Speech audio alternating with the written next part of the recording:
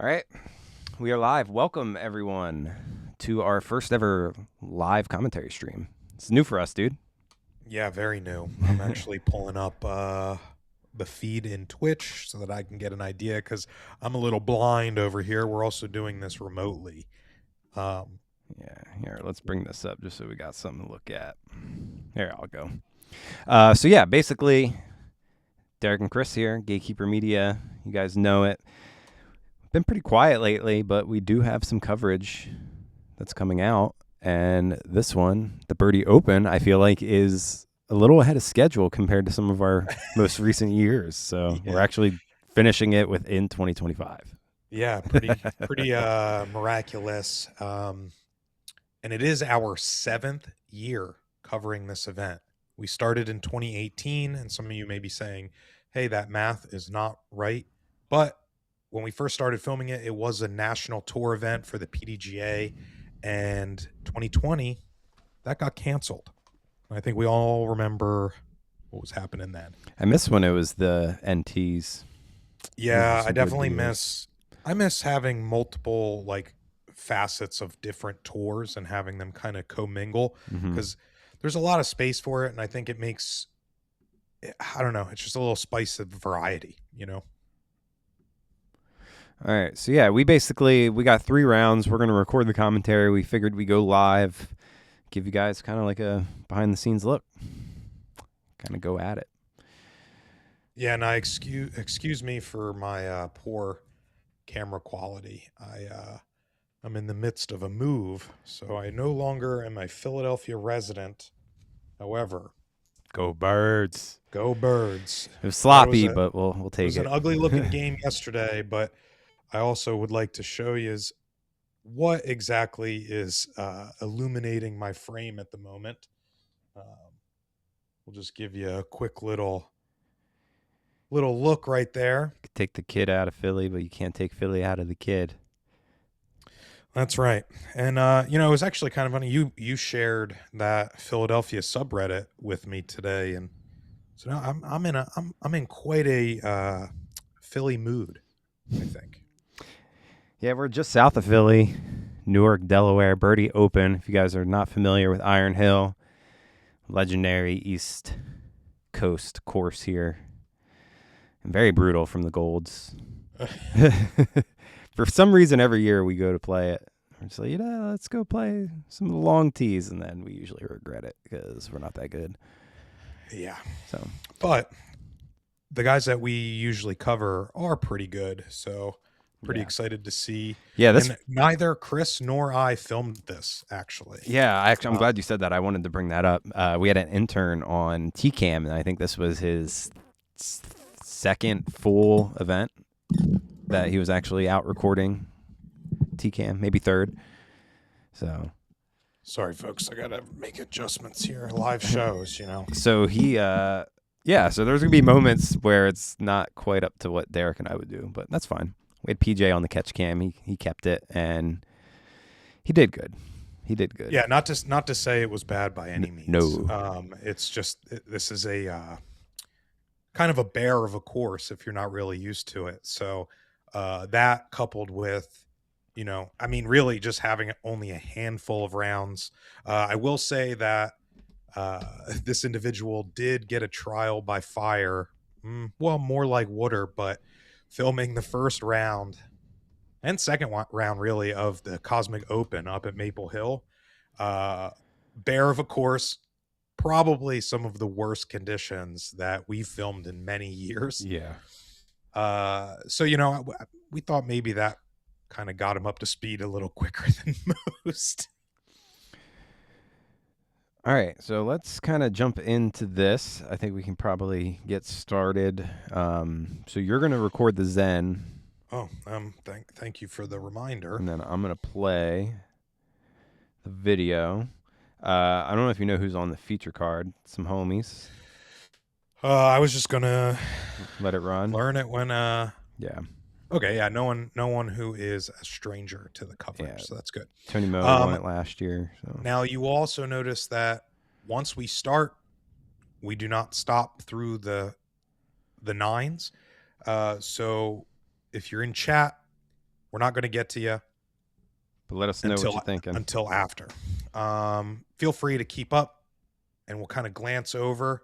But we're kind of one take wonders here as long as we can get out of the gate within the first 30 seconds. Yeah, that's not there. We ain't Feldberg over here. We ain't the professor doing everything in one take. First try. All right. So 1 second. I feel pretty well adjusted here. I'm just trying to bring Birdie Open up, but it's like hard. We do have a handful of people viewing here, so thank you for stopping in. We're doing Birdie Open commentary in just a moment. I'm going to get a little peek. New York. Unique New York. It's always good. You've mentioned it. It's always good to warm up the chords here. Yeah, like ooh. All right, we're gonna go to whole scores. All right, we're good. I just need the stats. and as we start making funny noises, we jump up to 5 viewers. Ooh. Oh. But yeah, you're gonna get a little peek behind the curtain of exactly what happens when we do the recording. What's up, Mosh? Without further ado, are you ready? Yes. So all right, we're recording. Not yet. All right, let me know. 3, 2, 2, 1, 1, and we are off. I have levels on my end. Dope. Me? You got some for me? That sounds pretty good. I got video running for both of us as well. All right. Now I'm gonna hop over. We're in it to win it, baby. All right, let's do this. All right, this is Birdie Open 2025 round 1 front 9. We are starting in 3, 2, 1.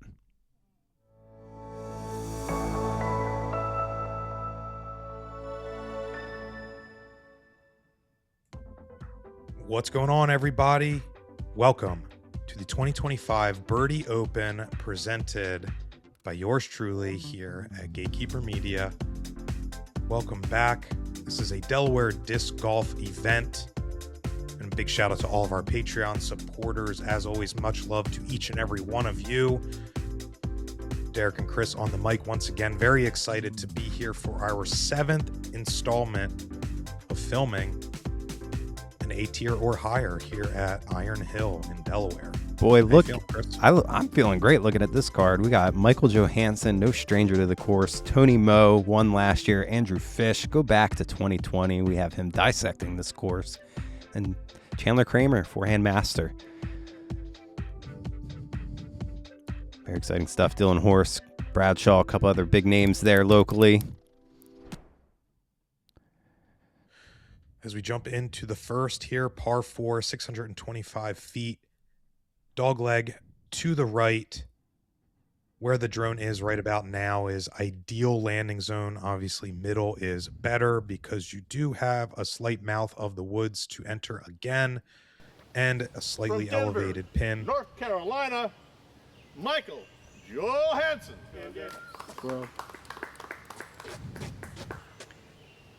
Yeah, we've filmed MJ over those 7 years that we've been filming this event, back when it was an NT. And he was here way before we were here filming, so knows this course really well. I feel like this happens very often. From Dayton, Ohio, Tony Moe. A lot of people just push too straight there. That's kind of what you really don't want to have happen. No, because it gets kind of thick if you push too forward. Then you're left scrambling and you're playing for par at best. So you definitely want it to get right quick. As a lefty, this is perfect. Yeah. Honestly, course is very lefty friendly. I agree. Oh, must have hit From something there. Baltimore, Maryland, the city that reds, Andrew Fish. Our boy Fish. We actually have a practice round where he helps break down the course here as well. So make sure to head on back in the archives of the channel. That's going to be right down. Oh, that hit something?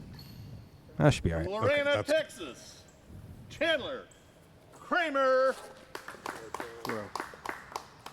I'd say somewhat of a forehand specialist here, rounding out the feature.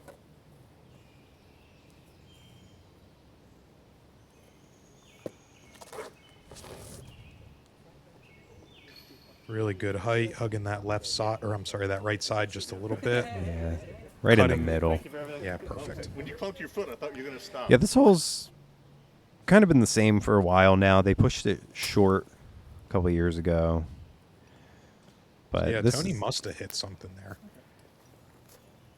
he's going to catch something there as well. Looking like par.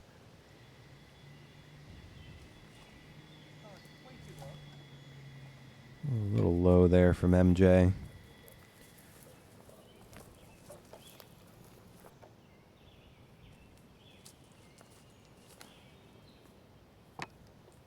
This flip's pretty good for Fish. He's going to be circle 2. There's one thing over there. See how spicy he's feeling.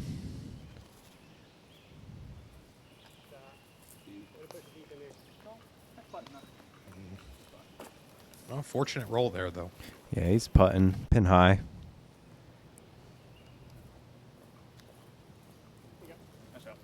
Yeah, nice layup there from Johansson.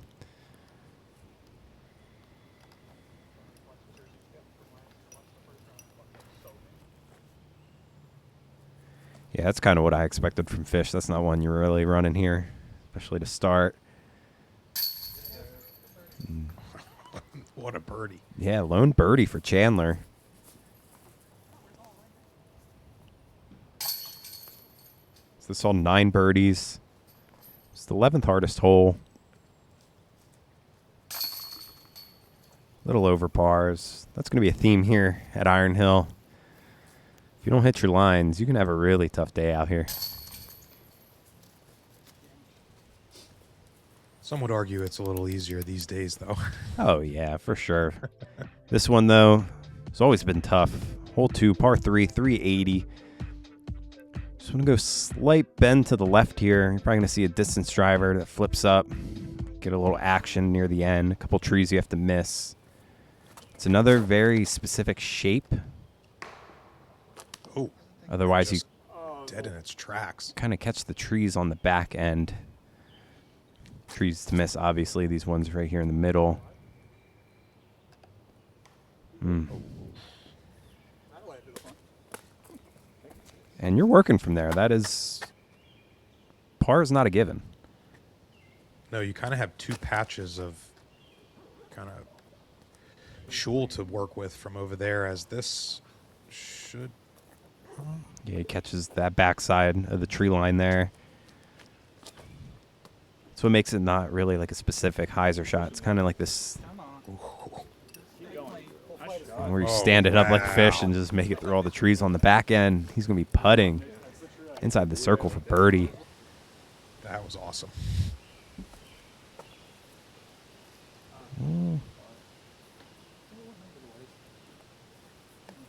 Putting range, but slightly obstructed. Yeah, a lot of work to... Wow. Really good recovery, considering, from MJ. Yeah, let's hope he warmed up his putt. This is going to be a circle's edge for par.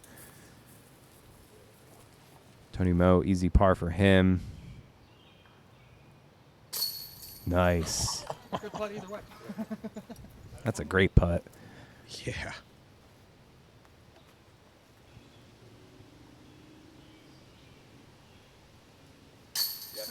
Fishy in there for his birdie. Gets on the board after 2.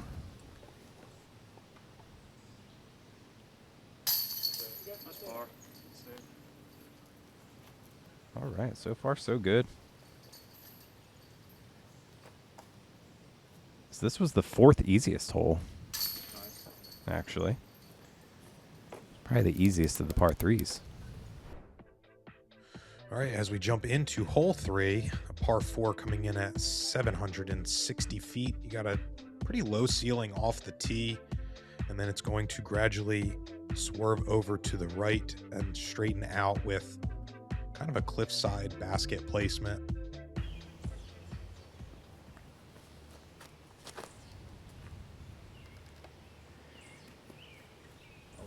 If that doesn't push too far straight, that should be pretty good. Yeah, that should be all right down there. You really don't want to turn one over and end up right, because then you are in jail. So being over here to the left, a little more conservative. As this is really one of the few holes that you actually see daylight, so make sure you put your sunscreen on.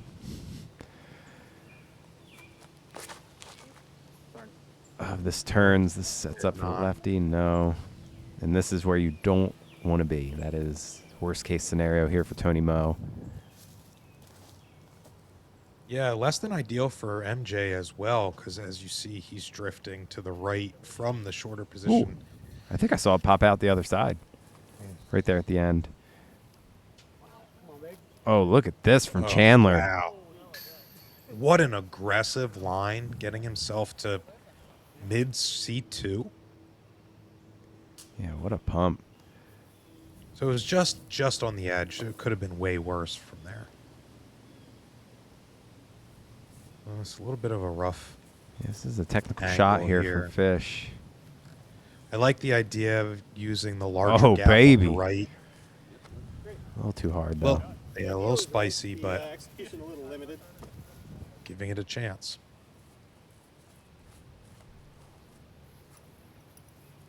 Tony needs this to drop down and give himself an easy par look. And he's going to be edge of circle. Yeah, MJ getting through. Very lucky there, and he's going to capitalize on that. Oh. We've seen many fall victim to that slope there.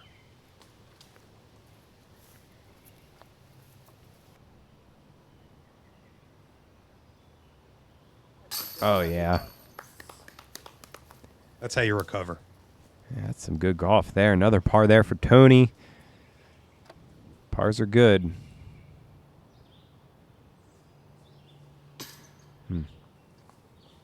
Really honest bid there from Fishy. Yeah, the fact that he even had a birdie look. Oh, it thought it sat a little better than that.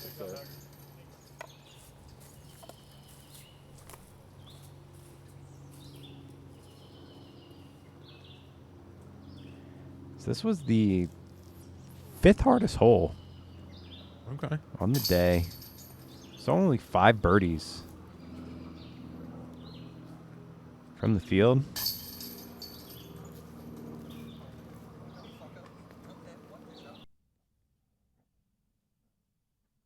Dead air.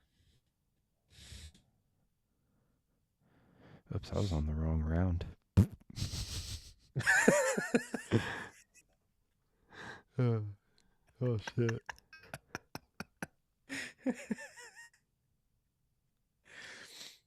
Oh, that's funny.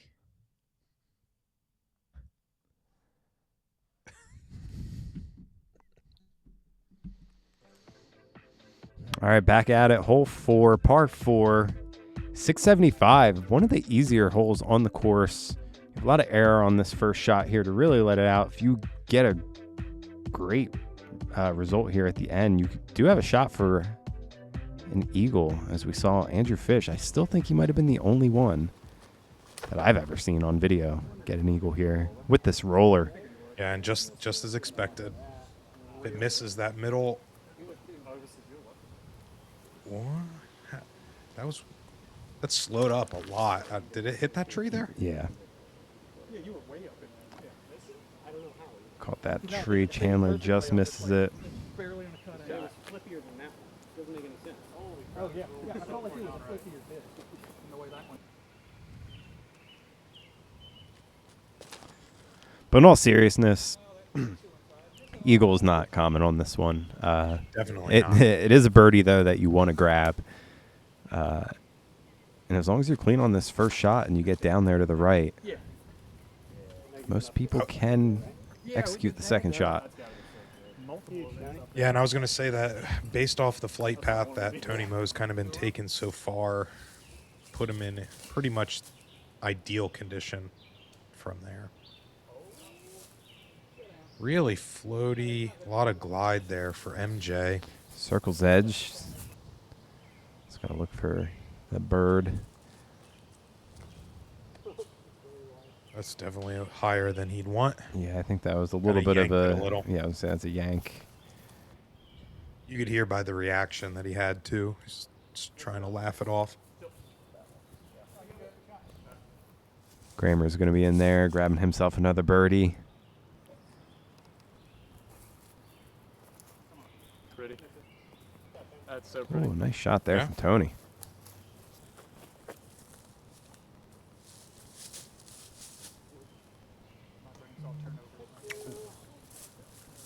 Fish catching that tree, basically inside bullseye, and MJ Solid. getting on the board after 4. Tony's going to get on the board as well. So now everyone grabs a birdie. Everyone's 1 under.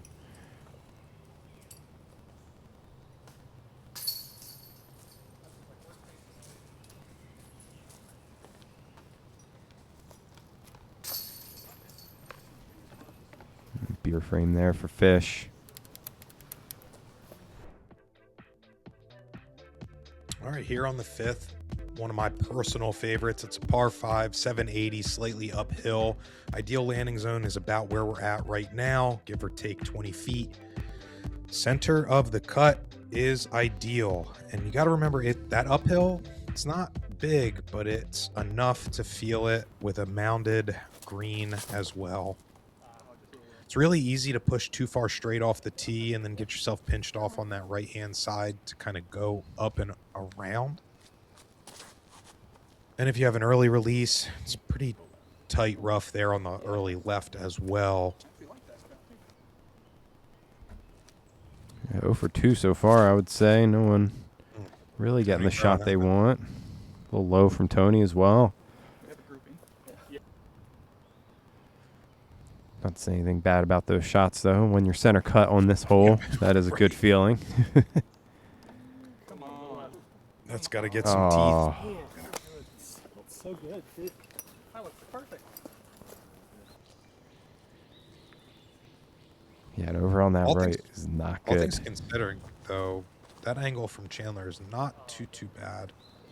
Especially when you can kind of flex a forehand like that. He just didn't push it over quite enough. Yeah, birdie's starting to look slim. Tony Moe's going to execute the shot, though. Nice. Good shot.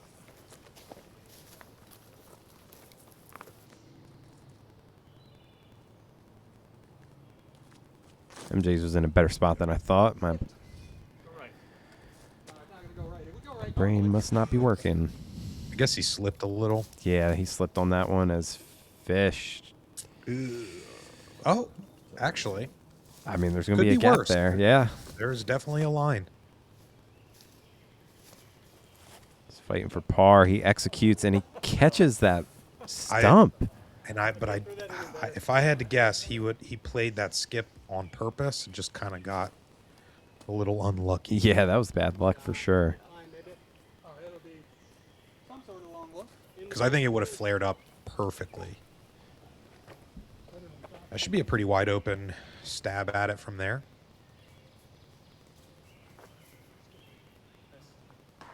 Ooh. Oh, and then behind the tree on the right, too. Tony taking that right side.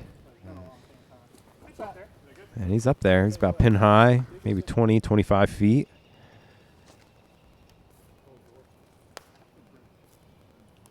Full commitment from Fish. Parked. Do it. Do it. Whoa! Oh, what? What a shot. We definitely have to see that again. Oh, What? Chandler Kramer. I'll be honest, from this angle, I was doubting him a little bit. It looked like it was going to be a little to the right. Optical illusion got me. But now it's got me on the edge of my seat. That was awesome. Wow, that was probably 100 feet out. Maybe 120 even. Tony casually picking up a birdie as well. Both of these guys are preheating the oven. Right? Yeah. Definitely a different set of stuff going. Ooh, baby, hole 6. Par 4, 625. Little serpentine pattern here. We're going to go right. And it's going to bend to the left. And towards the green there, it's going to jump up back to the right. This one's all about placement. If you go too long, too fast of a disc, you can catch the backside trees. You can end up left, get yourself pinched off. Yikes. That got lucky. Yeah. All things considered. He's going to be able to throw a second shot. Kind of from that ditch. Yeah, look at that. And far enough back to keep yourself away from the obstruction of the trees that are kind of slightly on that left side too. Yeah, it's so important where you land on this first shot. Like this from Johansson, that's tough. He's not out of it, but that is a much harder birdie. That's a little wide. Fish just kind of been throwing everything a little wide right here on those hyzers. Makes it through, though.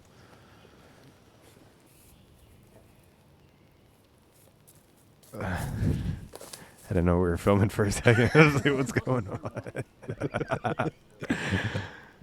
Oh, Chandler's going to get way down there on the right side. I was supposed to turn more. I guess.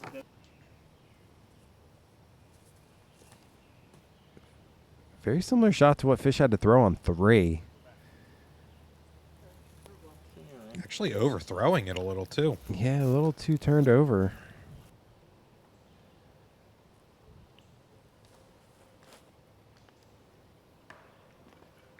Yeah, that's such a touchy angle. I don't even know if you could really get to the basket from that angle. Unless you Do you think that there is a course out there that makes MJ throw a forehand more than this? Ooh, good question. Because I mean, historically, everyone does not consider him, even though he has a very serviceable forehand. He's not really that well known for it. I don't know.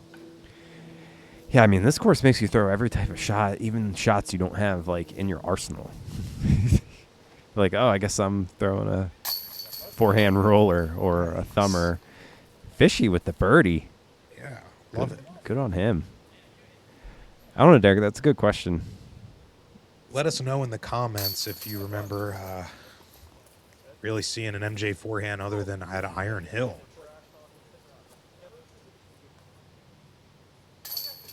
Let's not glaze over Tony Moe's 3 in a row.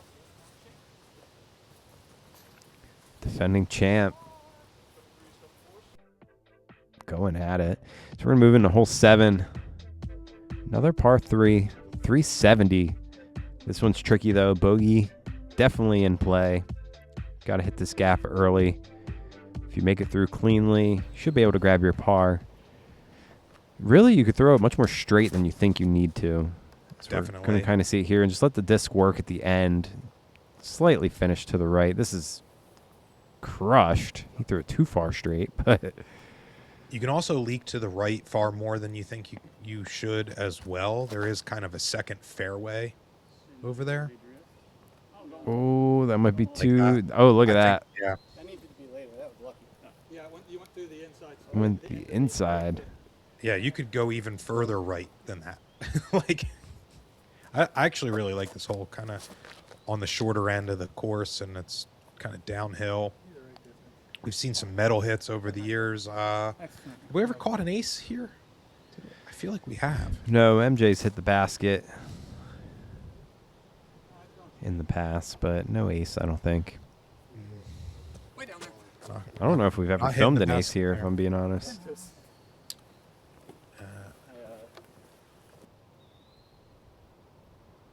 There's No, only, and there's really only a the couple only- holes that you can ace, really. Well, I feel like the only one that got caught on video was from Hannum a few years ago. Yeah. I don't even recall hearing about any on coverage before or after that. There's not many holes that you could really get an ace on, honestly. So even two's a tough one. Like this one, you can get good birdie there for Fish. Yeah. 2 in a row for him.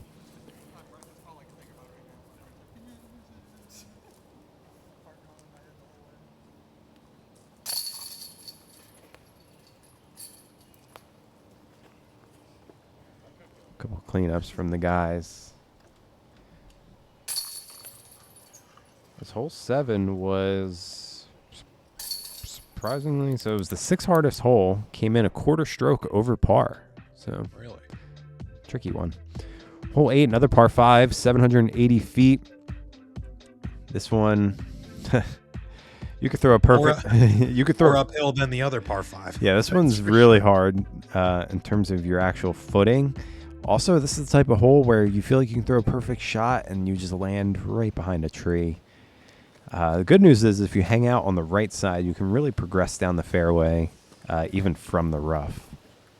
You missed the I would say that this is a perfect example of a hole that looks far more difficult than it actually is. That's 226 right there. Because like you said, that right-hand side really does give you a lot of leniency. So it is uphill, but if you kind of plan your shots and take your time, you can fight up and make your par. Looks like Chandler's going to be hanging out on that right side. MJ catching some trees and going to the left. There's another forehand, Derek. We should probably keep a counter. Yeah. Let us know in the comments if you want to keep track for us. I think he's at 4. We'll pin it. If you say the right one, we'll pin it.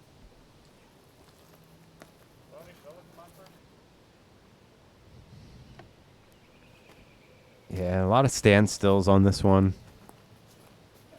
Honestly, this hole is really what made me kind of start working on standstills because it's tough to run up. Yeah, but Chandler's off the fairway here, and he's... Yeah, the only danger of going that side is that you do kind of throw over 9's tee area in some respect. So you do have to be careful of that. Wow. You can hear MJ say, "I can get par, yay!" That was a great shot. But look, in the woods, still progressing. Shank, shank, shank, par. Look at that. That's wild. So So that's kind of where the path is. That's his third shot. Yeah. So he should be able to get up and down for par. Is it putting? Oh, it's putting, Fish. It's putting enough. If you feel like it. Yeah, Tony. Wow, Tony's Yeah, just that's good. got that Hell shot yeah. locked in. Ooh. That was the hardest shot from the right side for him all day. Oh, taking 3 shots, chance for a birdie. These touring pros, man, they just make it too easy. Ooh. No bueno there. Mr. Johansson. Ooh. That angle is scary sometimes. You get kind of the underside of that band. So this was the 3rd easiest hole and came in even par. Love when that happens.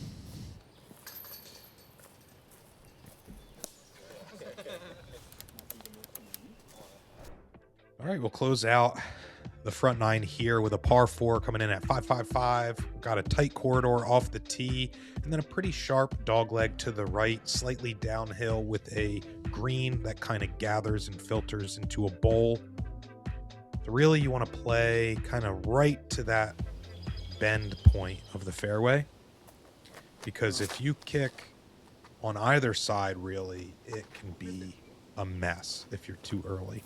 Oh, yeah. Wow. That might be one of the best drives I've seen That was in money. quite some time. Ooh. Wow, Fish. Timing's off. I wanted to make a 555 joke, something about dominoes, but I missed it. Right in the fucking middle. At least he kicked over to the left. Better to be left than right. 555 is like a biggie bag. Wendy's. Oh, man. I forgot about the 555 biggie bags. Well, they ain't $5 anymore, but I know. I was having a nostalgia trip over here. That's why I was thinking about the 555s. remember when Subway's footlongs were $5? Yeah, near 2000. I don't think I'll ever eat Subway again unless they want to sponsor us. Then I'll change my tune really quickly. Fish's been throwing that shot a lot today. That big Anheuser. MJ, you can throw straight and then straight and basically get to the basket. Here he's a little too much. Cut off his angle. Wow. Ooh, good kick.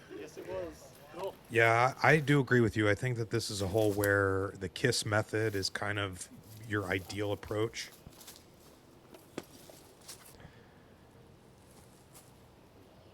Let's keep it simple, stupid, for those who may not know. Tony Mo catching early. He's got to make a putt.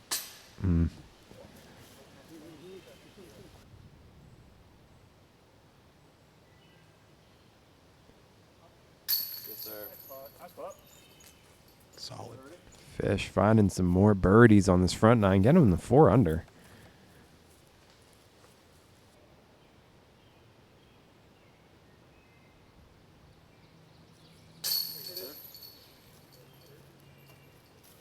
So a couple 4 unders here.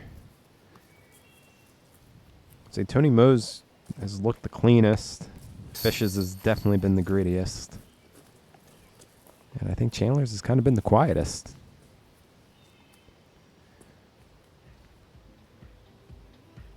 Many pathways, eh? And they all lead to the same thing here. Tony Mo had 3 in a row there in the middle. Good to see 0 bogeys, though. It's all green I and didn't even gray. notice that. Let's take a look at some of the see that. scores coming in. Zach, Ethan, putting up some excellent scores. 7 under. Yeah, absolutely. Through 9. Big Wow. shout out, as always, our Patreon supporters. Much love to each and every one of you. If you'd like to help support coverage like this, head over to patreon.com/Gatekeeper Media. And a big shout out to Delaware Disc Golf for an amazing event. Catch you on the back nine. See ya.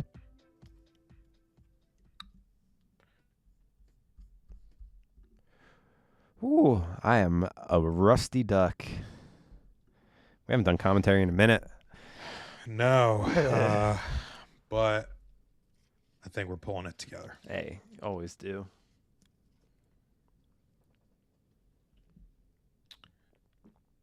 Let's see here.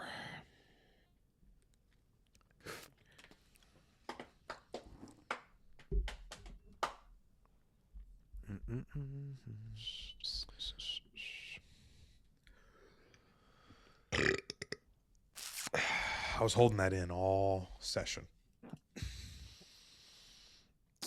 All right, what are we doing here? So we're going to go to quick Nice. time. Birdie Open. I'm wondering if it's going to mess up the camera stuff that you did when I set a new recording I don't think so. So I have it like just in the area of the screen, like cropped. Yeah. All right, I'm going to download these files. Alrighty. Get this ready for this.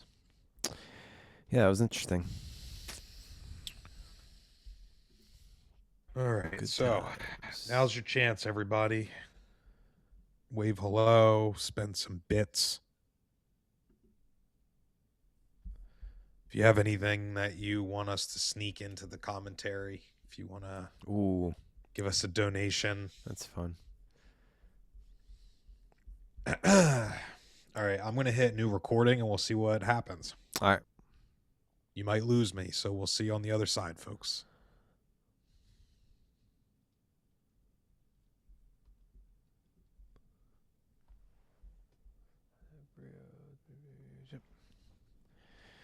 All right. I think you're back. I think you're back. Welcome. Yeah, it looks good. What's up, y'all? Get used to seeing our faces because there's going to be a lot of them. But no, all seriousness. Yeah, we got 6 videos for you here, so we're in it for the long haul, and we're prepping for our streamathon at the expo. Yeah, we should check out that email. We have our jackeries, but we just got to be on it with the internet or The computer. the powers. Yeah. Oh yeah, we probably. I hope we didn't miss the deadline already. Actually, for the power, Yeah. it might have been before Christmas. Yeah, it might have been. You know what? I might be able to smooth talk my way into something. Yeah, a bring little it up better. so it's not day of, but I think it's also a little bit of money. Oh, we have to pay for it. Yeah. You have to pay for everything this year. Different venue. Oh, that's You right. have to, like, Yeah, I'm interested. Well, first of all, I'm interested to see everybody at a new space because the expo is a lot of fun. So if you're watching and we see you there, make sure to say hi. And you'll be able to say hi in person to all the other viewers if you come to the booth because we'll be streaming it all weekend long. yeah, and we should really rock it into the stream side of things. Yeah. Let us know in the chat some other streamables that you want us to do. Because we are kind of exploring different setups of things and stuff like that. And, you know, my setup is less than ideal today, but I'm still unpacking because I'm reporting from North Crackalaca these days. So I just moved there. Have you ran into PD Pablo yet? No, but they play North Carolina. Is that called Helicopter? What is it? North Carolina? Ooh. Anyway, everybody knows that song that I'm talking about, but they play it when the Canes score at the game. Dang, that's a good question.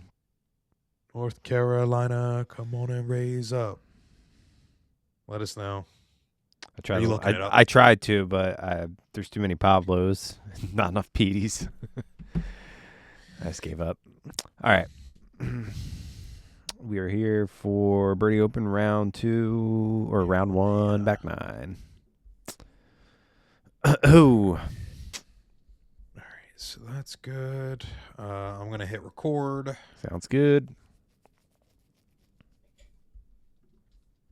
All right, we are recording. Are you ready? Almost. Bop, bop, bop, bop. Yep, everything looks good. I think there's something wrong with my mic stand. It keeps like falling. Is that one of the big boy mic stands? It's the tabletop one. Hmm. It's I think it got a little beat up in the move. Oh, is that The like stand itself. your Shure tabletop one? Yeah. Like the Pro line?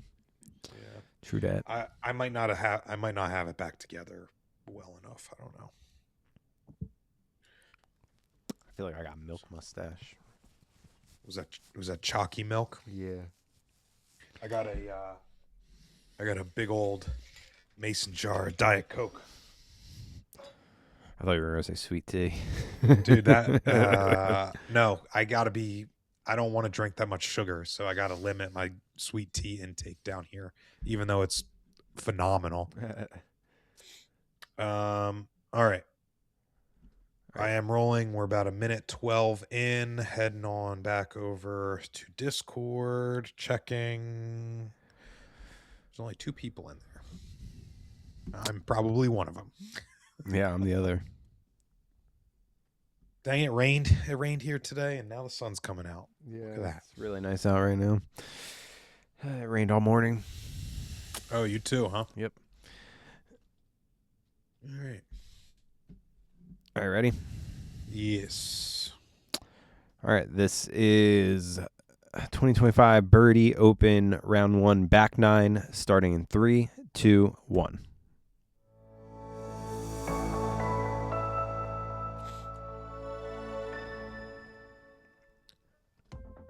Welcome back, disc golf fans, to the Birdie Open 2025, presented by Delaware Disc Golf, Birdie, and Gatekeeper Media. Big shout out to Delaware Disc Golf for putting on this event. This is our 7th year doing it. Shout out to our Patreon supporters as always, as you have Derek and Chris in the booth once again, bringing you the back nine action here at Iron Hill. Yeah, it used to be the Delaware Challenge before the Birdie Open. I wish I knew the names before that. Let me know. I actually don't know. Was there a name before that, or has it been the Delaware Challenge? Maybe the Iron Hill Open? I don't know. Good question. I don't know. Let us know. But so far, this front nine, same old golf that we are familiar with here at Iron Hill. Got to get your birdies where you can. Take your pars most of the time. And you might sprinkle in some bogeys. This back nine has quite a few of them. Hole 10, par 4, 615. This one plays a lot longer, slightly uphill. Weird angle off the first shot. Makes you have to throw a long second shot. I would say one of the harder birdies to get. Used to be a par 5, maybe only 50 feet further back. Yeah, you see Fish just kind of playing for placement, not really putting a lot into it.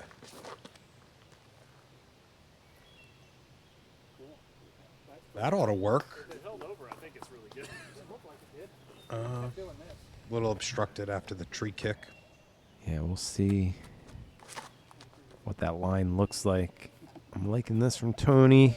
Yeah, now stable up. Yeah, should be fine. Yeah, good footing there too, I think.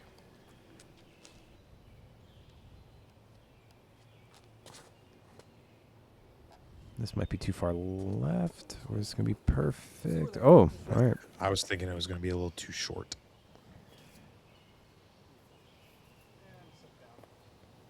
Wow, great out there from Chandler. Man, I wanted to throw a roller.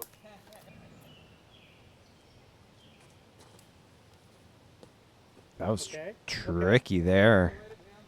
Started to drift to the right. What a shot there from MJ, especially with the hardscape there. He really couldn't like plant into that shot. Had the Yeah, land. it's kind of scary for your ankles and knee. Yeah. Stopped up short there for Fish. He's keeping it on the fairway. Oh, Tony. No forcing it over perfectly. Tony Wow. Mo. Just Bro. outside bullseye, man. That's sick. Oh, I'm mad at myself for not putting a replay there. What was I doing? Sorry, folks. We didn't do justice to that shot. Just go back 30 seconds and watch Video it, on man. demand. Yeah. It's like the TiVo days.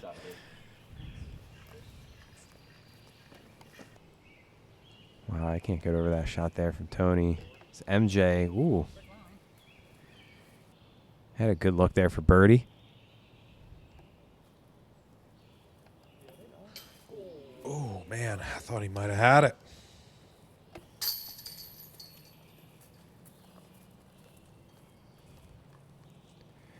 MJ kind of slowing down a little. Par's coming a little too frequent. He's got to start getting birdies.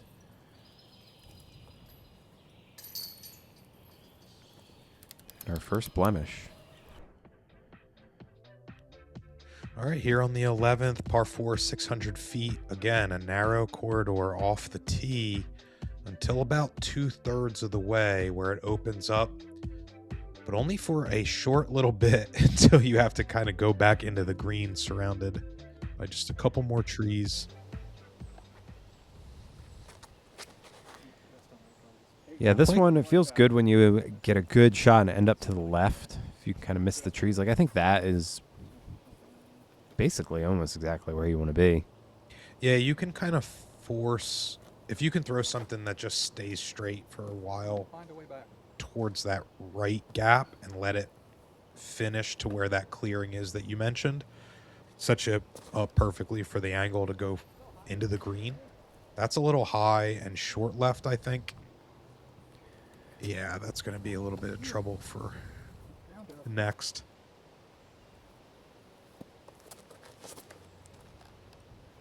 Oh, I'm liking the looks of this. Okay, stay up. Wow. Wow. Alrighty. That's why I was like, oh no. That's not easy to do. So Fish has really just been off this round. He had another kind of pull to the right. It's probably like his third or fourth of this round. So he's now going to be pushing for par. Same here with MJ. Getting about where you want to be on your first shot.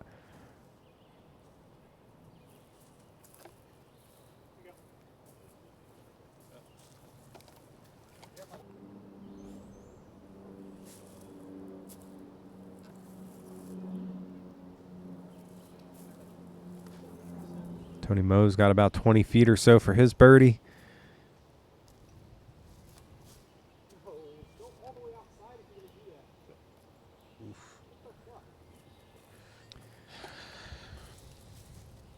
I don't really know what to say about that one. Yeah, kind of unnecessary angle.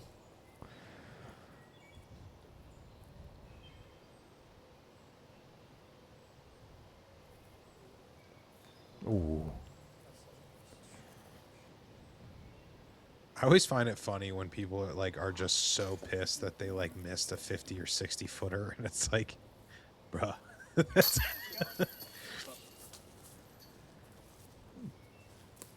Tony preheating that oven again. 6 through 11. That is one heck of a round starting to build up here.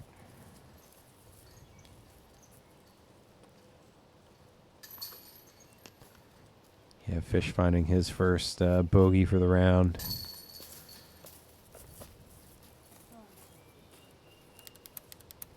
And this is where course could really get you. We're going to hole 12, 520, but do not let that fool you. This par 4 is very tricky. We have a dog leg left. You have to worry about OB service road on the right side. Then this green sloped with a bunch of rocks. It's hard to even get to the basket. Yeah, tough angle, tough green to where if you don't land perfectly, you have the chance of getting a redirection and for unfavorable result. Ugh, it's gonna be stuck behind those trees. You can get aggressive on this first shot and throw something that's going to finish really hard to the left. That's perfect there. Just got to throw a straight shot.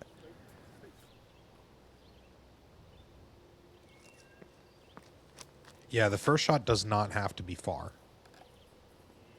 This should be great from Fish. Yep. That should be all right.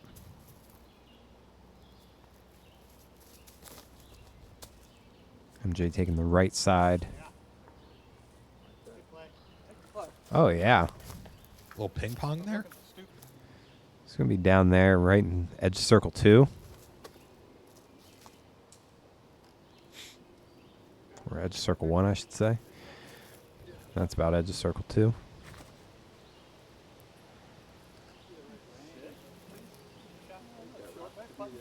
Yeah, that's a good shot there from Chandler. It's inside the circle.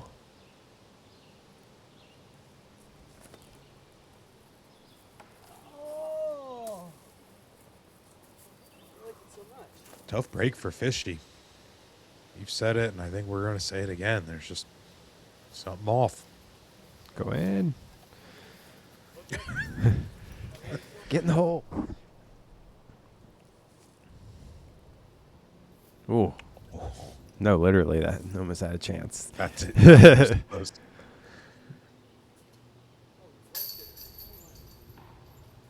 Just flashing a little chain there. Big putt here for Chandler. Chance to grab a birdie. Ooh.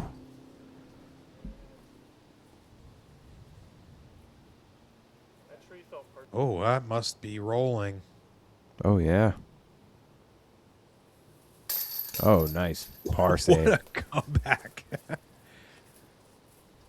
You got to walk away happy about that one. You got an unfortunate roll, but to pull your bootstraps and sink that putt to save par, it's got to be a good feeling.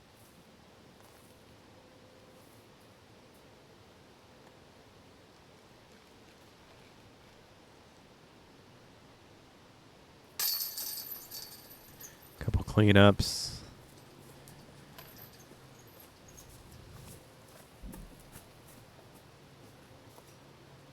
Hole 12 was quarter stroke, over par, middle of the pack hole here.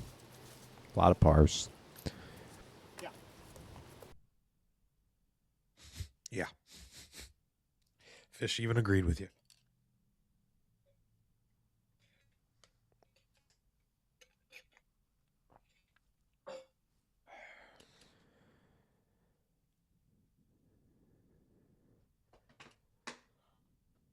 All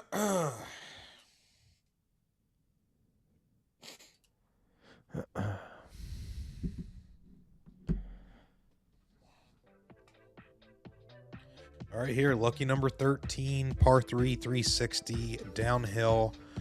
You want to hug that left side as the basket is kind of, it's more straight off the tee than you think, but the shape of it, you kind of have to go around that little notch of wooded area right there. Oh, yeah. I got down there. Nicely. Really good. Next on the OB there on that right-hand side as well.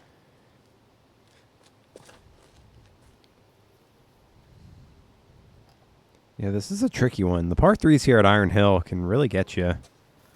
I think they're more dangerous than any of the other par holes. Looks like MJ got through enough. Should be able to get his par. Oh, there's no way. That's a good looking shot. That tree gets a lot of people. It's like, yeah, I know. I've been there. MJ's seen it all, too. Oh, I could tell by the body language, Fish is not happy with that one, nor himself at this point.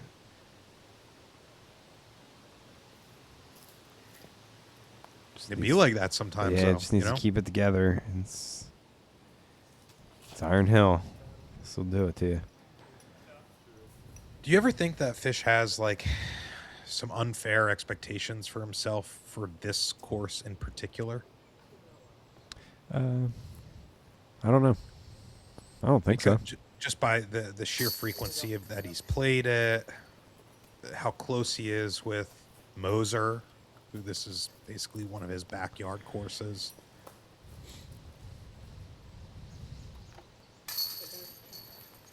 Tony Moe, I forgot he was parked. Got to 7.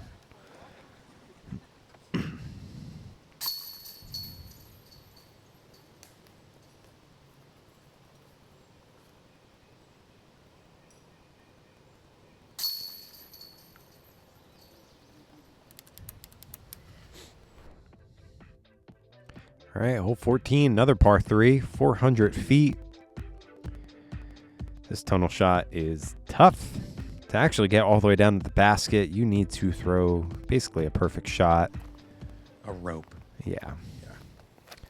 You can kind of get a little sneaky down the right side, throw kind of more like a flex shot, turn one over. This looks great. Wow. Just needed to be a touch higher and it had been perfect. High bullseye contention. This is really good, but it's losing the height as well. Dang. Yeah, just slowed down. It was going to that right side that I mentioned, though. And this is going to turn over to the left. And That's not great. That's a little obstructed. Oh, fishy. ooh. At least it stayed somewhat in the middle.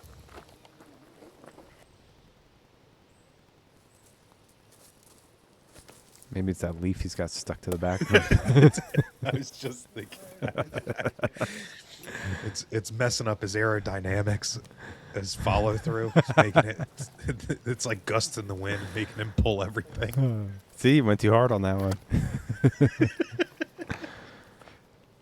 That's unfortunate, though. He's going to be taking a bogey.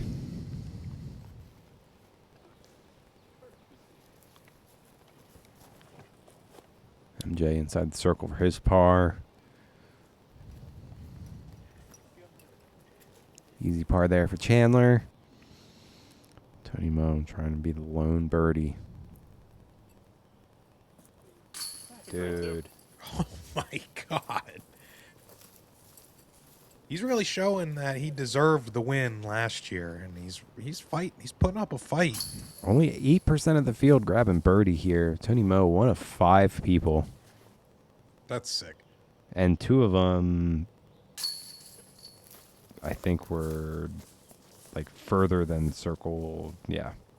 He was one of 3 people that really roped one all the way down there. Played the hole. Yeah. Wow. Colorful scorecard there. Let's jump over to the 15th par 4, 400. Yet again, slightly uphill. We mentioned aces in the front 9. So some of you may recognize. Look at the shape for this to be ace. That's kind of remarkable.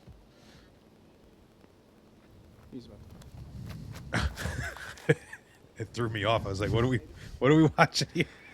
That's going to be a little turned over there from Tony, but somehow makes it through everything and What? it's putting. What is going on, dude? He's just outside circle, but better than the alternative. I like the looks of this. Yeah, angle is perfect. Just again, not quite high enough. That upward slope comes up pretty quick. I like the height on that. I think Chandler may have thought he pushed it a little too hard. Caught a tree there mid-flight. Fishy needing a bounce back. And Oh, man. that's not going to be it. He might be first up. Yeah. Shoot. Could see him just locking in, trying to channel it. That's not it. Man. Tough kick there to the left as well. Chandler. The rest of the group is on. Great recovery shot.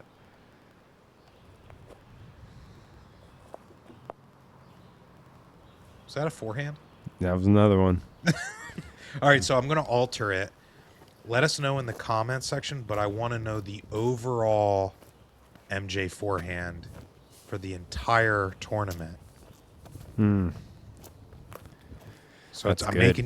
making you come back for it. So if he's on the coverage moving forward, I want every forehand number from MJ.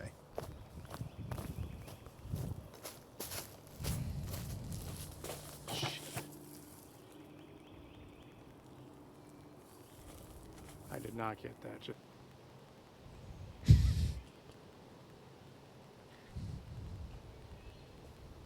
Air ball there for Tony.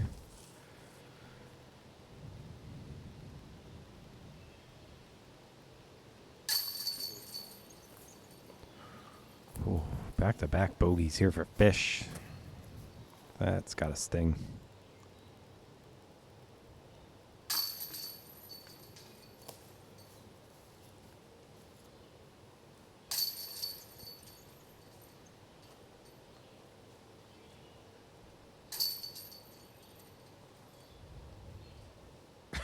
What was that? That looked funny. All right, hole 16. We're getting close to the home stretch. This is a tough par 4 as well. This shot here, you want to go straight and then have it finish to the right. The more right you get, the straighter your second shot gets. And it's basically simple as that. Where you land on your first is going to dictate how you're throwing your second. You really do want to get right, though. Like, you want to throw something that's going to finish right. Nice shot. If you get a nice flare like this from Tony, All right, next one on the throw. We've seen it in the past, and I love it every time. But there's that small window on that right-hand side that I love to see people take. I feel Just above where that T sign is. If you push it hard enough that way, it's possible. when you say people, you mean Kevin Gleason. It worked though. It did. It did. You could see it from here. Yeah. It's aggressive and very silly, but it's really about, well, do I feel it or not? Because it's a significantly smaller gap. And that's still tough there for Fish. It's going to be throwing 3, and is not even in the great spot for where you should be throwing to. On the move. This lines up great for Chandler. Nothing between him and the basket but a couple of trees.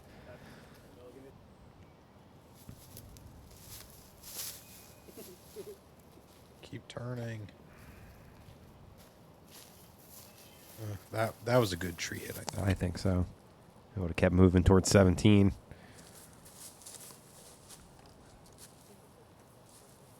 I like the idea. Just didn't throw it high enough. Didn't flip enough.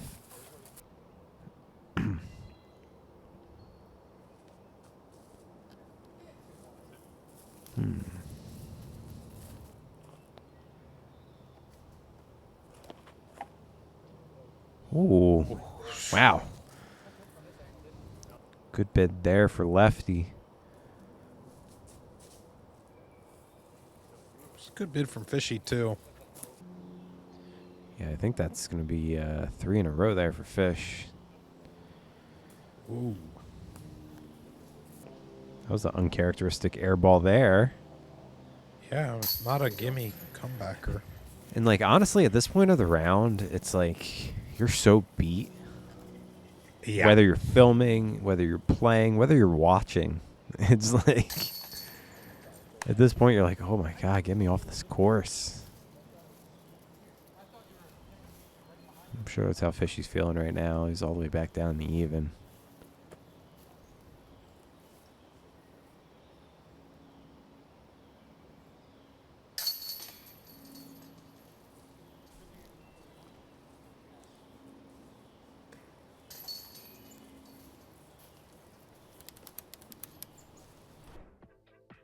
All right, the iconic hole 17. Par 5, 860, narrow all the way through with a slight serpentine pattern. Landing area is going to be kind of where the drone is now. And the green is up on this mound. Beautiful staircase. Designed by Harris Disc Golf, the creator of Stafford Woods, Harris Hillside. This is the hardest hole on the course. And this hole is disc golf to me. Agreed. Like, you walk up to this hole, you're feeling good. Like, I'm just going to lace this gap. It can turn on you pretty quick. But that's always the mindset when you're walking up, though, hopefully. Yeah. Well, the first should be, wow. And then the second should be, I got this. Fishy. And then if that happens, it's, how am I going to get this? Oh, dude. Ay, caramba. Yeah. This is going to be a lick the wound situation for Fish after. All he's saying is get me the hell out of here. We have seen a lot of excitement on this hole in the past. I know Seppo was the first to make it pretty popular by getting the albatross, right? I think it was just an eagle. Or eagle. The albatross would be Albatross wild. would be That would sick. be Yeah, it would be wild. And then Joel Freeman just a few years after. Is that the right order? Yeah, Seppo did it way back in the day. Like pre-COVID. And the distances haven't really changed. I'm pretty sure that this has kind of been... Yeah, this hole's been exactly the same. I think a couple trees have fallen, but nothing else has changed. Just goes to show how crazy some of these holes these players play. The fact that someone got an eagle here. So I do want to go all the way back. I was looking at some of the stats. Speaking of eagles, there was only one eagle the entire round. Okay. On the entire course. So spoiler alert, no more eagles. Not that we think anyone's going to get one here. Ethan Yager, the only eagle, came on hole 5. I missed that. I was going to guess hole 5. Yeah. Which I was funny because I was thinking, man, I really haven't seen one on hole 5 in a minute since they pushed it back, you know? Yeah. Uh-huh. And I didn't think of it, and lo and behold, full circle moment.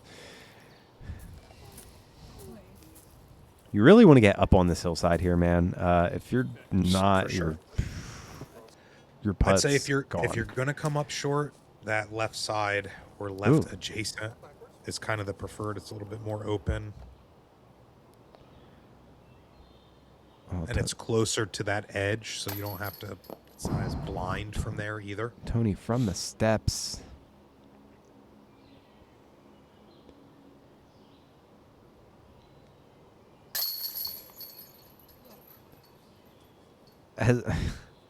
MJ's just gotten pars this entire time, hasn't he? I think he got a birdie on hole 3. And sometimes, I mean, sometimes that's all you need to keep yourself in the mix. I mean, he's around top 10 right now, so he's in 11th. Getting a top 10 at this course, phenomenal. Like, All right, Fish stops the bleeding.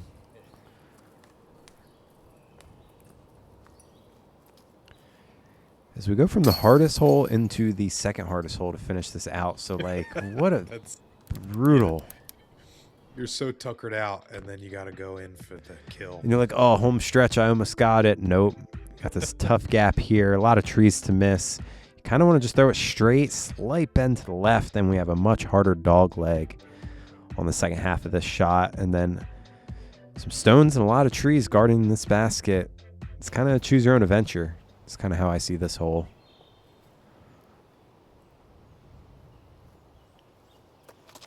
Well, there you are. Wow. Just throw it there. What's so hard about that? So yeah, that's fine. So that's good. That's the more straight line. Keeps everything a little straighter. That's too far. Too aggressive. Oh, MJ says, I want to go that way. Miraculously gets What? through it. Doesn't That's- hit anything. That's going to be tough from over there, too. It's kind of just a pitch to the center situation. Yeah, bogey can sneak up on you real quick on this hole, too. Is Fish kind of throwing the first shot that I think he felt good about probably on this back nine, honestly. So it's good to see him correct here. Bring some of that confidence into the remaining rounds.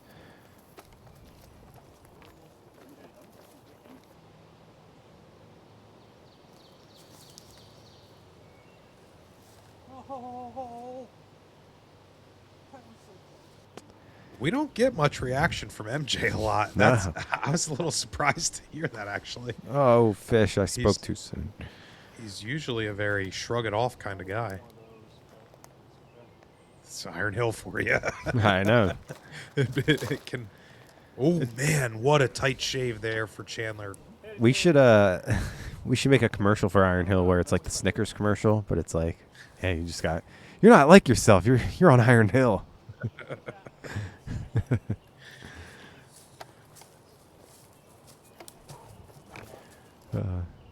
You're not like yourself when you play Iron Hill. Oh, there we go, Fish. Doesn't have to putt to finish it out. Gets a par to finish. And just like that, man, that's now a tough putt for par. Those bogeys can sneak up. That's in. Oh,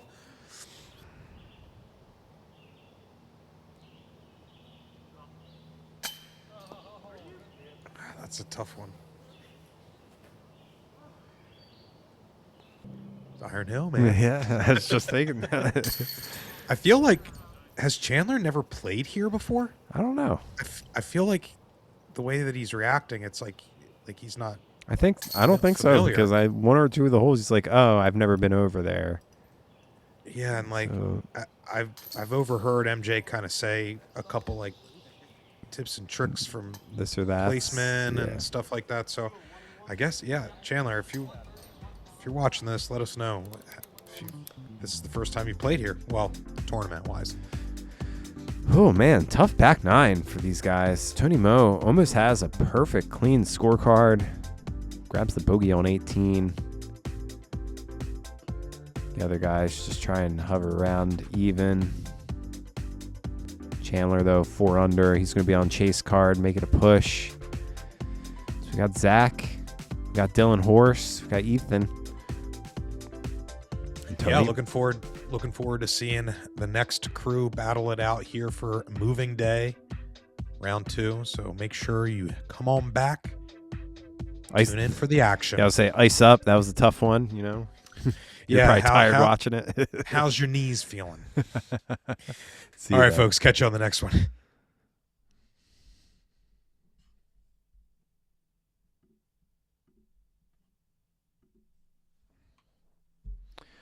Oh, man. This course is no joke. No. You know what? I know he ain't watching right now, but I hope he hears this someday or at some point. Taking Jonathan there and then that being the first course he had to film. Yeah, that's a real trial by fire for literally anybody.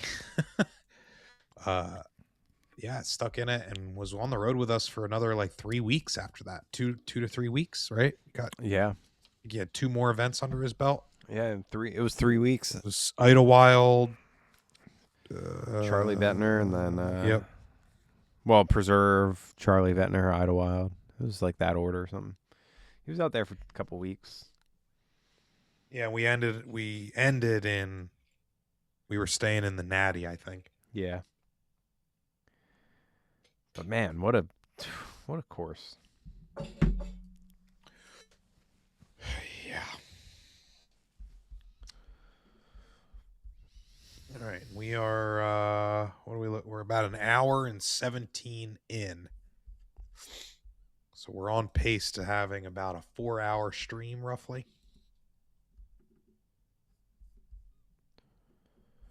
Give or take. I'm going to hit new recording and we'll see. So I will be seeing you on the other side again, folks. All righty.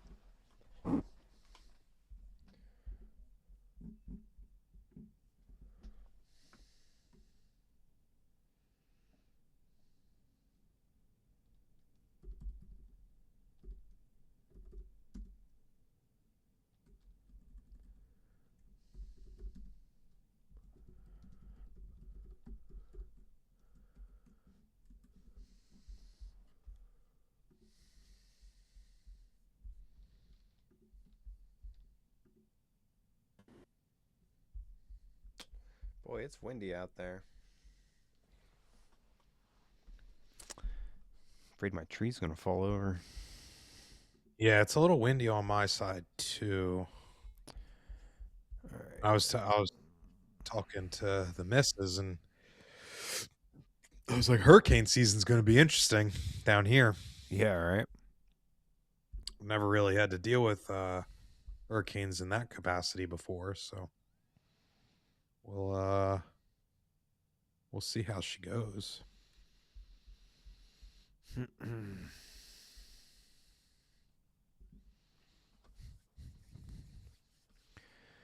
We're just chatting, but let's bring it over to sports. Let's switch it up here for the next round.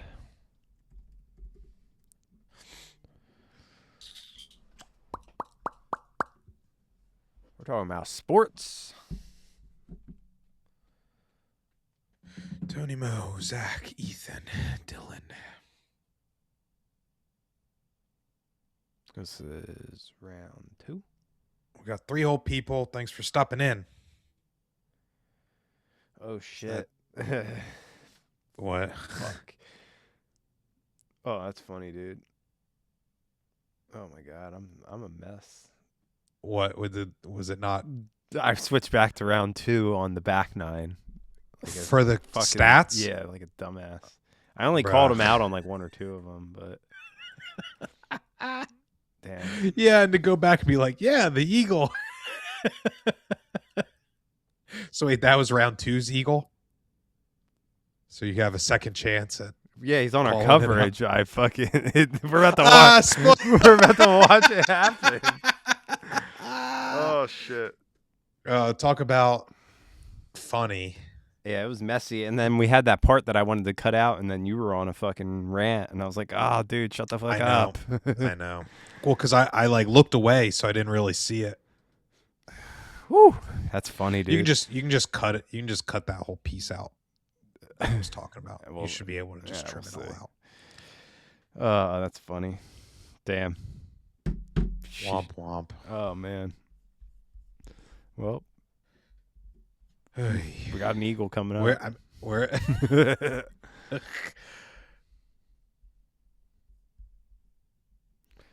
Oh shit. All right, I'm ready.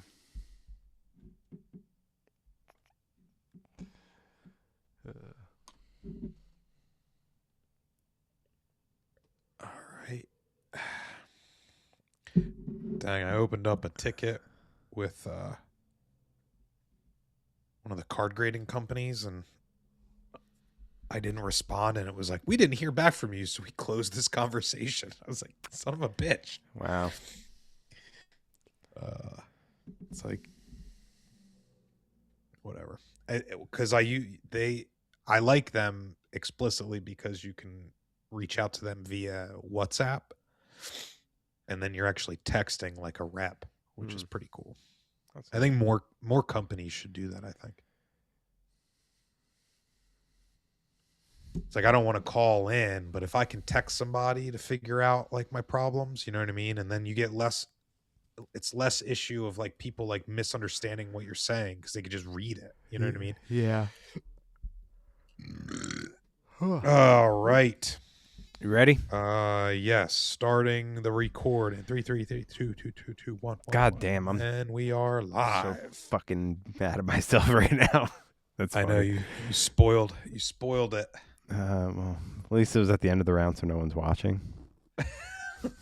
Except, And all three people that are in here right now. hey, don't let them know. Just kidding. All right, we got this shit. Nobody saw anything. All right. I am rolling. Let me see if I can see some levels from you. Yep. It's so hard to get these under 30 minutes at Iron Hill, the front nine specifically. Yeah. It's like damn near impossible. Just play it at 1.3 speed, and then. All right, and then we'll just talk faster, and then it will just say it will just level up, right? Exactly. Ooh, that would be a cool experiment. We should do that. Like, see if we can keep up with. Yeah, it. do it at like 1.5 or 2 time, and then like do the commentary really fast, and then play it back normal and see. Yeah.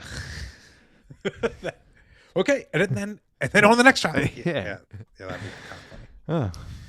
All right, rolling. All right, this is Birdie Open round 2, front nine. We are starting in 3, 2, 1.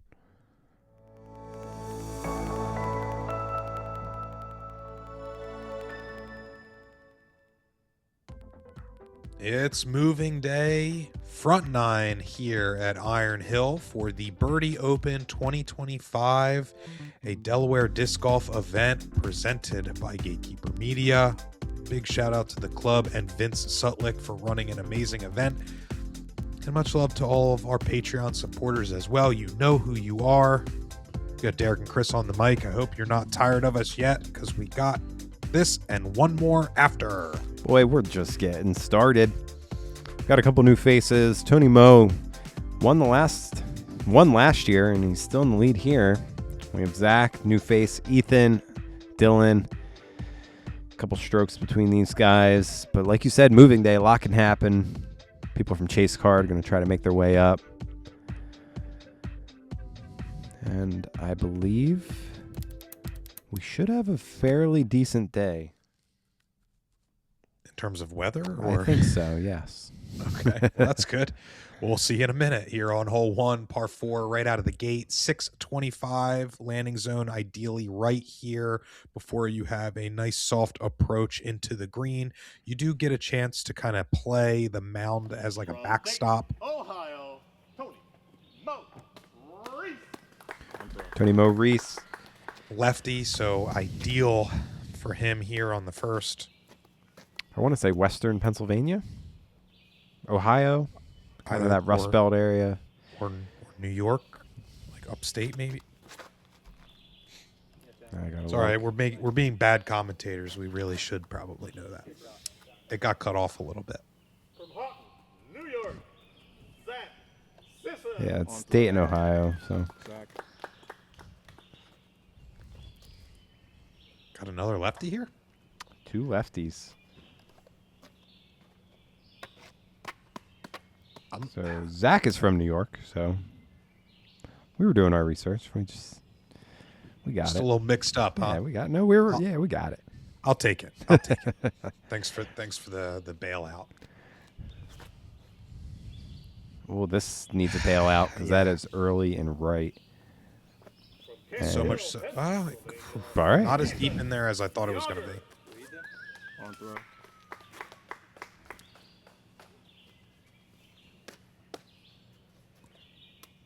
I think Ethan might be new to the coverage. Yeah.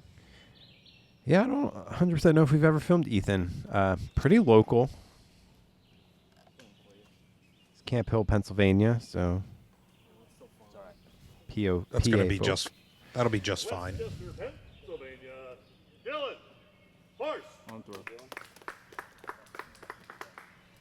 And no stranger to our coverage. And another forehand specialist.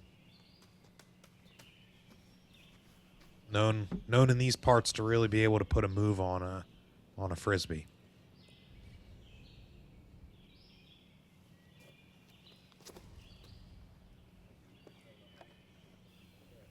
Oh yeah, Oh, wow. that's money. Yeah, and the ground play was actually kind of nice, preventing that big flare into the rough. Ooh, that was a little early.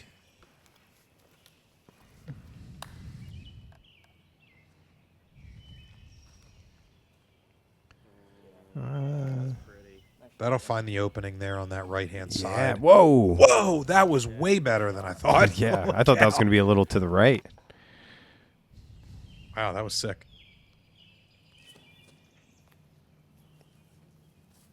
All right, these guys showing up here, looking good on hole 1. Couple putts for birdie.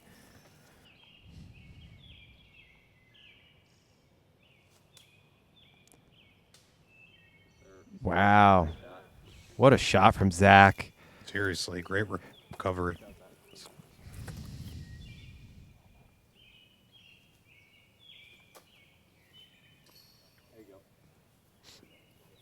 Playing the backstop.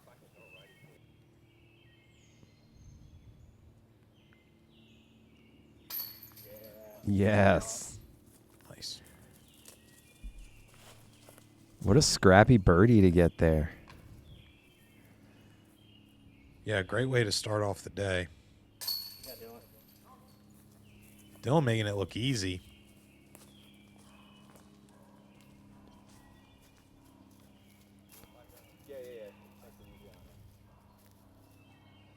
So Ethan, the only one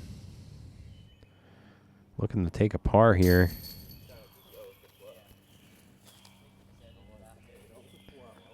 Tony Mo should be able to clean up his a little more than I thought, but he's able to get his birdie. 3 for 4, man. Great start. So we're moving to hole 2, just shy of 400 feet. So par 3, got a couple trees to miss, right center cut in the fairway. So it's tricky because the tree line on the backside comes into play pretty quick. So it's not just a hyzer shot. It's kind of like a very specific kind of flip up that's going to keep riding. Otherwise, something like this happens.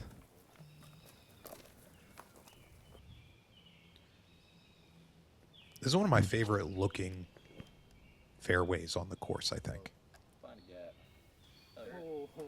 Makes me feel it's like a fairway you'd find in Middle Earth or something. Yeah, and then it's got the nice path. Ooh. That's dangerous over there. That is a tough par.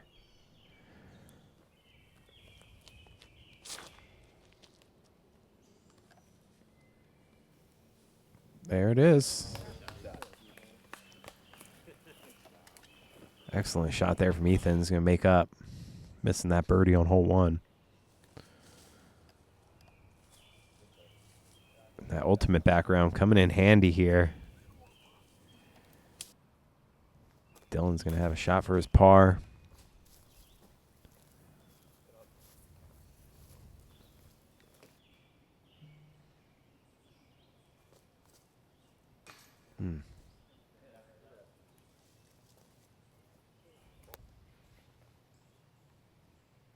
Yeah, Dylan. Good save. Good save. Yeah, to hit early and then kick to the right and get your par save there, that is elite scrambling. If I ever seen it.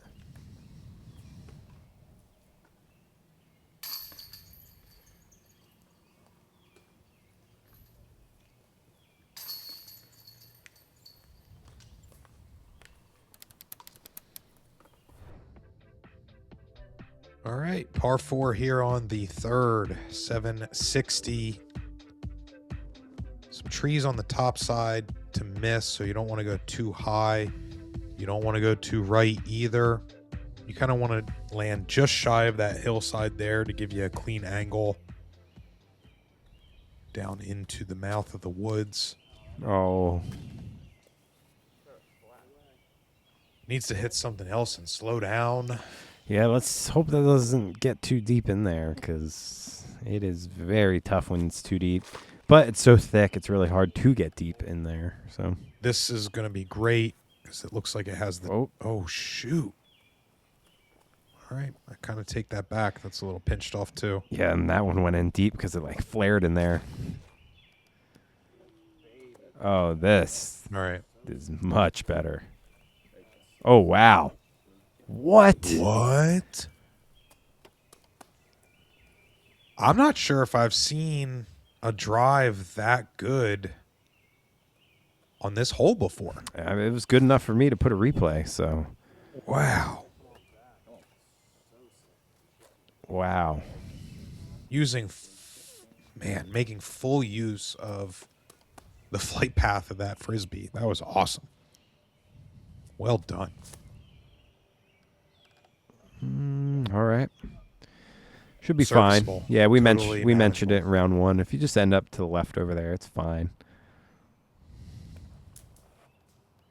Okay, this is aggressive. I like it, though. But that's going to be tricky over there on the left. It's just crisscrossing the fairway at this point.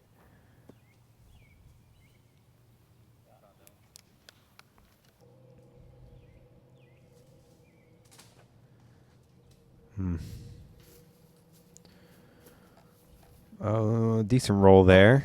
Okay. Par looking slim, though, here for Tony Moe, unless he executes this. And Which and I think he does. that's pretty great. Oh, no. That stings a lot. Man.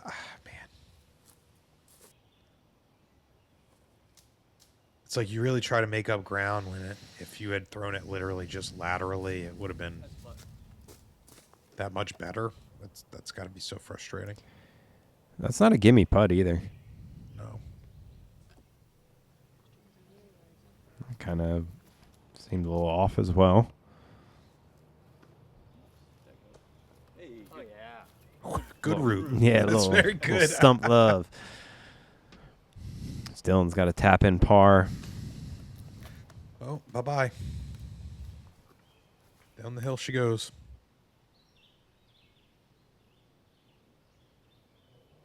I said this in round one. I hate having a putt like that, running the risk of bouncing off the inner side of the rim, like the band. Yeah, especially when it's for bogey as well. It just makes it even more intense. Yeah, and you have to throw it with enough force to get there. Like, you don't want to short arm it, you know?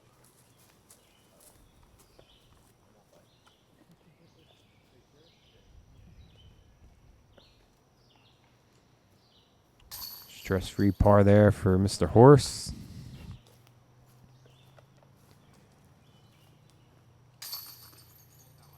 And Tony Moe with that recovery shot, man. Whew.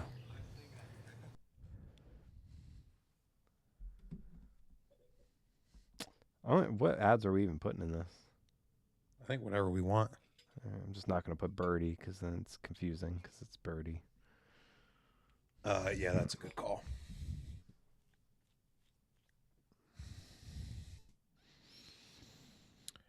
And hello, everyone over on Twitch. Catching us right in the middle.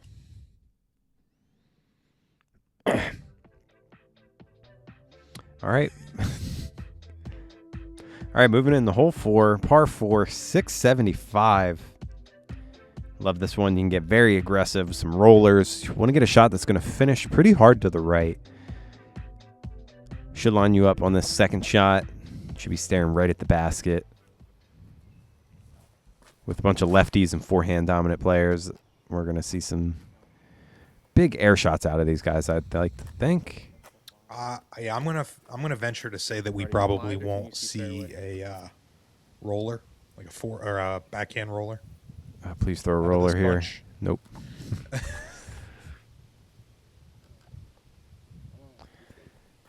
That needs to swing over. Yeah, it's got caught up a little bit by the limbs there. Luckily, it didn't go too far straight. Yeah, it's a little tricky.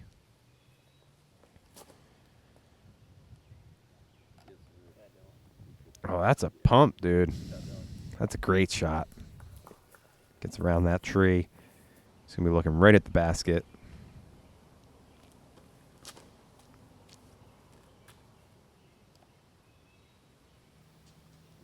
I think this is going to work out really good. Yep. Yeah. That's all you got to ask for. I don't know if you can get much better than that unless it was further, but placement-wise, it's tricky over here on the left. It's really hard to actually get all the way down to the basket unless you get overthrew it even. Yeah, I was saying unless you get pretty lucky and miss the trees there. Oh, maybe dropped a knee a little bit, kind of shot it into the air a little bit too much. It's definitely a misstep. Yeah, a little uneven footing too.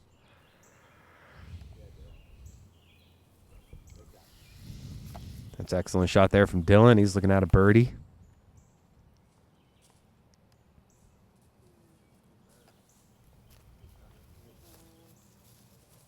All right, these guys making it look easy.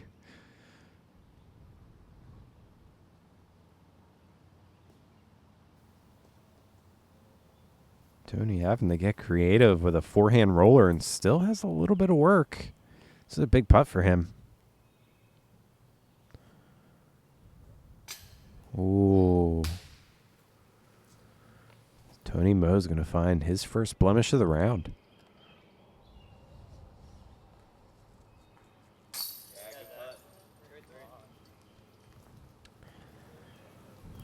Considering where he was after his first shot, that is an elite 3 right there.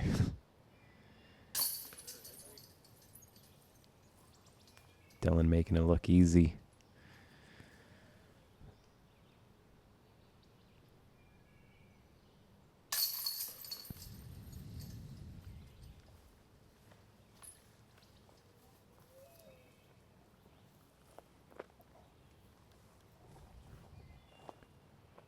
It's one of the last few times you actually really get to be outside in the sun before you get deep into these woods. So there's been so many times where I've played here and you just think that it's so much later than it actually is.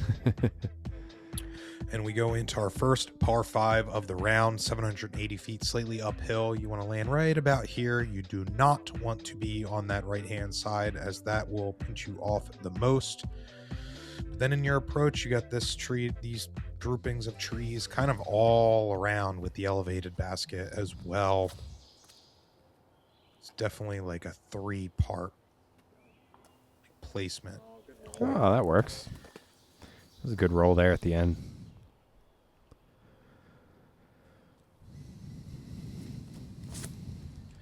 I think moving the tee pad to the other side of the service road has been one of the best upgrades that this course has seen over the years.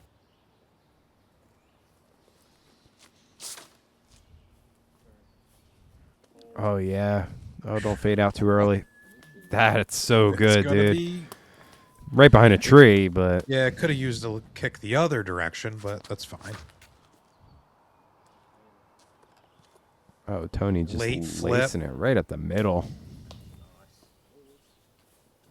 Yeah, I hope that rut there isn't too much for the footing. That's unfortunate.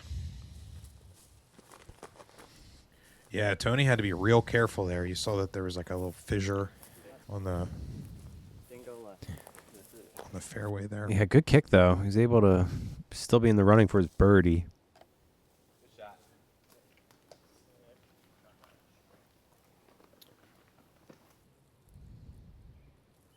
Dylan's got a little gap here. He hits it. Does he hit the Wow. second gap? No. But he's down there.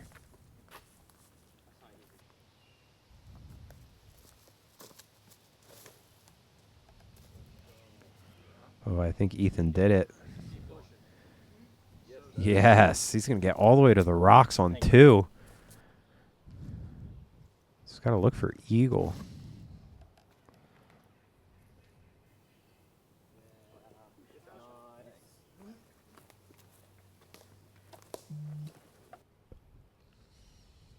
Tony's going to be hanging out with him down there.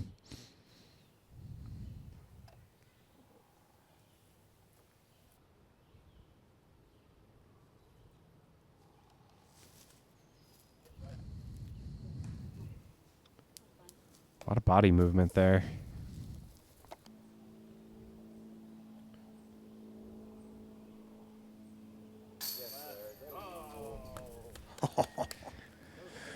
Wow, we don't see a lot of eagles ever since they moved that tee pad across the service road. It was a lot more obtainable before that, but that is a beautiful eagle. Wow. I feel like this hole was home to one of our earliest Gatekeeper rewinds. I feel like I remember Zach Melton making a putt from pin high on that right side through the trees. Is that right? Yeah. 2018. You forgot that James Conrad did one on hole 4 4. right before. But I didn't know if that was the same round or not. Ooh, I actually don't. Good. You just blew my mind, bro. All right, hold on. I think they were different rounds. I just can't remember which one's which. I'm trying to have it play back, but I think you are right. I think James Conrad did get the first one officially. Man, time flies. I did say one of the first.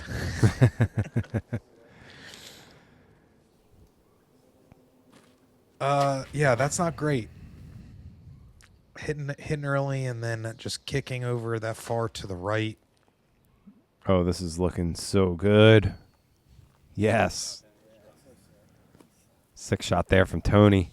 That's a hard shot for a lefty, I think.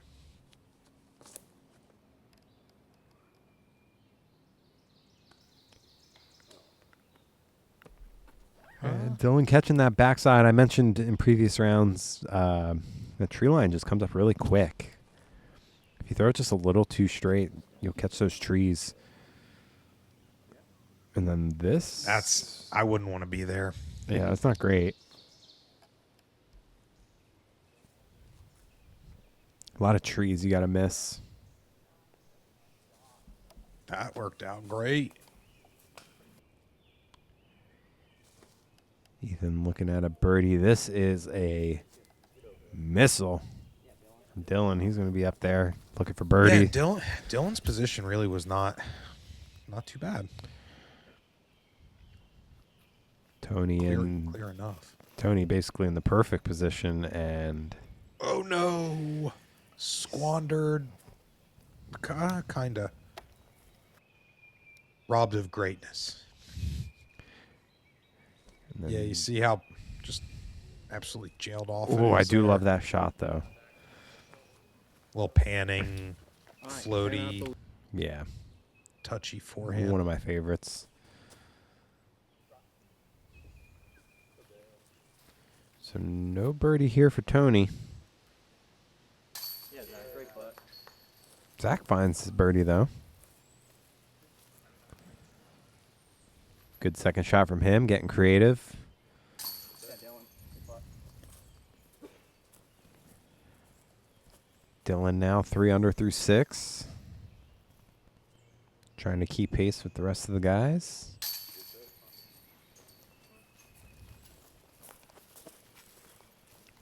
Ethan now 4 through the last 3.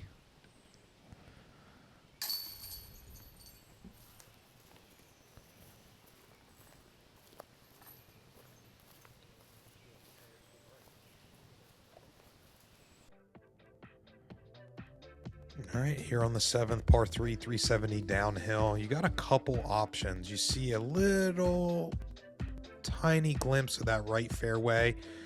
If you are lucky, you can kind of go right up the middle. There is a slight gap over top of one of the shorter pins. Or you can throw something that's going to stick straight with a late turn or fade, depending on how you throw it. But they're on that left-hand side, and that's more of like the gradual filter option. But you run the risk of that. Oh, lefty forehand on this is cheeky. I like it. Going right side? No, left side. That right Going side up the middle. Yeah. He's going up the middle. Yeah, that right side's just not worth it in my opinion.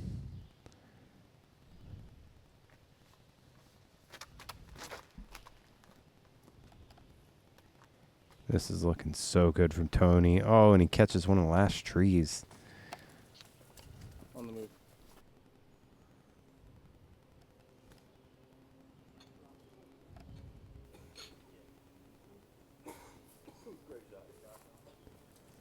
Dylan's still got a little bit of work, though. He circles edge for par.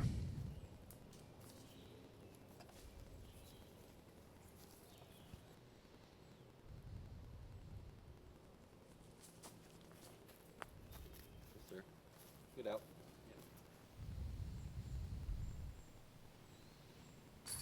Oh. Shucks. Yeah, that was dud.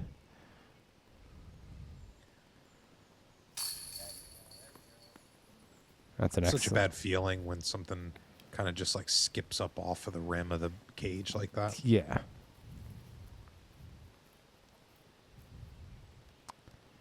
Ethan grabbing another birdie. He is Lighten it up. starting to really rat him off. He's the first one to get to double digits.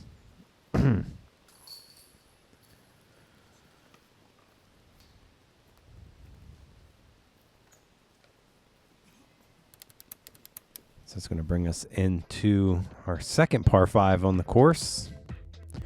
Hole 8, 780 feet. This one's all about the footing.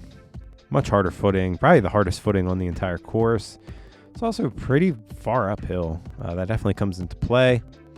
But rough is not as rough as it really needs to be. You can really progress even when you are off the fairway, which has kind of been the theme of Iron Hill over the years. 10 years ago, much different course than what we see now. Yeah, the underbrush was very thick once upon a time.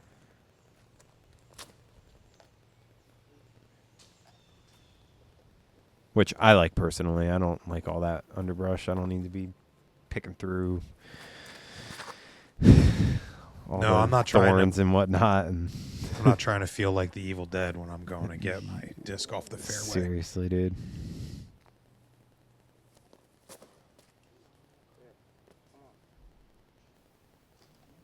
Looks like Dylan's going to be hanging out on that right side.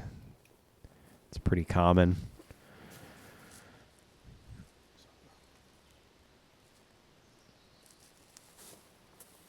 Ooh. A little nose down, a little too hard. Little nose up, but good progress.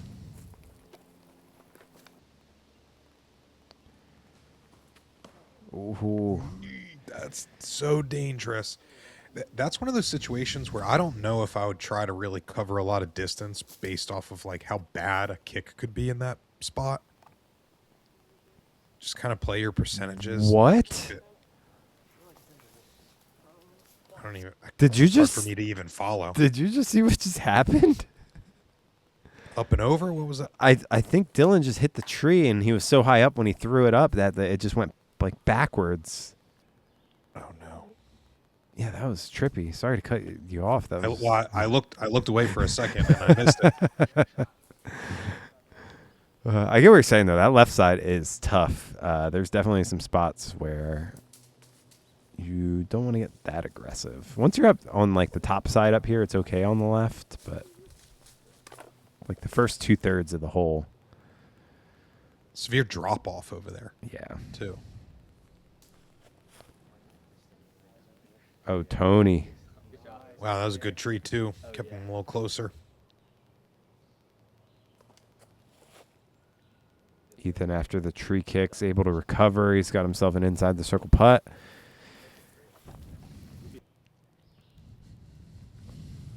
Dylan's just been hanging out on this right side the whole time. But I believe he's got a birdie putt.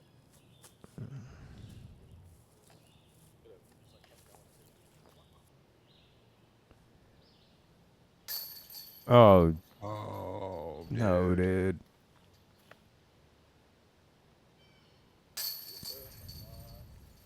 All right, another one for our man Ethan here. 6 under through 8. How is he making it look so easy? I think that's with a bogey as well. Took a bogey on 3 or 4.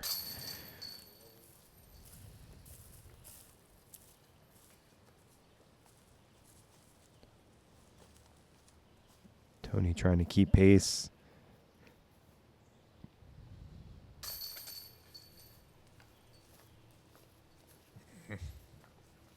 That stings. That happened really quick, too. I didn't even realize.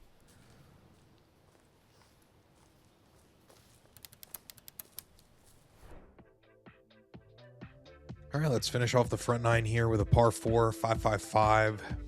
Big dog leg there in the middle, so you want to land right about here. If you want to play a little more aggressively, you can play the skip to get a little bit further.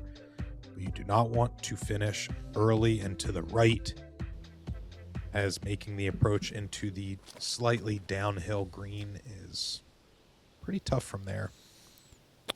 This leaks far to the left and finds the other fairway, skips over it, actually. Yeah, hopefully he's not too far. You can actually go like too far straight, and then it kind of pushes you too far to the left side of the fairway on the back end. That Pinches was you off. super close. Guess we'll have to wait and see where that one ended up. It looked like it was probably okay. Oh, this is so good. Aggressive. Oh, he catches the tree at the end. Yeah, all the steam got taken right out of it.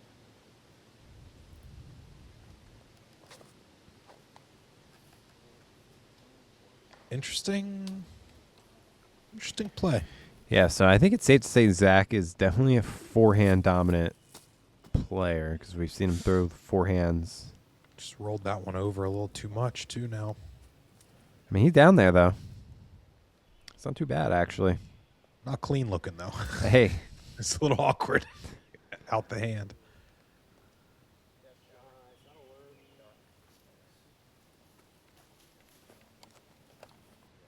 Tony's down there. Circle 2 land somewhere. Wow. Yeah, sick. Yeah, that's Dylan's bread and butter right there. Touchy. Pretty. Stopped up a little short, just on top of the bowl. Oh, that was a pump fake. Little fake out here. Maybe another. Welcome to the big leads, kid. Oh, please. I was going to say, please make this. That would have been so so epic. sick. Tony basically almost the same spot. Didn't hit metal. This is big for Ethan. This is to keep his birdie / eagle streak alive. Oh, gave up on it. Yeah, before he even left his hand. Yep. Did not. Yeah, it was a little nervous, light-handed. That looked a little low and sloppy for Tony Mo. It went in, but got to putt with a little more confidence than that.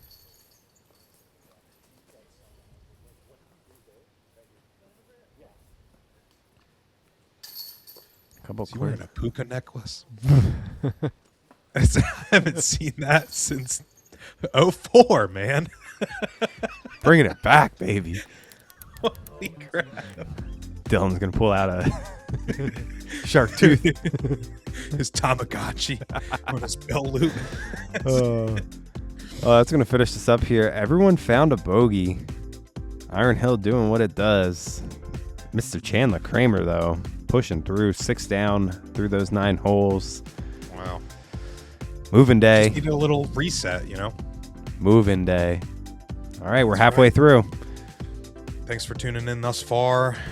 Be on the lookout for the back 9 coming at you as we give you the play-by-play here at Iron Hill. Love you. Bye.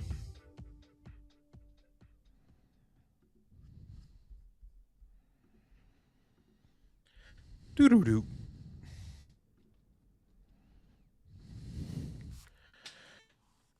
Okie dokie. We're moving and grooving here, folks. This goddamn fucking mic stand, dude. So annoying. I might have to like take it like all the way apart and like reset. Damn, bro. Fucking squeak fest over there.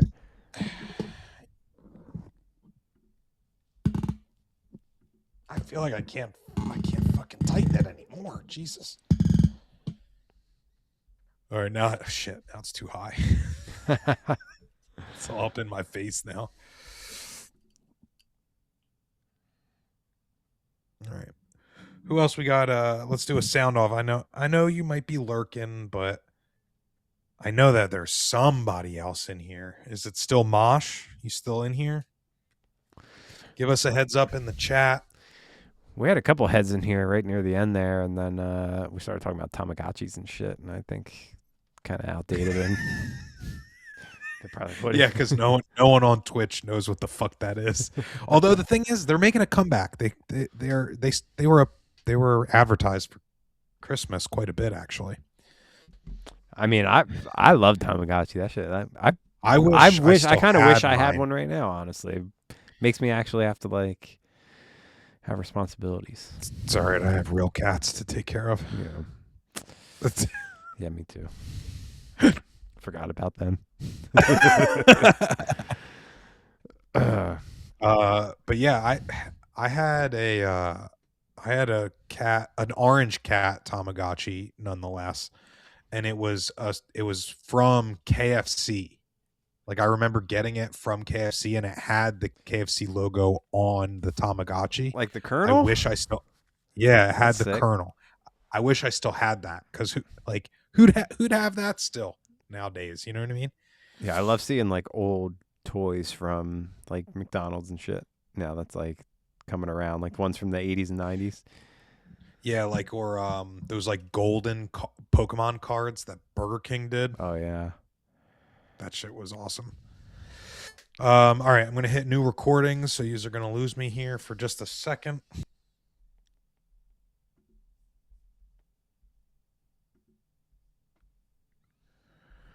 And we back. Guess who's back? All right. Alrighty, folks. We almost there, baby.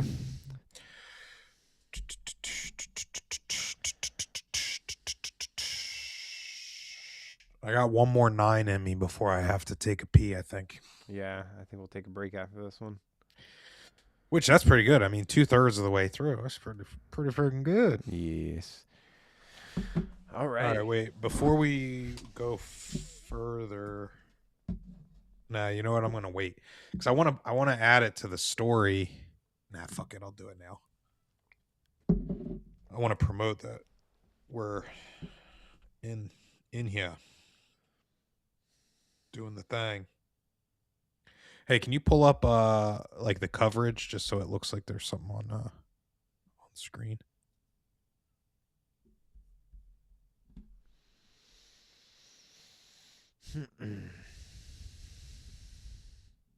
Like that. That's good enough. Just a little something, something, you know, like to show off what we're doing. Oh, that like tripped me out because it's the picture and I got the stream up too. I was like, what the fuck? All right, so if we do I'm about to change the color to purple.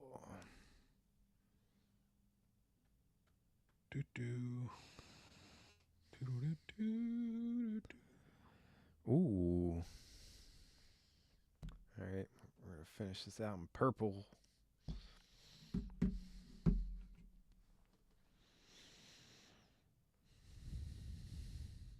Yeah, we're about to be on here a lot more, folks. Shooting the shit.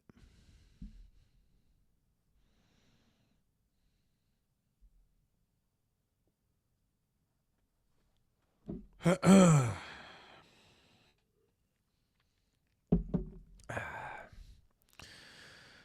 got to do all the tags and everything. So thanks for being so patient, everybody.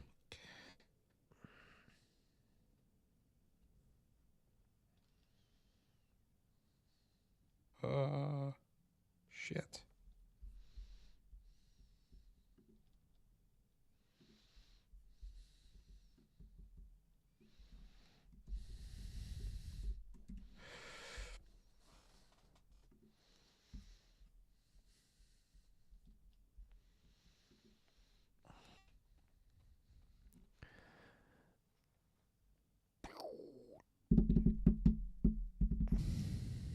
Yeah, All right, so what I'm gonna do is I'm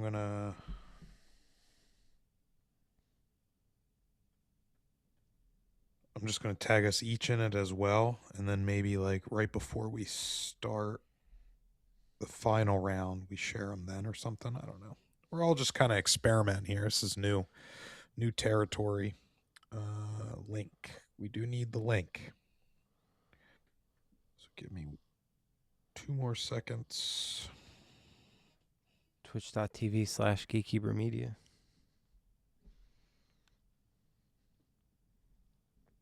Copy link.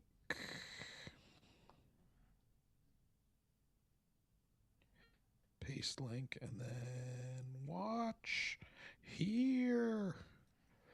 Watch it here.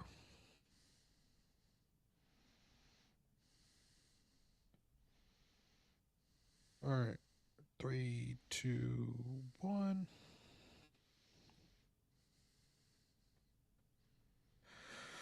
Hopefully my internet is pretty fast here.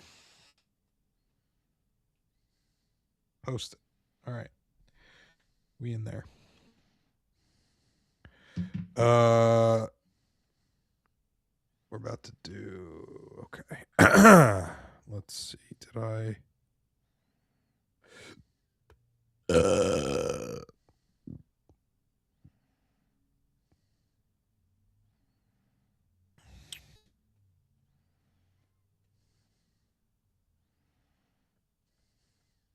all right. I'm gonna hit record. Alrighty. 3 3 3 3 2 2 2 2 1 1 1 1. Yeah. Levels on my end. I'm here. Levels on your end.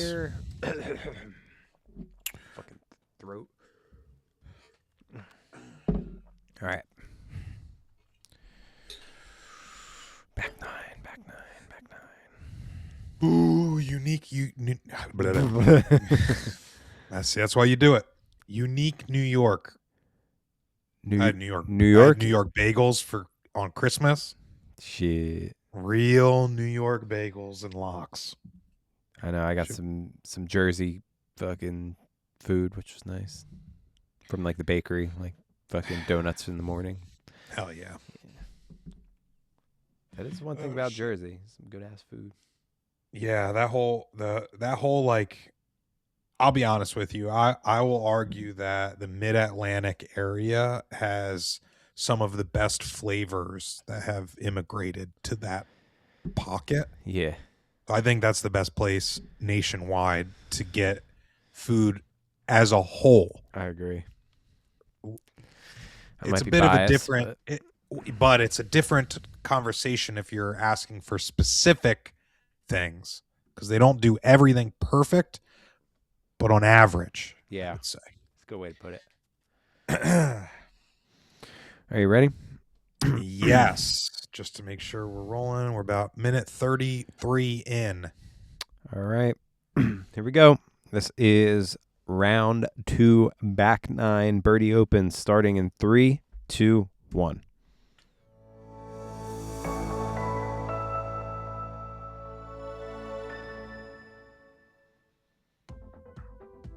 All right, folks, welcome back here to the Birdie Open 2025, a Delaware disc golf event presented by Gatekeeper Media.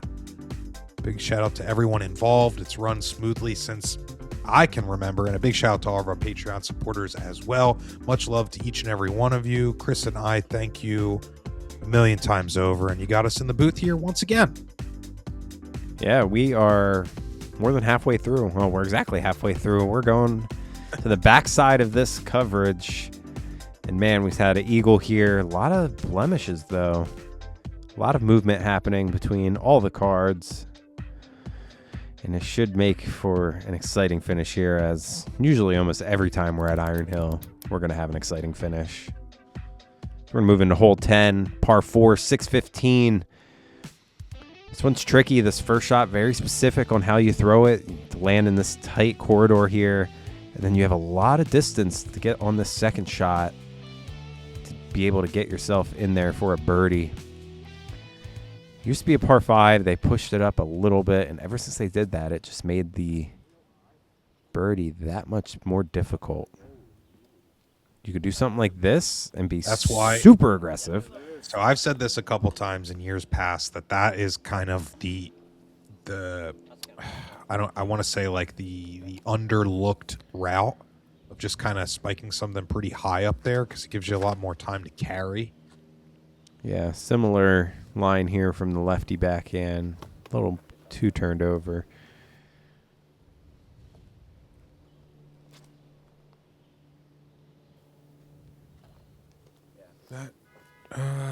Yeah, it's kind of on the wrong side of the tree, unfortunately. Yeah, it's gonna be a tricky birdie, but as long as could be worse. Yeah, as long as you're not as long as you're not kicking over to the right. I don't even know who that was. Well, that's like really awkward. Yeah. I would imagine probably the angle he was talking about, or like the swing space, kind of being so close to those trees. Zach catching some trees pretty early in the flight there. He still has a little bit of distance. Tony Moe. Oh, if that just stabled up a little bit, that would have been perfect. Nonetheless, should be able to grab a par pretty easily.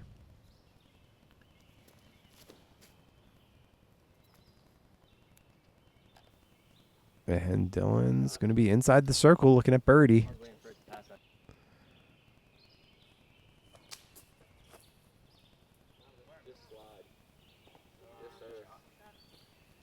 All right. That works. It's on the dance floor. Oh, right there at the edge. Oh, that was so close to that tree there. And that almost rings it.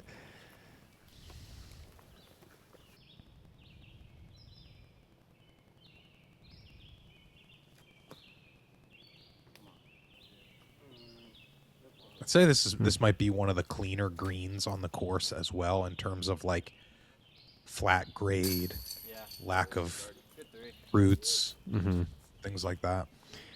Wow, what a birdie there from Dylan. Goes to show if you get very aggressive on that first shot and execute it.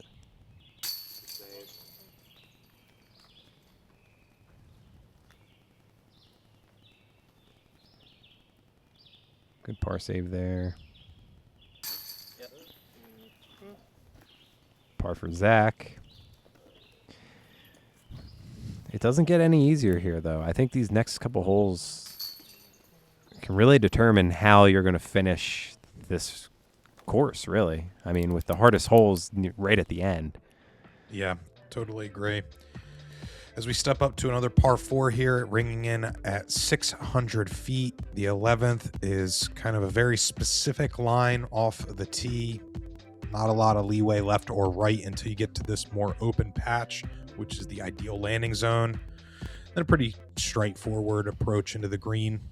Pretty unlikely that you're going to push the green off the tee. No, that'd be bonkers. Dylan trying to kind of cut the crust off of it, just doesn't make its way through. Oh. Ay. I think the rest of the trees are scared after that one. Tony almost hitting it as well. As this is going to flex out. Stability of so that good. disc. Oh. Holy cow.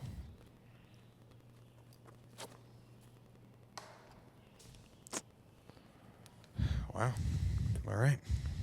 Zach's not online either here.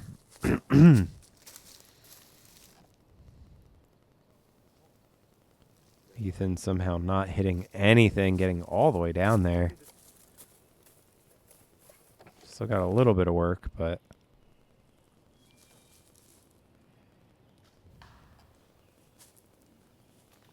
Oh, boy.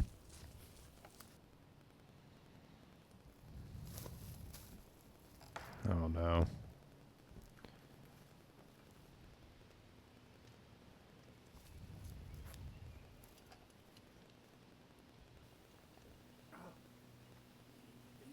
Ooh, a little bit of too much movement there at the end.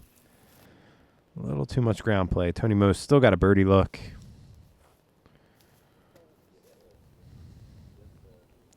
Oh, Whoa. wow. Big flare there at the end.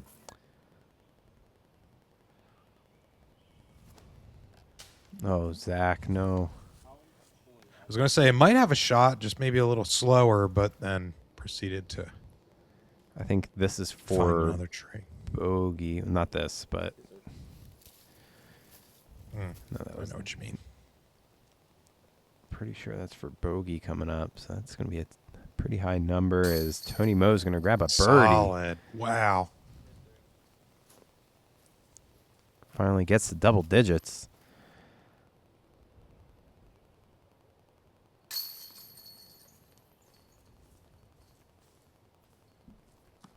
Three pars in a row there for Ethan, and yep, the double bogey. +4 after the last 4 holes. He's got a par sandwich with double bogey bread. Yeah, that is a spoiled sandwich, my man. It's been left in the lunchbox a little too long. Hole 12 does not get any easier. I don't want to say that again, but hole 12's tough, man. 520. I feel like you're going to say it another twice, too. This one's just dogleg left here. It's all about this placement on the first shot. This one has OB, one of the few holes that OB really does come into play. Oh, boy. I will say, all things considered, staying closer to the center is better than the alternative. That didn't stand up for Tony really at all. Closer to the shorter pad, so not bad, just not really the distance you want. This is looking pretty good. Just a little too close to the base of that tree.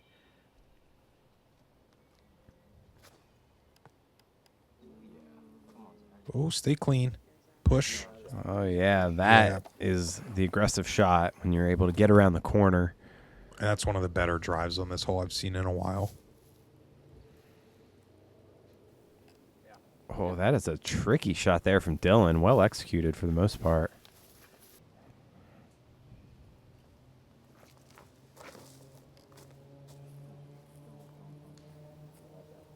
Uh-oh. That's a not dangerous good. game to play down there. Yeah, that's not good. Ethan taking this left side all the way Slow down. Yeah. He's Right in line. He's got Maybe a little look. straddle. Dylan. How did that not hit anything? That's wild. What? Out of hand, I was like, oh, he's doomed. And then it just kept going.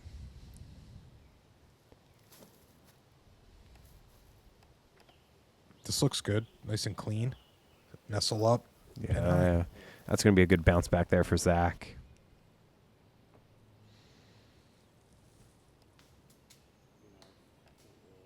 Ooh. No bueno here from Tony. This is a tricky putt.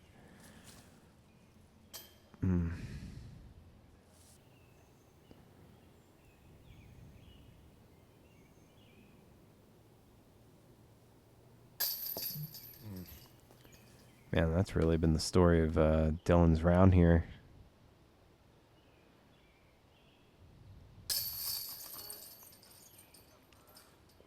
Our Ethan now, not our leader, but our leader for the card, now 12 under. He's going to be gaining even more strokes here on Tony.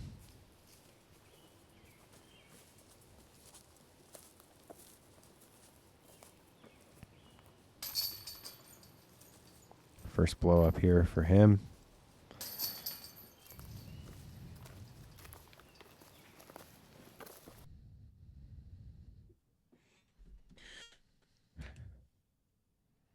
This is the time where we can address the chat. Welcome in, folks. Thanks for hanging out with us while we do live commentary. We're on a quick ad break here, but we're going to jump right in back to the action in just a few seconds.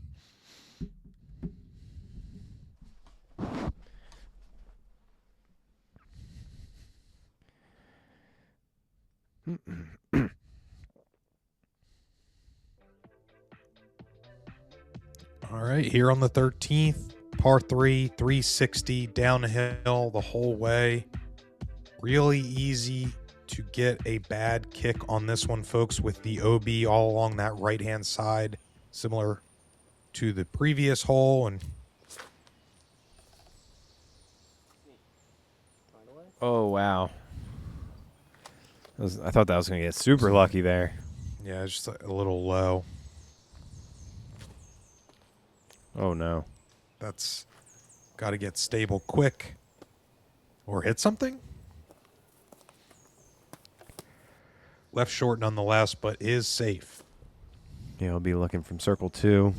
Dylan pulled that. That's kind of in danger of going out. I think he's all right, but boy, that's close. I mean, luckily he hit something.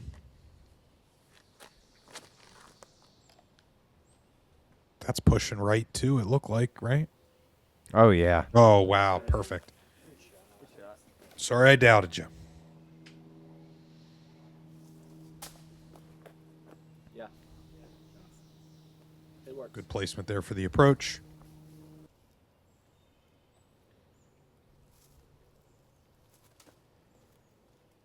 Oh. Easy par there for Ethan.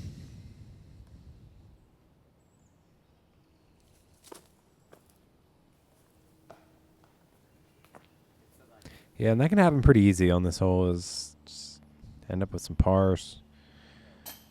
No, Tony. That would have been a good Man, bounce you gotta back. Gotta take your time. I was about to say, if that was another splash out. But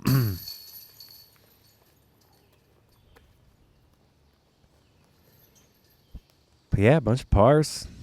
Clean them up.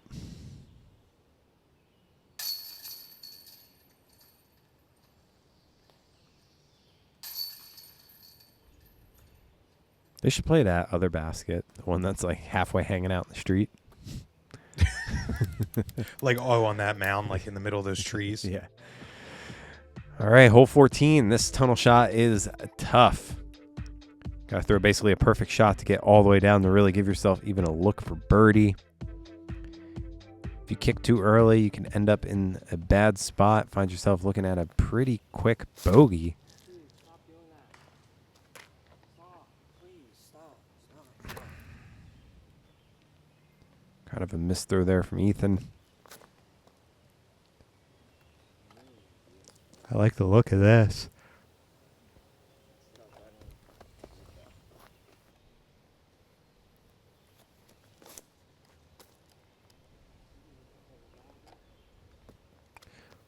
hard turn. That could have probably made it all the way down.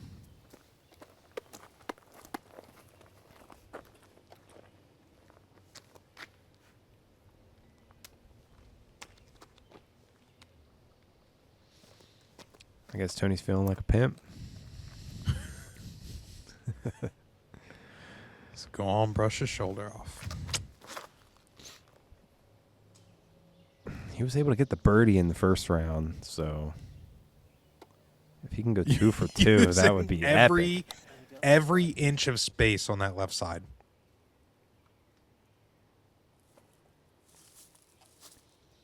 Looks a little sharp there. Yeah, still a little bit of work there for Ethan. Our leader needs to make a putt for par.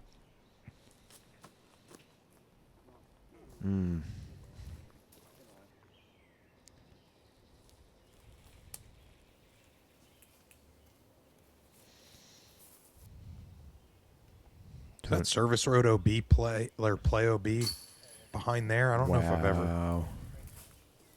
I think I don't know if so. I've ever I just seen don't think it anybody. ever comes into play. Tony now 2 birdies on hole 14. It's good. It's a good run.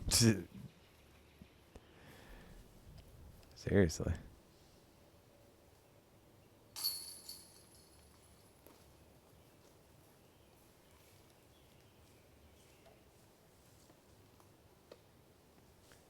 Tony was 1 of 5 birdies. I think that was the same as last time. Well, consistency's king, right? As we head into the 15th, par 3, 400 feet uphill off the tee, pretty tight and sharp angle to get to the green as it kind of slopes slightly downward after you get to the apex here. Tony matches the angle pretty well. I think he must have gotten stopped up.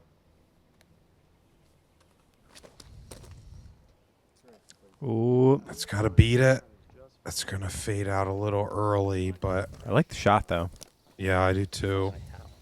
And safe. Like, it's not like that's a bad shot by any means. It's just not. I don't think it's like birdie contention, really. That's a rough break.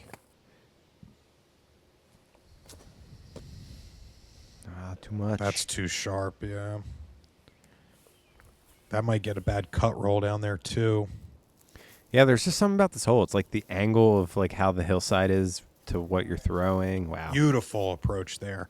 Yeah, I agree with you. I think there's just something about it that's like a little funky. It's like it's almost like it's an oxymoron hole. You know, like it's like that shape shouldn't exist, but it does, which I like. Oh yeah. Kind of makes you wonder, like, it's creative design, you know. It makes like what would be kind of just traditionally kind of like an hole a lot more entertaining, I think. I want to say dynamism. Is that a good word for it? You're in over my head. I'm not good with words. It's a very dynamic hole.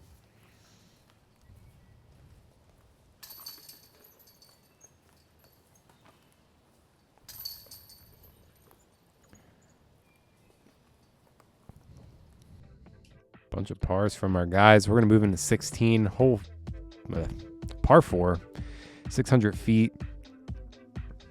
This first shot here is pretty tricky. This gap you got to hit. You want your disc to finish far to the right. The more right you get, the more straight your second shot becomes.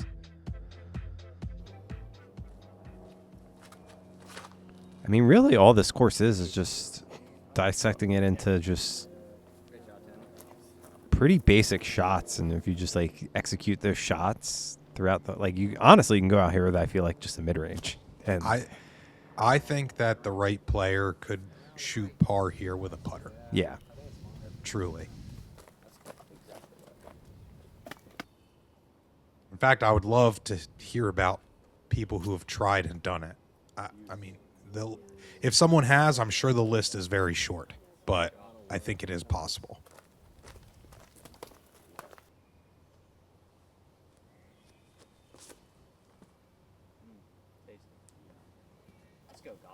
Oh, yeah. Right, your 15th club, that's the book. Just right over the crest, too.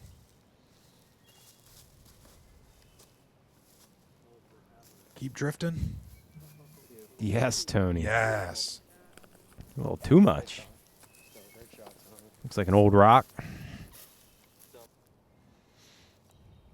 Flew like an old rock. Yeah. Yeah, if you like a beaded mid-range, they're kind of hard to beat. That's pretty good there from Dylan. He's on the dance floor putting. Oh, whoa, that was so close.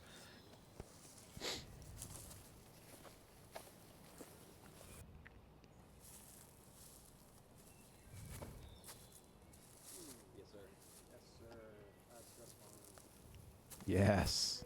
Wow. I thought I hit that tree again. Yeah. Let's see that again there. Mr. Yager.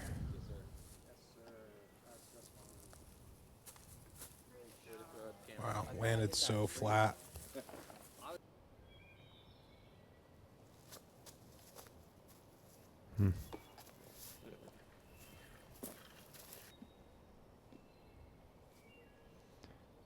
Dylan about 15 feet or so, able to get his birdie. 5 under through the round.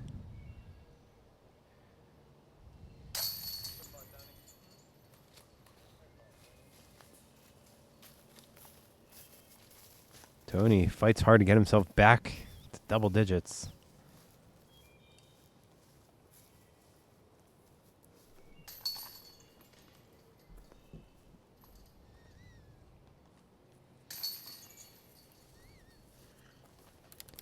Hey, 3 birdies on this hole. That's good.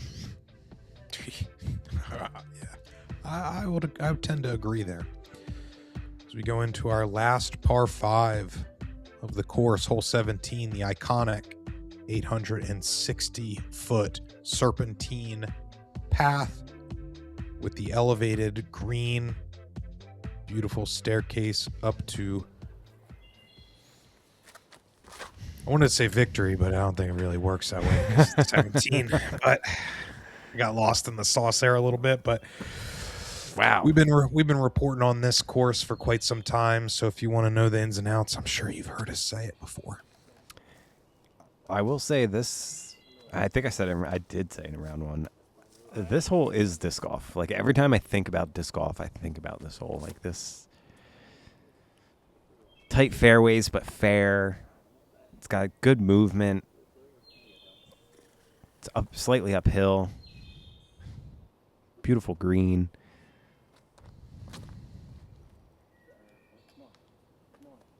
Rewards good shots, punishes bad shots. All those. A lot of space too. A lot of ways to get down there. I think it Yeah, just, for being as wooded as it is, you do have a lot of headspace. Like the top side of it, the ceiling is pretty open. Mm-hmm. Yeah, movement. I like that. That's a good way to put it. A lot of movement. Oh, That card in front of us looks a lot closer than they actually are. I know that might have Shot. been scraping up against their feet there from Tony.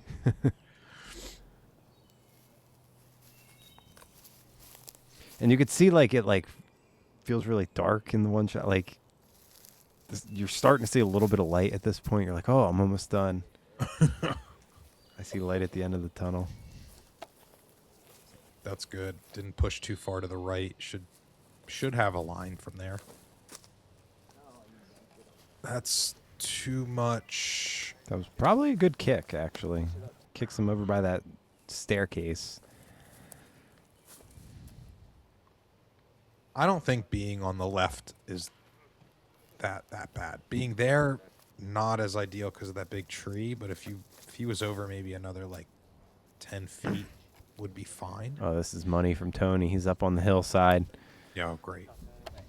Anytime you're putting flat from up there, you're doing something good. Dylan getting that one around the defender.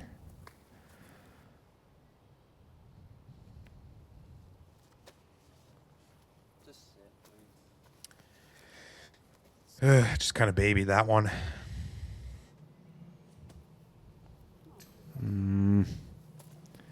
Kiss some chains. Whoa, who rolled down there? Oh, that was Ethan. Loud bang, too. I didn't realize he went that far.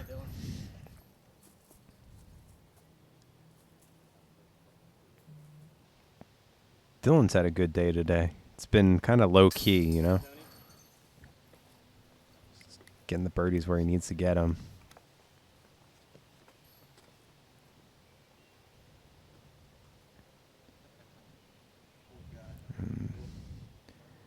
Tony should be able to gain a stroke here.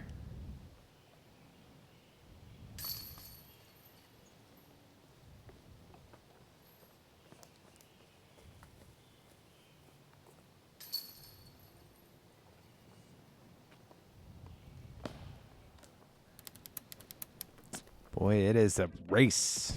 All right, hole 18, par 4, 630 feet. This one's got another dog leg to the left here. If you can land right here, it really sets you up to be able to have a second shot. If not, it's kind of choose your own adventure. A lot of different ways to get up and down. You do not want to end up short and left. Gets very pinched off on that side. If you kick early right, that is not good as well. And that's Wow, keeps okay. fighting. Yeah.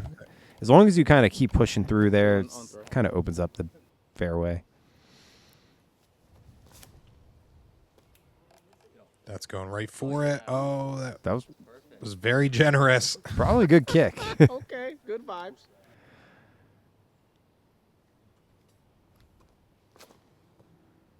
Oh, come on, baby. Oh, that's looking Hook so up. good, dude. Beauty. With the Big full- flare. Yeah. Clean like butter. Throw it up nicely. Like the French girls. No? Oh, sorry. I was listening to what our commentator said because he said something about butter. Our cameraman. It caught me off guard. I was like, wait, butter? French girls? Dang, that'd be an interesting drawing session.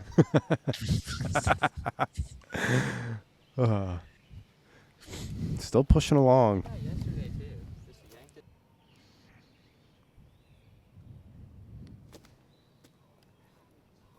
Dylan said, oh, no. It's going to take No more good vibes from there.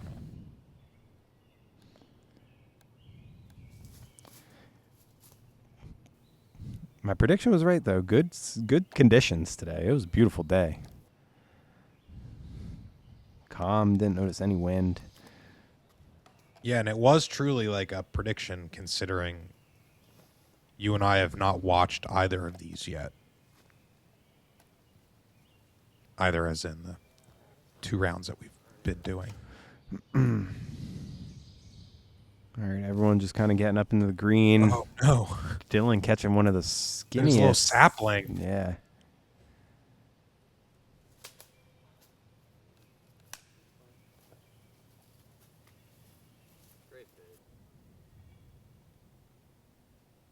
This is Dylan for par.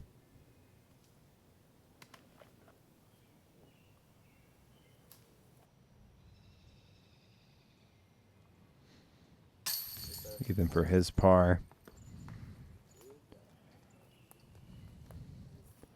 7 under, 12 under for the tournament.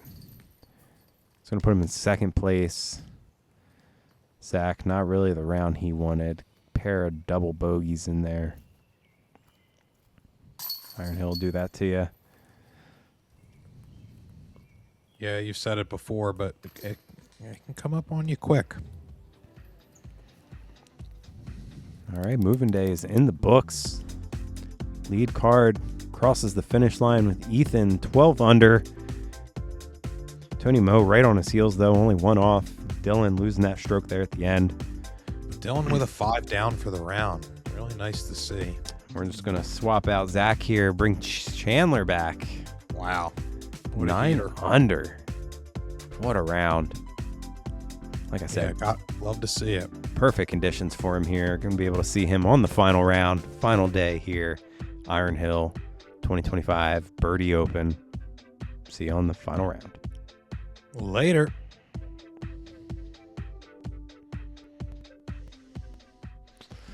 Oh, what's up, guys? What's up, Howdy, chat? everybody.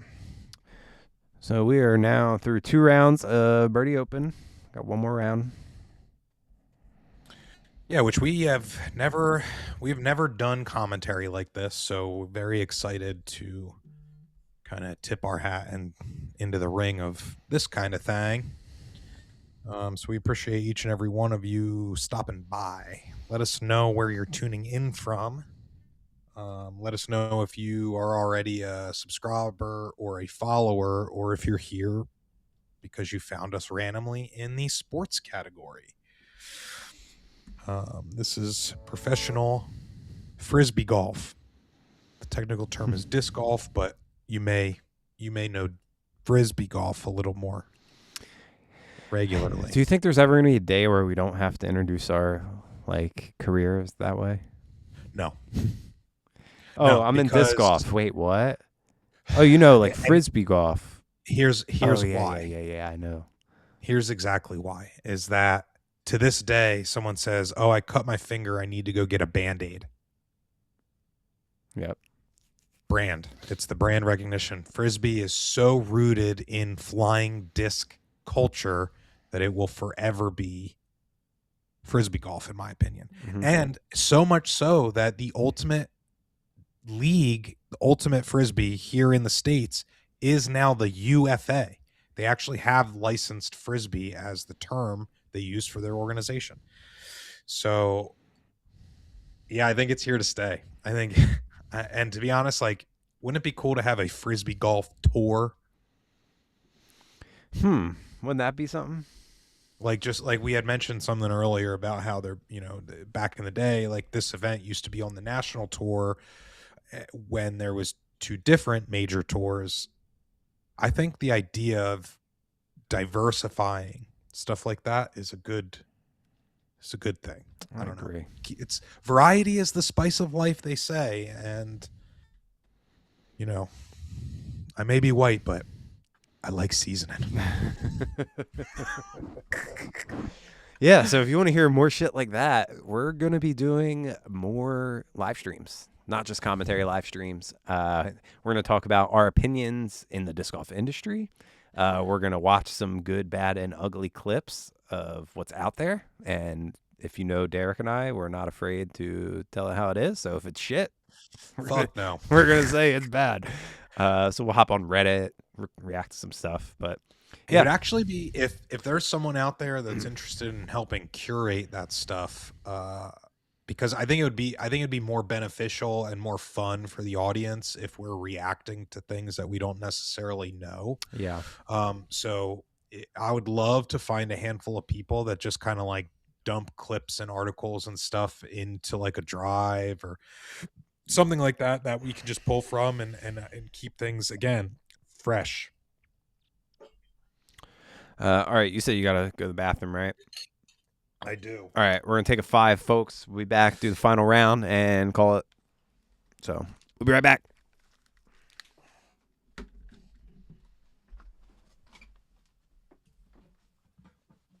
Don't go anywhere. We want you here. Don't go anywhere. Okay? We like having you here.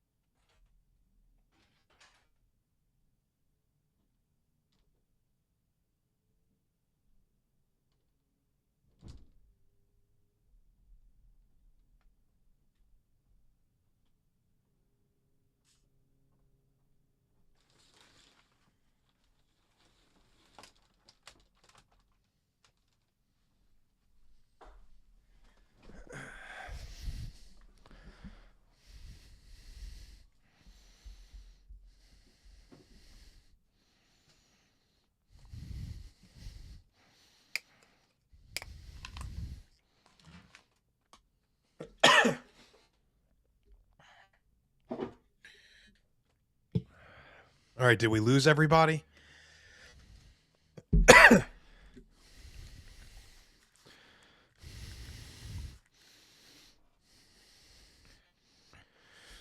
Let's see. All right.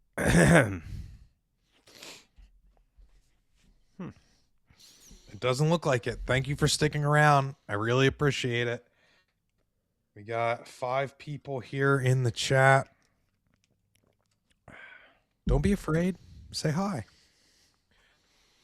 No pressure. You can be a lurker. It's fine. We're glad that you're here, but I'm a lurker. we like to know our fans. So if you'd like to say hello, let us know.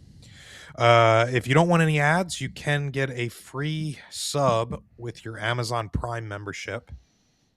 So don't forget that. We got 2 sets of 9 or 2 9s left. So final round coming up here for Delaware. It looks like if you gift subs, they got a sale going on right now. So hey, it says gift subs for them, 35% off for you. So that's pretty good. Yeah. Did you publish that?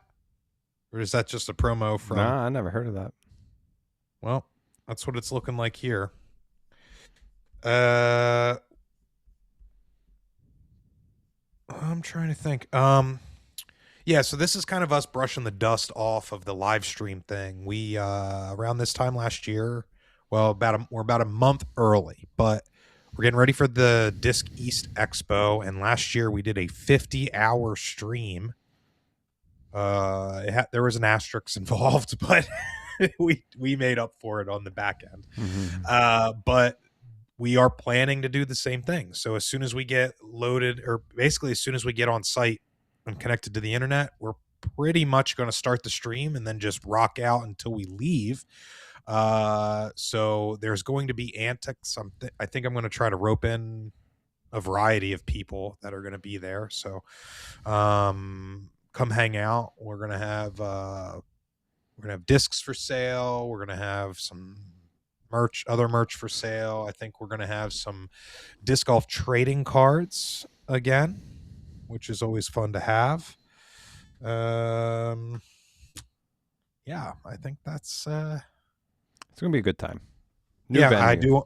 I do. It is a new venue. And I also would like to take a quick second to promote the series that we have coming out, where we made some content during the season that we are going to start releasing very soon, leading up to a skins match that we held and hosted at our very own course that Chris and I designed ourselves over the last year and some change. So, and we haven't shown the course off a ton. Like it's no one except maybe very exclusive, like 30 people that were there know the current iteration of the course. So I'm super excited to have everyone take a look. And just to give you a quick little something, we got Greg Barsby, we got Matty O, we got Casey White, we got Gavin Rathbun, and we got our boy Nick Hansen, Big Red,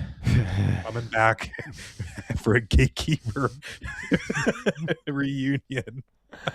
What was I almost had that read. I almost had it perfect. And then you had to laugh.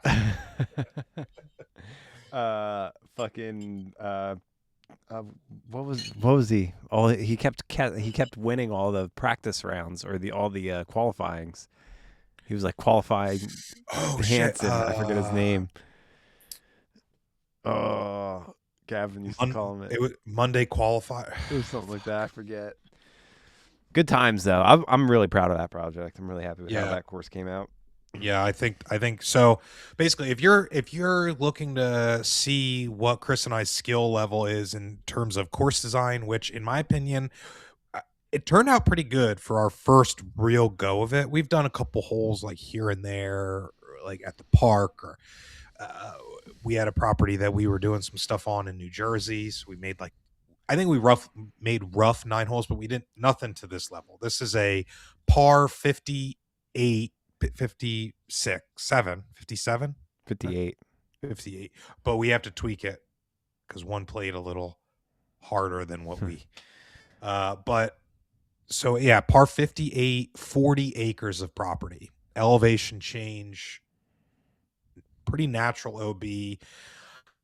Very, very proud of it. Yeah, like So, hearing Casey and Maddie be like, "Oh, this hole's sick." Like, yeah, I was very pumped about that project. I thought watching everyone play on that course was a lot of fun, and it was an honor to just shoot the shit with everybody. It was turned into like kind of like a party, and it was a lot of fun, and all the locals that showed up to come hang out, shout out to them as well.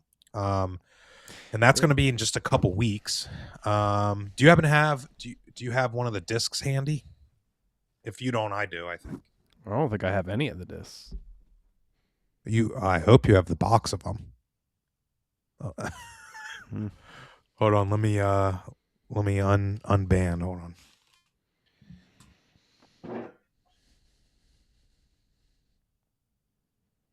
I don't have one. No, not like available. Do you see him now? What's the yours? No. No, no. I have literally a mountain of shit right here. Like, I would have to dig and find them. But yeah, so this is the event logo that we had. We got 100 discs made up. I think we only have like 40 left. I didn't even get any. And so this is the only one I have. So I'd like to. I think a couple people maybe have took two. Yeah, that's fine. It's okay. So we'll have those at the expo.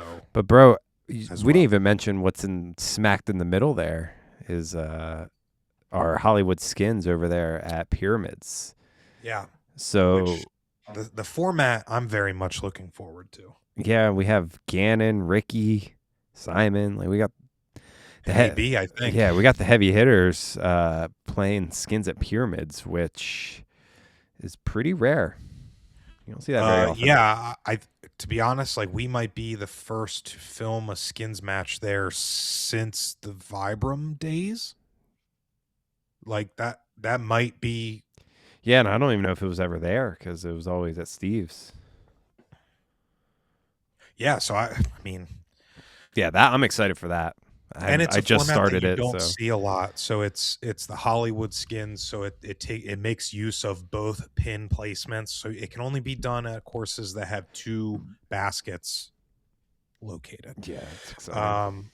Oh, I just realized I have to start a new recording on my end, so you're gonna lose me in a second. I'll be right back, folks. Don't go nowhere.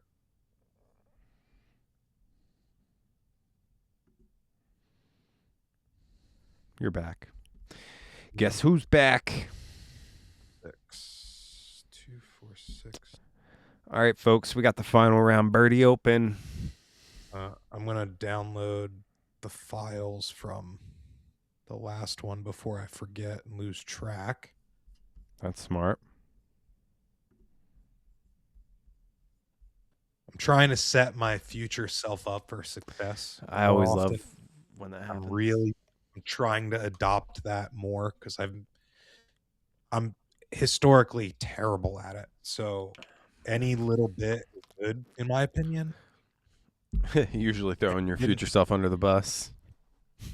I would say 9 out of 10 times I'm actually being an absolute asshole to future self. But hey, variety's the spice of life. Hey. My white boy. And I really, really appreciate the 5 years that are hanging tight because this is us just diddling and dawdling here. So, and it looks like my stream is getting hit with a commercial now too. So maybe we give it just a couple more. I know we have 0 subs right now. It's not like the old days where we had in the double digits. Yeah. So hopefully, all right. Maybe I'll text and I'll go in the chat. Text me, friend. But guys, if you enjoy our banter, wait until you hear some of our other shit. So tentatively what we're trying to do here is Tuesdays we want to hold a coffee and chains type of podcast where I don't even know if it's a podcast, it's a stream.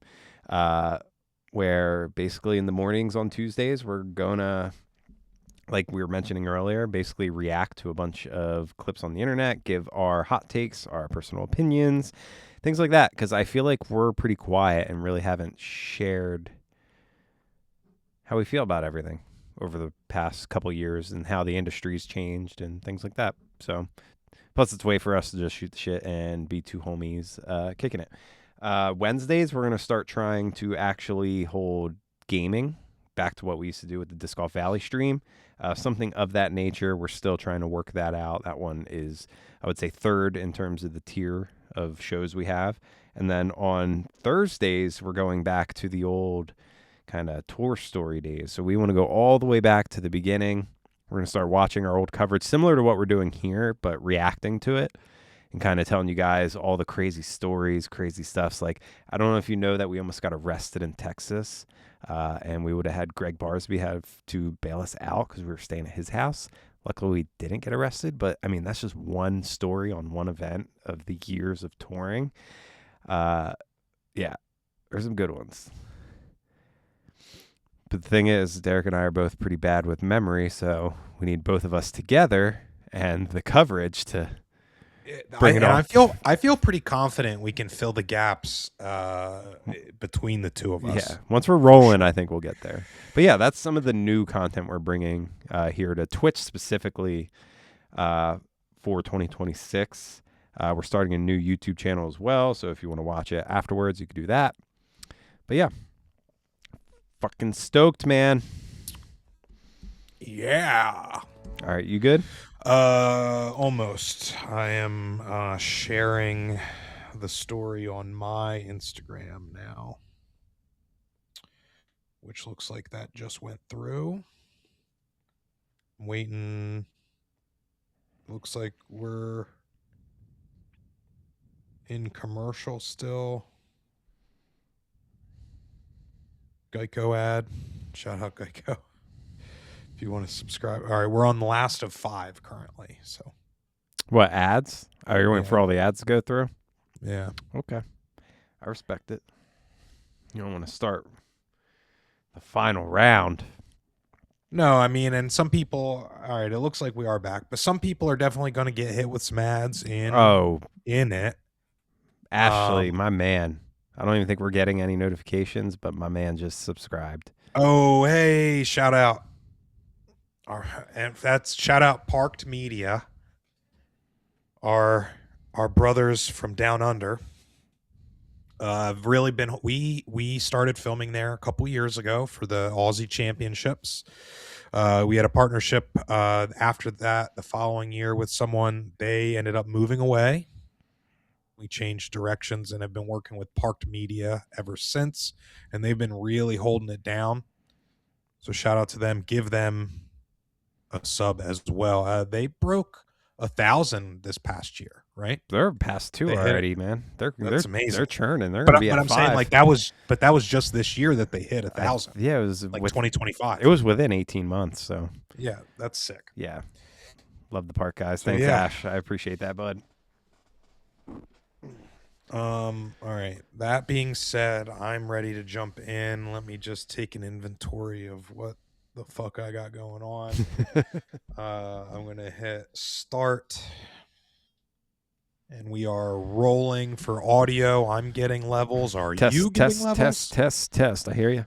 I hear you. All right. Coming back on over.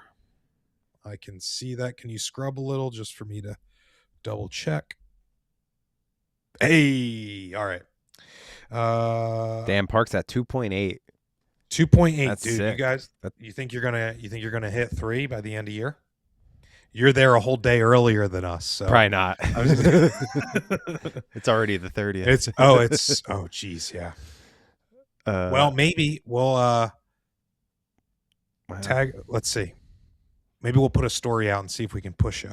You need 200. 200. I think we've lost 200 subs in the past couple days, so maybe they'll go over to them. if you stick around to the end of this stream, I'll look it up and tell you how many we lost in the last 90 days. Yeah, it's not fun. All right, you ready? Yeah, the ebbs and flows of the internet. All right. All right, we're a minute 5 in our rambles here, but I'm good. All right. This is Birdie Open round 3 front 9 starting in 3, 2, 1.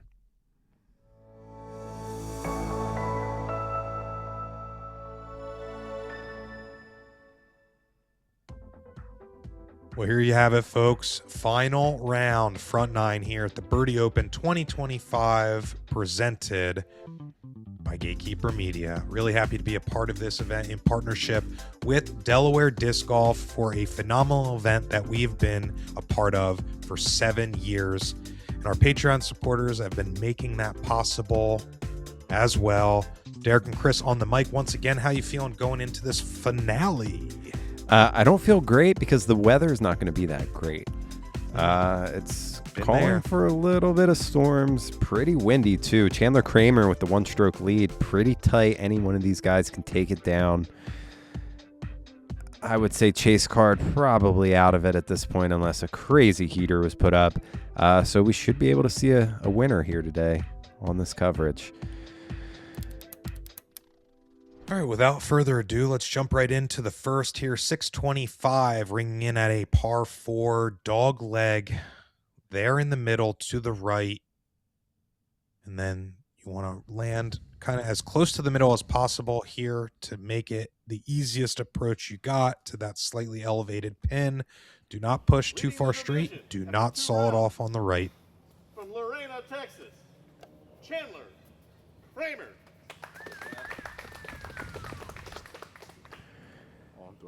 So Chandler was throwing the disc really well round 1. Just missed lead card from only a couple strokes. And then second round moving day put a 9 under. Hot round on the day. Oh yeah. The ground play was less than ideal. He really could have benefited from Ethan Younger. On throw. the flare. Ethan right on his tail, just one stroke behind. Another forehand player, which is an interesting thing to say, is that our two leaders right now are predominantly forehand motivated.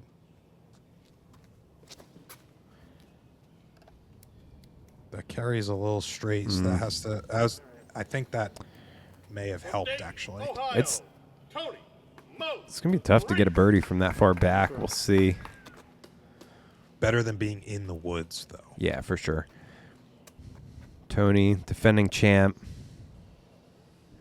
showed us why these 2 rounds. He's been on our coverage all 3 rounds. And he's showing why this lefty looks so good. Catches late, but shouldn't be an issue. Westchester, Pennsylvania, Dylan Horst. On throw. And we have the pleasure of having Dylan here for the final round as well. 3 righty forehand players and a lefty. That's we're gonna see some stuff today, I think. That was a little sawed off, but I think he might beat the corner if Ooh. not quite, but in a good spot. Just one last tree there. I think that might be pretty good if it stands up a little. That didn't. Shoot.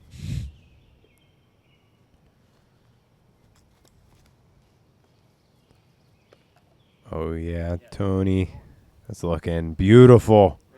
And the backstop, once again, really, really fortunate to be able to play into that. Let's take another look from a different angle all the way. See him right on the edge there. Backhand, birdie. Yeah, love to see it.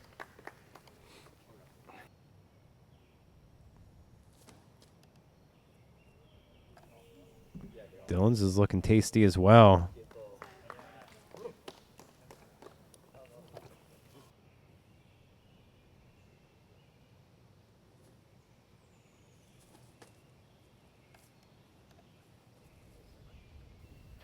And that's going to be good as well.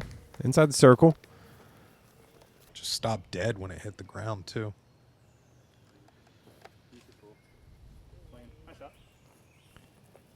Boy, these guys making it look pretty stress-free on this first hole. Our leader's able to get in there for his birdie.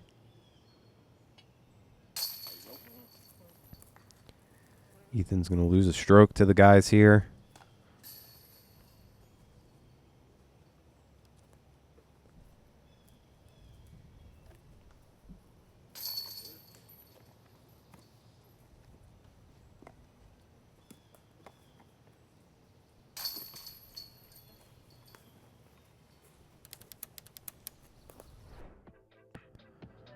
All right, hole 2.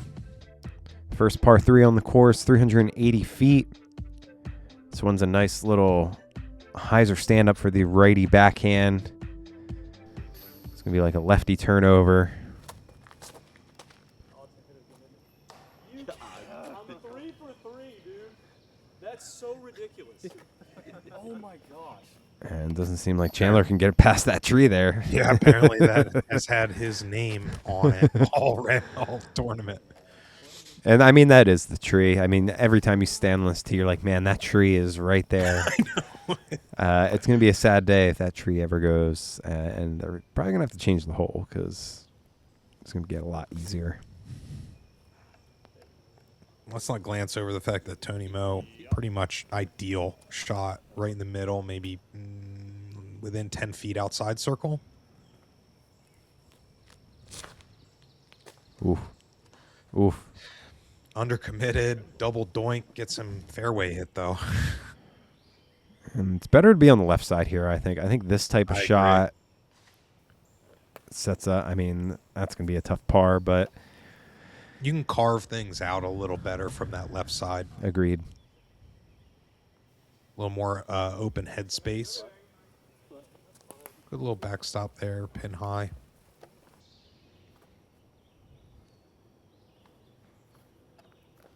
Just needed a little bit more power. This is big from Ethan. 4 par. Tough window, too.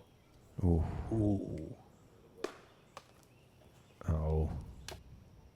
It's early, man. You gotta keep your head Yeah. up.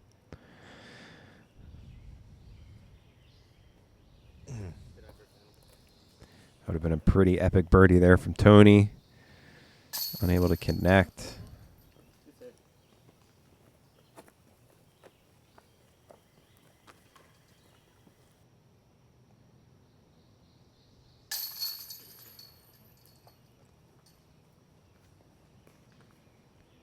Ethan finding the red early. Just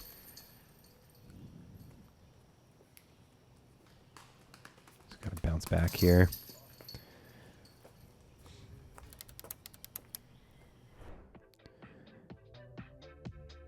All right, here on the third, par 4, 760.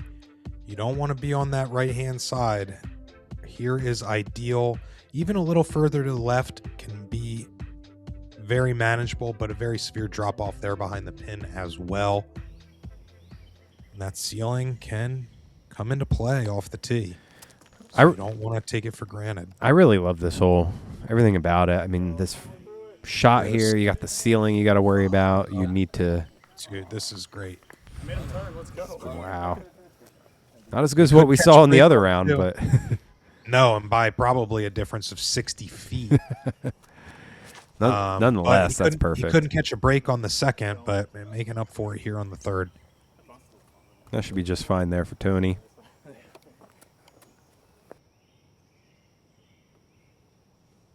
Honestly, with it being a par 4, like being short off the tee is like really not the end of the world as long as you're not too far right.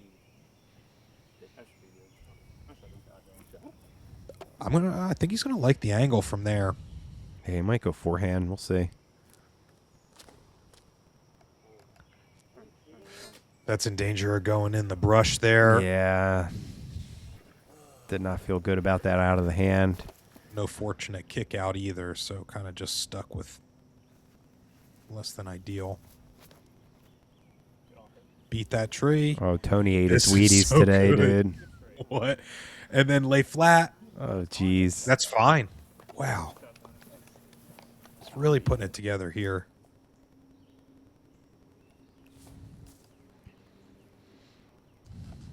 Wow, there's enough of a line. I see the catch cam from there. Oh, yeah. That You can see Ethan was right there.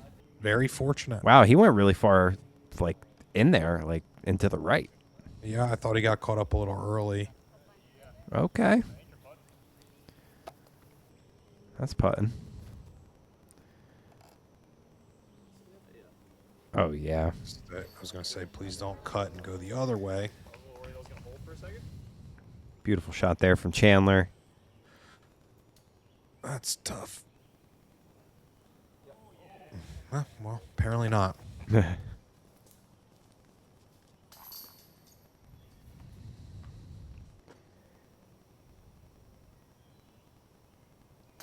Oh, Ew, no, Tony. That's still pretty rough. That's going to be some meat on the bone. A little scared. Yeah, I was going to say a little intimidated from the angle. Nice par save from Tony. For sure.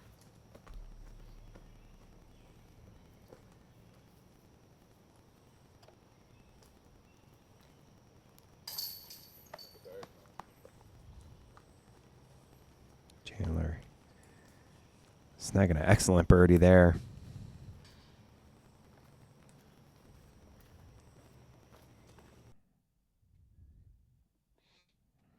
All right, folks, thanks for tuning in our first ad break here. Yeah, it's cool they get to see this stuff because, like, yeah. If we don't forget to take it out sometimes. It's like, yeah, just do.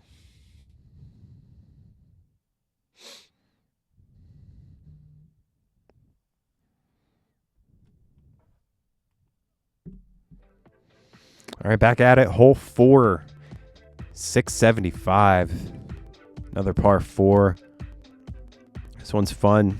You got a lot of airspace on this first shot, and you really want the disc to get far and to the right. Sets you up for the second shot. The more right you get, the more straighter the angle becomes. But I would say this is probably... It's not probably, it is the most open shot on the course. Yeah, for sure. Like, in terms of tee shots, this is it.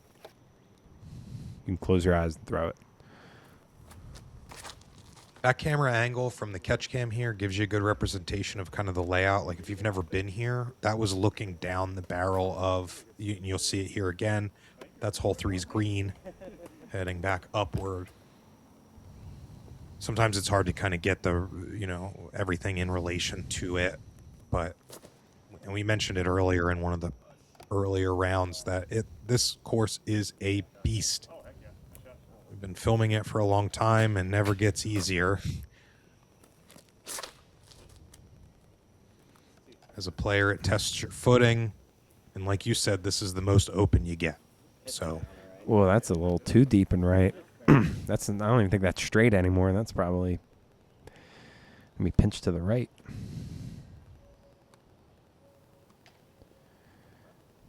And Dylan just getting caught up early again. It's going to be edge of circle.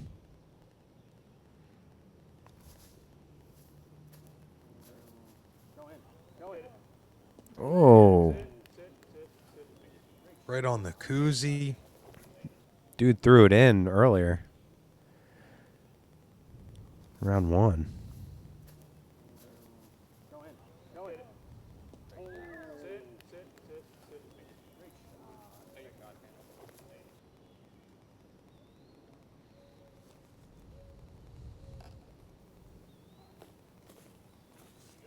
Okay, that works.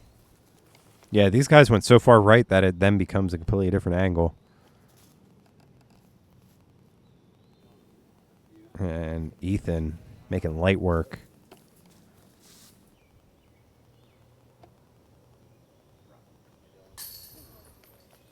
Nice little crowd here, too. I don't see that too much these days ever since the tour stopped coming around.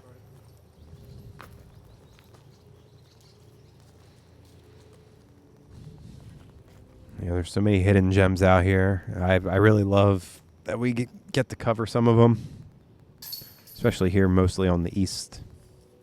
But I mean, there's so many more out there. What's your favorite non-tour event that we've covered over the years? Clash of the Canyons. That's my answer as well. It is so good. Yeah, shout out to Elwood, man. yeah, so good. All right, here on the 5th, our first par 5 in the bunch. 780, slightly uphill. You've heard me say it before, but this tee box is the ideal landing zone. Push too far straight, you're going to be on the right-hand side, a little pinched off. If you're going to miss, the left side is okay, but you still got to fight uphill on your approach. So middle is best. Ooh. Hey, There's the center middle. cut. Technically the middle. Oh, yeah. That's pushing a little too far straight, though. Nah, Is that's it? good. No, okay, it's good.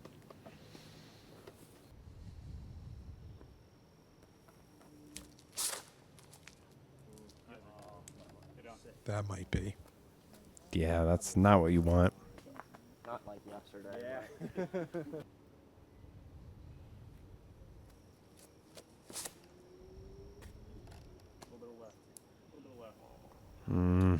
That just went to even worse.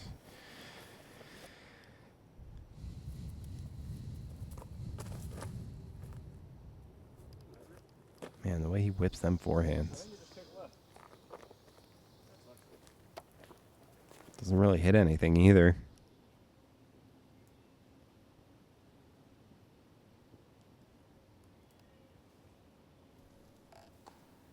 Little pitch out there from Dylan.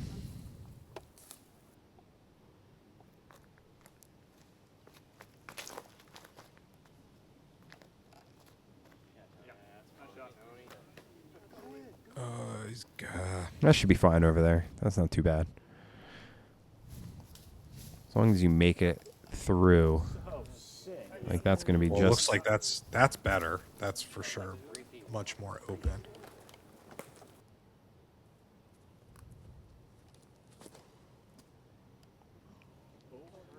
This should be drawn up Oh, yeah, Dylan. and high. Further, actually. It's got a chance for eagle. And you can see it's starting to get dark. I mentioned at the beginning of the video, the weather kind of shows up. And it kind of showed up out of nowhere here, it seems. Well, I don't want to say nowhere. I think they knew it was on the radar, but...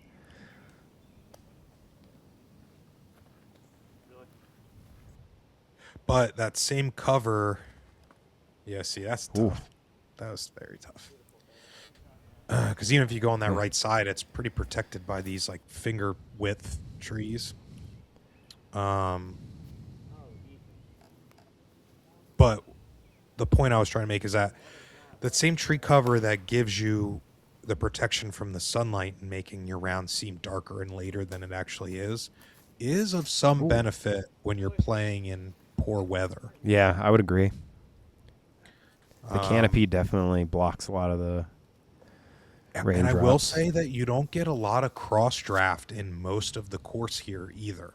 It is pretty well protected, and by the elevation change and things like that, it does a really good job of breaking a lot of that wind tunnel effect. That's fair. I would agree with that. So if you're gonna other than footing, I would say that's your biggest cause for concern. Chandler finding the bogey. Had a couple stroke lead going into this hole, and it's going to have a 2-stroke swing here with Tony. So we're going to move into hole 6. This one's fun, 625. We're going to have a slight bend to the left here. You got to make sure you don't throw it too straight to this tree line. Couple trees to miss halfway through, and then we're going to have the basket tucked over on the right. It's pretty common for people to end up over on the left on the green there.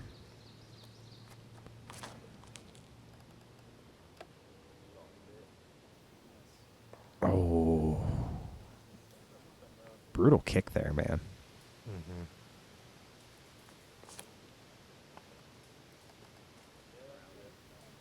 Oh. Same tree.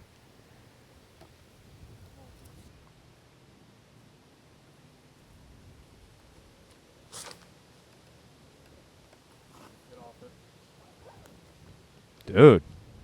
3 for 3. I know what's going on. Oh, Chandler, please don't hit the tree. I kind of hope he does. Yeah, me too. He said, you know what? Actually, I'm going the furthest away from that tree and actually kind of in the shul. I'd much rather hit the tree. Yeah, I don't know if that was on purpose or Well, shanky what that doodle. was, yeah. Takes kind of like an anti-skip there from Ethan. Kind of never really pushes up the hillside.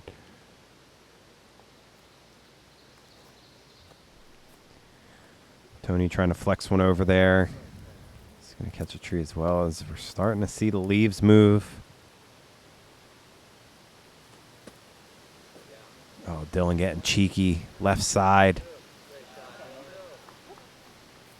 Oh, I see the rain jacket in frame.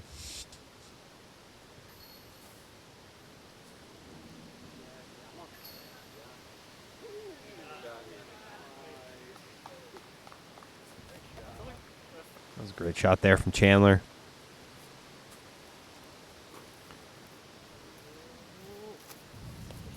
Good bit from Tony. He's looking at an easy par. This is Ethan for his birdie.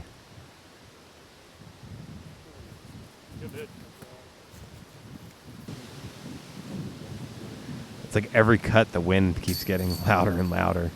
Stronger and sure. stronger.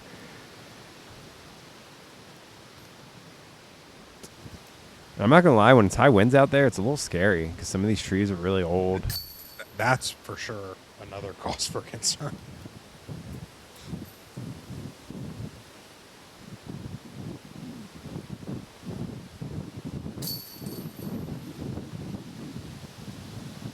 Good bounce back there from Chandler.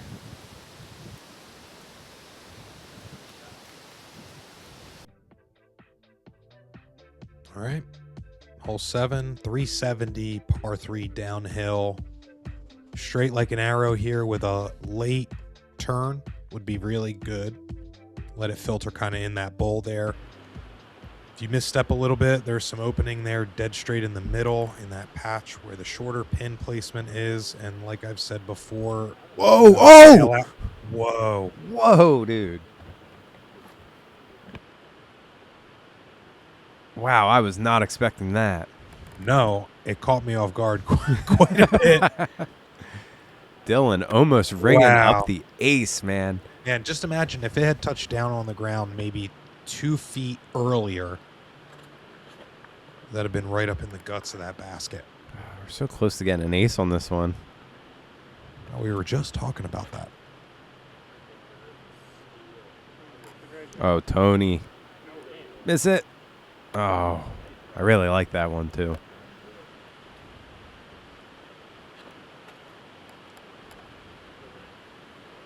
Ethan's going to try to get sneaky on the left. I don't think he got there. Nope. What? Oh, maybe that was like a leaf or something. Wow.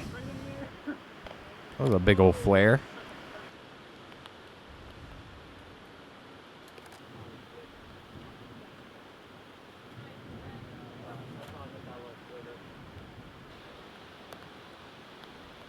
Yeah, I hear the rain now.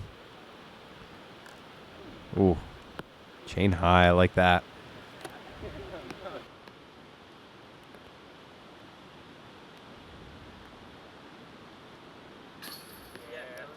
All right. Wow.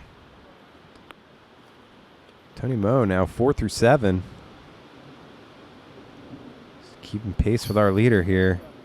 With Chandler taking the bogey. Got ourselves a tie ball game.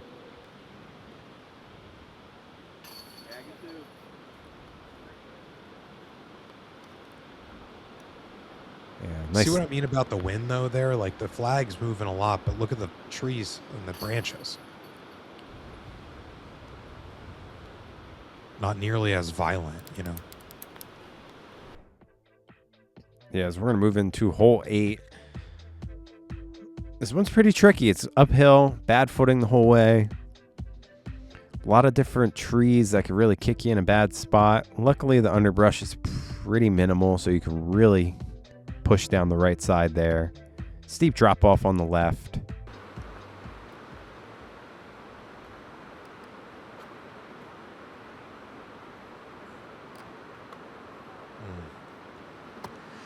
Not a good direction to kick either.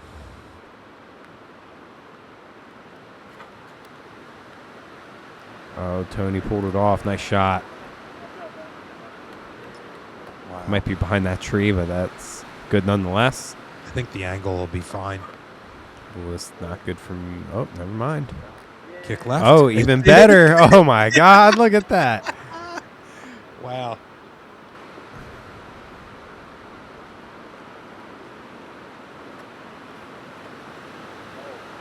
Oh, no. Why are we still playing this game? Like, why are we actually playing? I don't know. Oh, look at those trees. They're rocking. So I do believe they did ring the horn there. Oh, I was going to say, what happened? Because now... I thought I left the horn in there. I guess we did not. But yeah, there was a horn there. I don't 100% know what it was because we were not there. So I don't know the ins and outs of that specific detail of what that weather delay looked like. But there was a horn, and they did delay. Got back out there once it cleared up. I know, it's like a completely different day. Well, it went from like roaring wind to like, I feel like I hear every bird chirp right now. I know the sun's getting out. That's not the way that you fight forward on the right. That's tough. Oh! Whoa! Keeping catch cam dancing. Wow, that was close. It was probably one of those, oh my God, I see it last second. I'm just going to dive, and crisis averted. Yeah, good shot, Shannon. Wow. Beautiful shot there from Chandler. Tony Moe is going to do the same.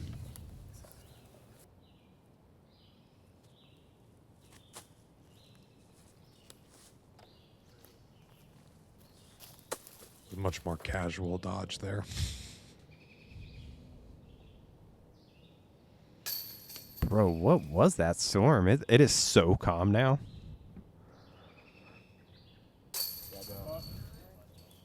like a squall or something. Yeah. That's 3 in a row for Dylan. He must be getting hungry. And honestly, still has a shot here. He's only 2 strokes off the lead.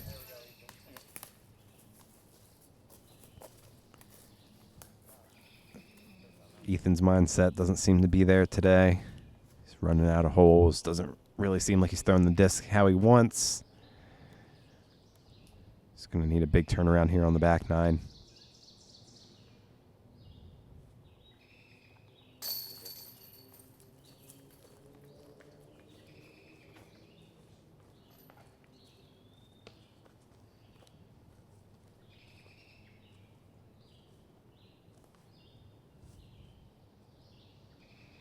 It's Tony for his birdie. And now our sole leader. All right, let's wrap things up here on the front 9 with a 555-foot par 4. Really tight off the tee. Slightly uphill, though. Or, well, downhill off the tee. And then a dog leg to the right. Slightly downhill some more. A lot of rough on either side. The miss is left, but not too left. Oh, it's looking great This is from perfect. Dylan. Yeah, that should be fine.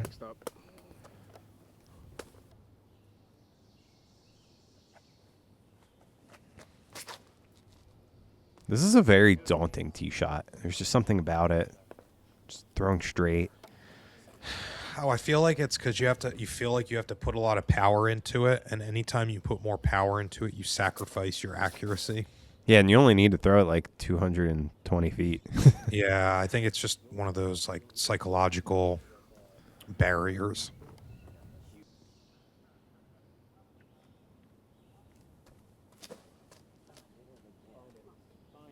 Push forward enough to miss those. That should hook up Yes. really Oh. nicely. Yeah, I'll be just fine. I want to say that was a little bit of a missed throw. A little It too far looked it. left. Yeah. Oh, that's still tough. It looked like it listened. Just come up a little short. A little bit of work here for Chandler.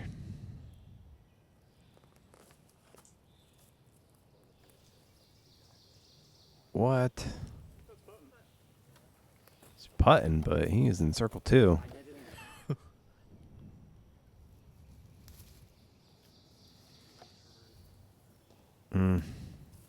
I liked it, just a flick of the wrist, but a little too much catching that last tree. Dang.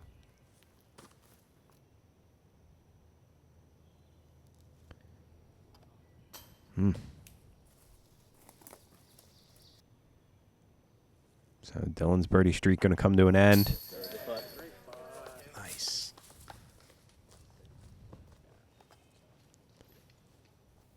Excellent punt there from Chandler.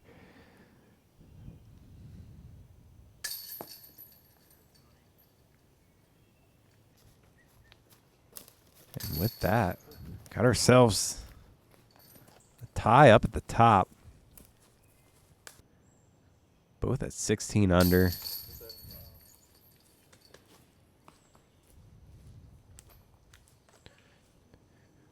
I don't think it's going to be Ethan's day here. I don't see him walking away with the dub unless he does something miraculous.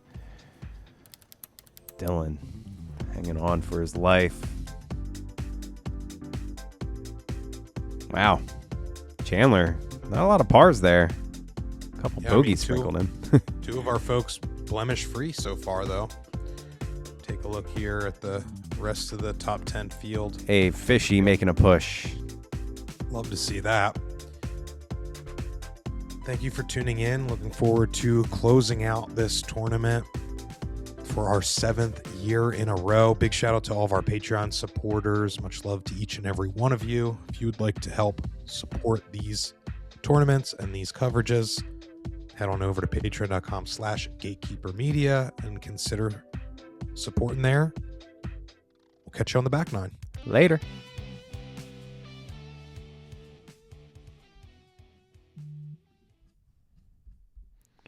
Woo. Almost there, baby.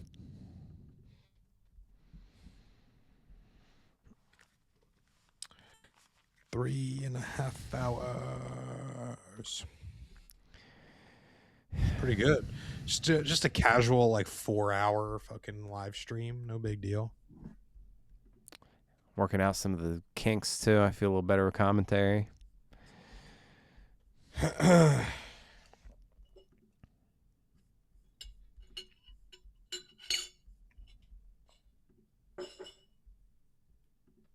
All right, it looks like about 32 ounces of Diet Coke lasts a 4-hour stream. Was that That's like a a big good- gulp?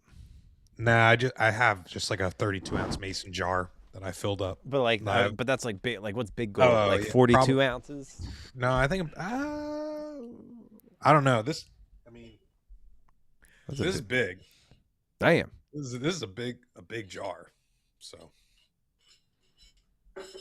I will say I'm not very fond of the metal straw, if I'm being honest. We got an ad break, so I'm gonna give it a minute. Don't ever use a glass straw. I just saw that fucking video, dude. Yeah, Misty was using them, and I was like, "Bitch, you ain't using those no more." You saw it on Instagram, right? Where Mhm. the woman was like in the hospital Mhm. and like she swallowed it and like coughed and blood came up, and then they saw it in her stomach, and then by the time they went, and like tried to do something about it, it disappeared. Yeah. Could you imagine just like having to wait to see if a piece of glass pokes your fucking asshole? Like, that's fucking crazy, dude. No way. So if you're going to use them, look at them and make sure they're not chipped or cracked or whatever. But like, yeah, shit in glass is the last thing that I want to do, probably. Yeah, I would agree with that.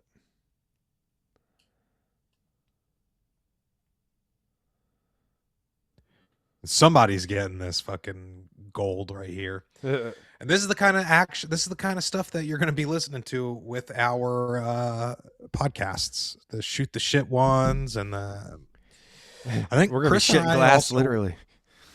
Yeah, Chris and I want to start a podcast that's just like a non-disc golf, like buddy cast type thing. So if you're interested in that, just we'll probably talk about it in future streams on Gatekeeper, but this will be a whole different thing. Hell yeah. Kind of just for fun, hanging out, that sort of thing. Got a couple seconds left here on the 5:05. All right, we had a drop off. We're back down to 3. We had sustained numbers there for a little bit, but thanks everybody. The last person that's sticking in here. And if it's you, Ashley, love you, buddy. You're gonna miss me one more time here. I'm gonna have to hit new recording. So see you on the other side.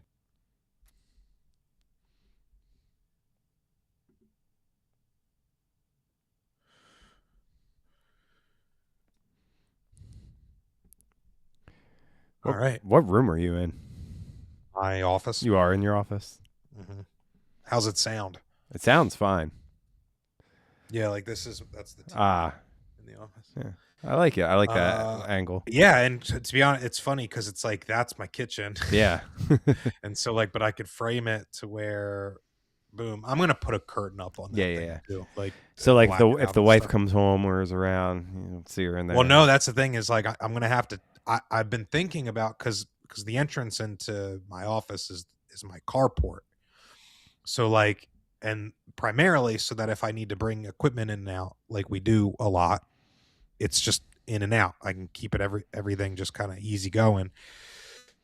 So I was thinking about installing an on-air light outside of the door. Ooh. So that if we're recording something, I can flip it on. That's a good say idea. Like, and it'll say live. Yeah, because you're in a your office is in a high traffic spot where like mine's up in my upstairs, so like no one's coming up here. Now, luckily, like anyone can walk around and do whatever they want in the house, and it won't disrupt what's happening here at all. It's just this is an arterial that we use a lot to get inside and outside of the house. Yeah.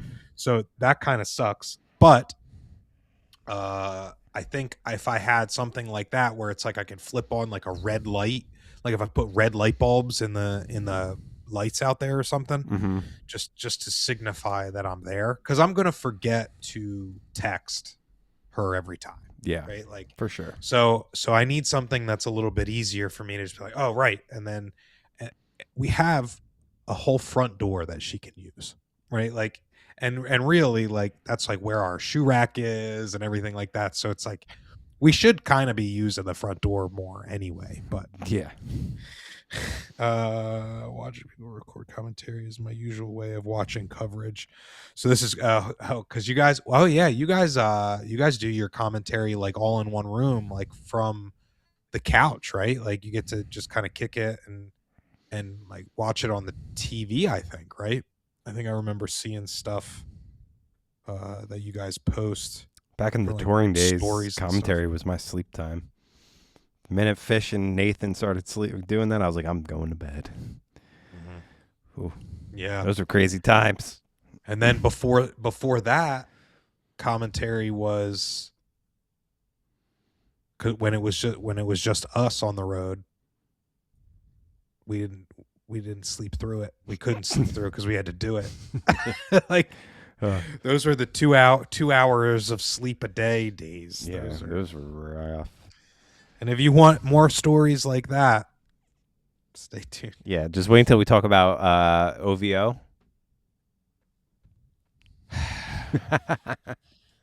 The Memorial. That one's an early one too. Pre-COVID. Pre-COVID, baby. Or the White House at Maple Hill. Ooh, first When we year, stayed so at the White 29. House. That was pre-COVID too. Yep. That was also when MVP was after GMC that year. Yep. I'm pretty sure. And so we did just a little taste. You did GMC and then Maple Hill, and then we went down, and then we came back up because Master Worlds was at Maple Hill that year as well. Yeah, I had to go home and work and shit too because I wasn't full time right. yet. Yeah. Dang, yeah, we had to go all the way back down south because they wouldn't give you 1 day off before your next batch of days. I had to go in so that the system didn't mark me as like not working there anymore. Right. Yeah. Like I literally had to go clock in. Oh, because it was 2 weeks. Yeah. If you go more than 2 weeks, it puts you in like a leave, and Yeah. I was already gone for 2 weeks. So shout out my employer for making that shit happen. Because because I was gone for like 3.5 weeks. Ashley's saying that he has to stay up during the commentary because no one else knows how to use push the buttons. I can relate. I can relate to that. But then once Fish started working with us, he does the podcast, so he can record stuff on his own, which is pretty sick. Yeah, one time we someone was doing commentary and someone was supposed to be in the room watching him, our audio guy, and he wasn't. He was too busy fucking playing on his keyboard, and he actually wasn't watching the people do commentary, so they had free reins, and they were starting and stopping after every hole because they didn't know. Oh, that was a mess. Ooh. That was an Emporia, I believe. Right before Worlds, yeah. Oh, there's a good story attached to that house that we could save. I have video of it that we can intercut. Oh yeah, in it.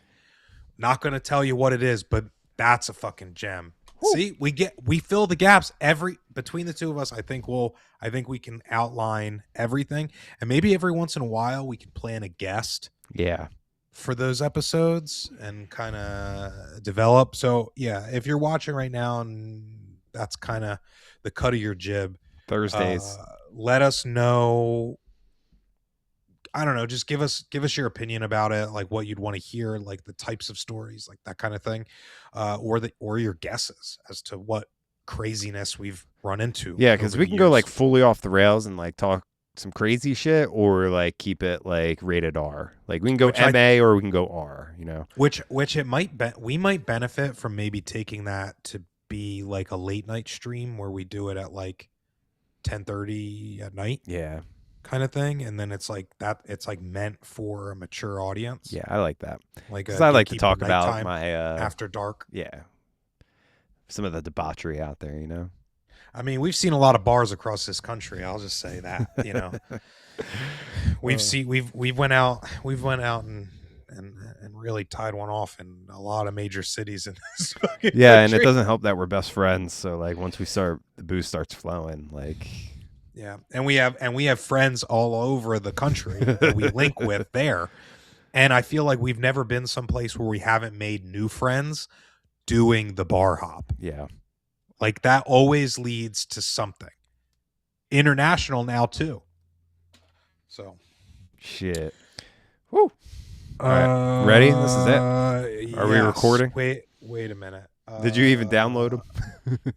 I think I did. I think I did like right away. So wait, 1, 2, 3, 4, 5, 6, 7, 8, 9, 10.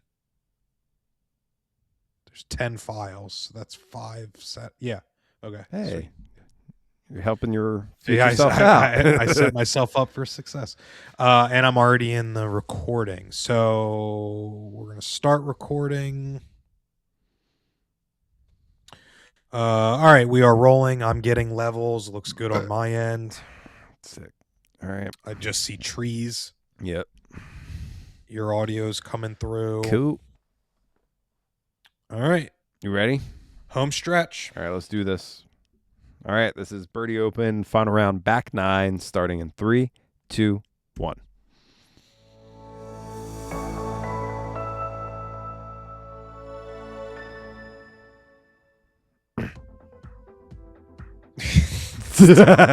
Sorry about that. God damn. Sorry. Dang, we had a run. It took all the way to the fucking back nine of the final. Yeah, that was me. My fucking throat's all fucking. No, I straggly. should have been more professional. There's no reason I should have been laughing at that. It wasn't even fucking funny. All right, you good? All right, I'm good. All right. This is second take. All right. Here we go. Rolling in 3, 2, 1.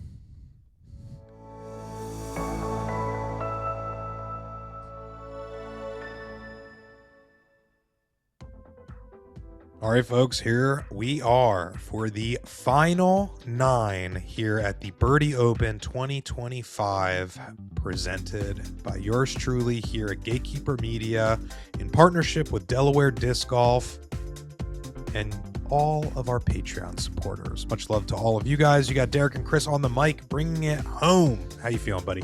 I feel great. I love this course. I love how the scoring separation is pretty tight and always leads to really coming down to the final maybe 3 holes or so, I would usually say. So always a close battle here at Iron Hill. And we got 3 names still making a push here. Dylan just hanging on. Chandler and Tony tied up at the top. Ethan falling off a little bit. Let's see if he can put some together here on this back 9, finish strong. So moving to hole 10. This one's tough. Par 4, 615. It's hard to get all the way down there if you don't have a good first shot. First shot is a little tricky. It's not a typical hyzer. It's not a typical forehand. It kind of sets up for this nice, like, lofty turnover shot that's going to flatten out. That's the height that I agree with for this hole. And we're going to see a second one here. And that one's really high, as we saw Dylan execute that shot in round 2. Looks like it's a head scratcher for him, too. I'm not really sure what type of reaction it had on the backside of that shot, but Tony clipping early, pushing into the rough. That, I don't know if that's going to be too friendly. That looks like it's too far left as well. Oh, fortunate with the kick. But blocked off there on the right. Yeah, I don't know. I think the right side is brutal. That looks like Dylan. Yep, and he's basically throwing 3 from shorter than where you want to be throwing 1. Oh, my God. Or throwing 2, sorry. This back 9 turn is showing its teeth for Dylan there. Well, really for everybody. No one really, I would say, is 100% clean.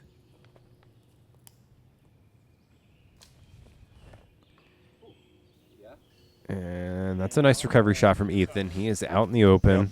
Still got a chance to save his par.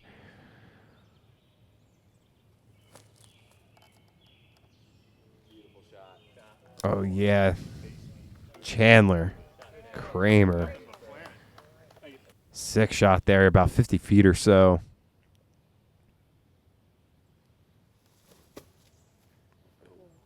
Oh, that's going to stand up nice. Keep going. Boy, when that comes down, that's going to be a good shot. Wow.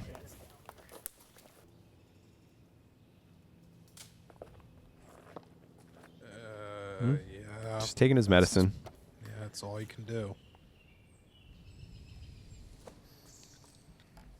Ethan looking to execute this, and I think he did. He's looking at a pretty easy par. Look how much brush is on the fairway right now. From the Storm that storm. rolled through. Yeah. Wow. Wow.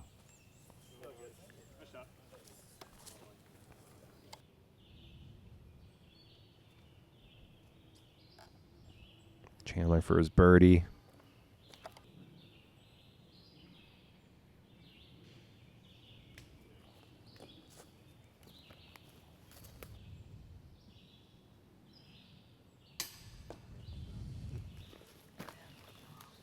Never sounds good.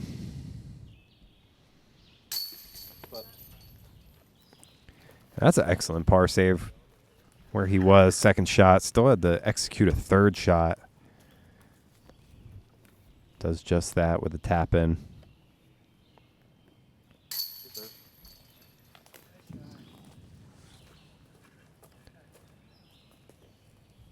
Tough break there for Dylan. Kind of takes him out of the race now, and I think we got a 2-horse race here to finish out this tournament. It really does seem like you had said it. There really does seem to be that neck and neck factor here, which is kind of sick. You come into the 1,100 feet, dead straight off the tee to get to the landing zone here on R4 to give yourself a nice easy approach to the pin. This to have is on the left side. As you can see, it is much more open there, but you still have to push, I would say, at least 150 to 200 feet before even getting to there. Oh, yeah. Probably a good tree there. Stops him up so he didn't go too far right. Yeah, that might be like a little uncomfortable, but open enough.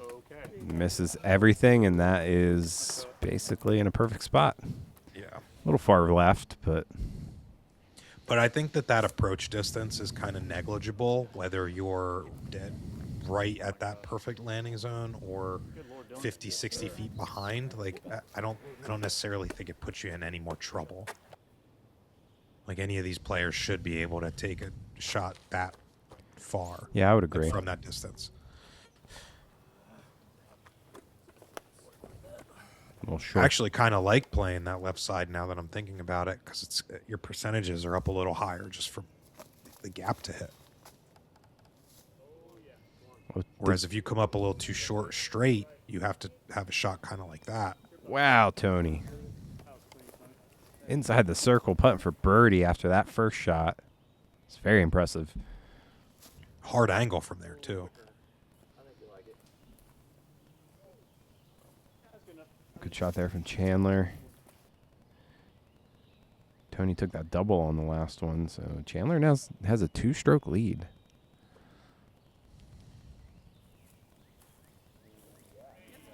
Positive movement there from Ethan.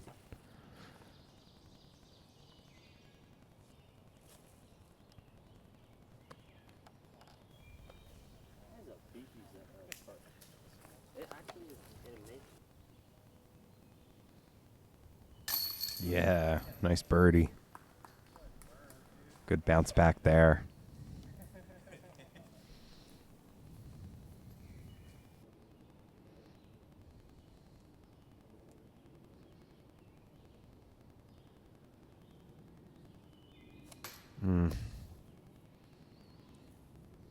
Said it once and I'll say it every time. That type of miss is always stings. Oh, no.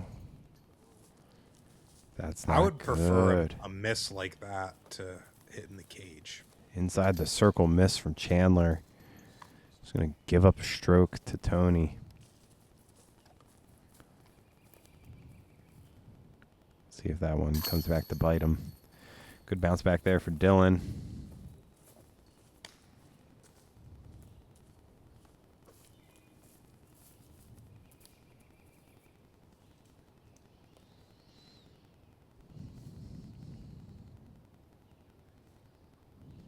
And Ethan should have his cleanup here.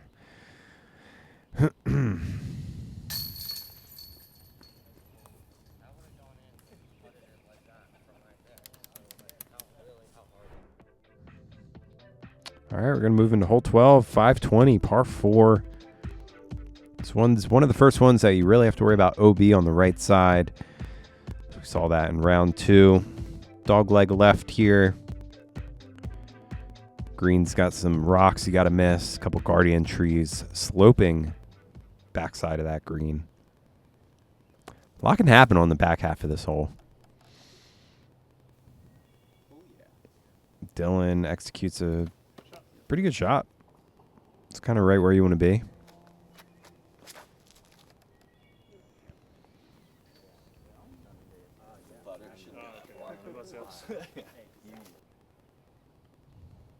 Looks like Tony went putter just to the short tee.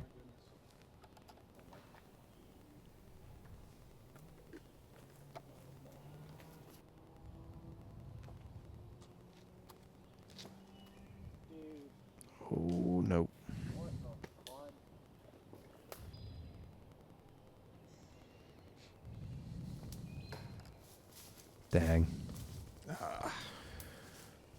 Yeah, with that type of walk too, I think he's over it. Oh no. He threw. That might have went bad to worse, honestly. That's not bad. That's a good little forehand roller.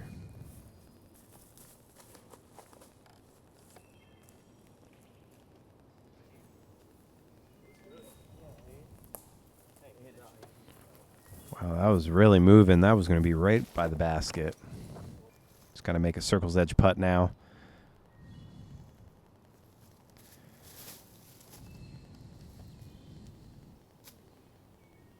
Missing all the trees. About 25-footer there for Dylan.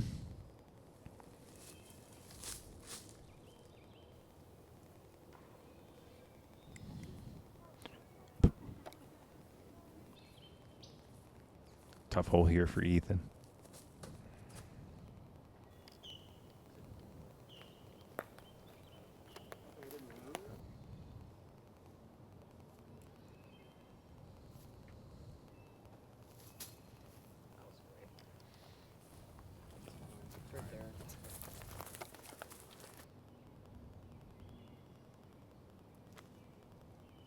Yes.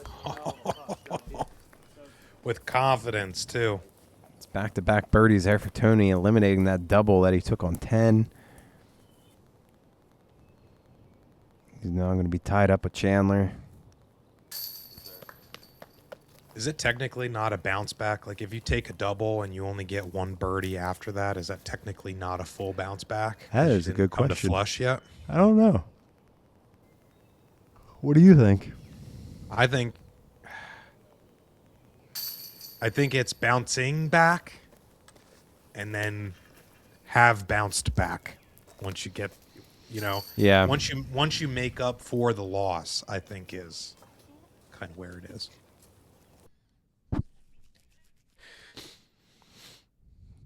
Yeah, I All don't know. right. It's like, Here we are on the second to last ad break. I think that's it. tuning in. I think there's only one ad break. I guess I should know. We've been watching them for hours. Wild card bitches. Damn, it's windy.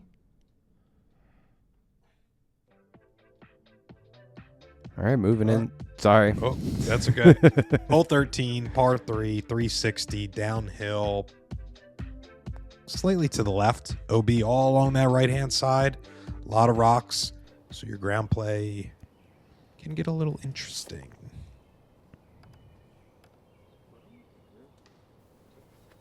This is a tough one to birdie, man. So many people just catch a tree halfway down the fairway.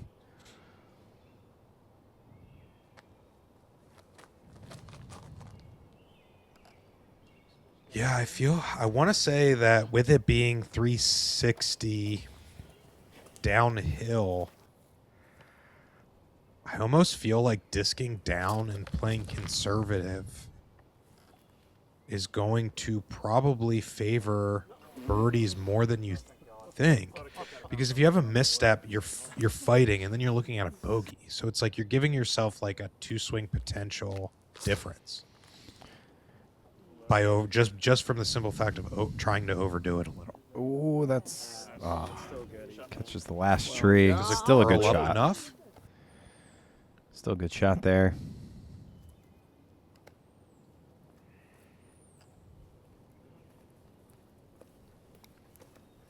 Dylan should have no problem for his par.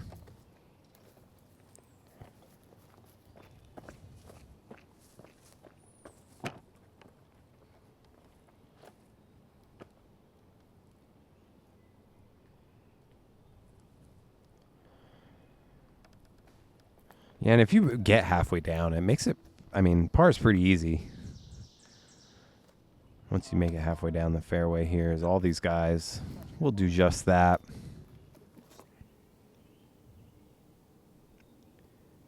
Ethan, last shot here for a birdie.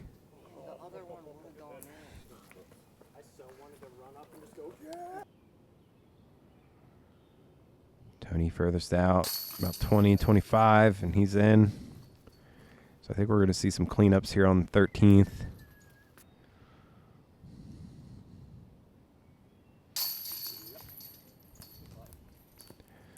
Yeah, smelling like a par frame here.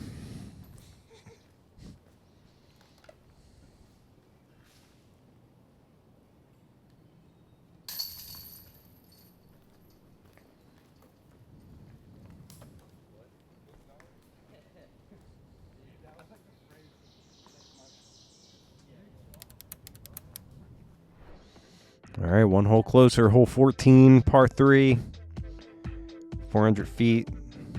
Said it a couple times already. Tunnel shot, hard to get to. A lot of trees to miss. There's just something about this one. It's fun to throw off the tee. You look at it and you're like, oh, I get there, no problem. And then you soon find out you usually fade out early like this.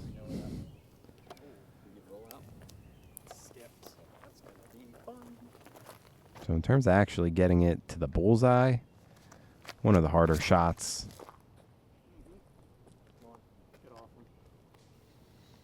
Staying clean. Is Tony going 3 for 3? It looks If like he it, makes dude. this, I think he'll go 3 for 3 on this hole, which is pretty insane. And I thought he was going to hit that first one, so he did even just a little bit better than I was expecting there.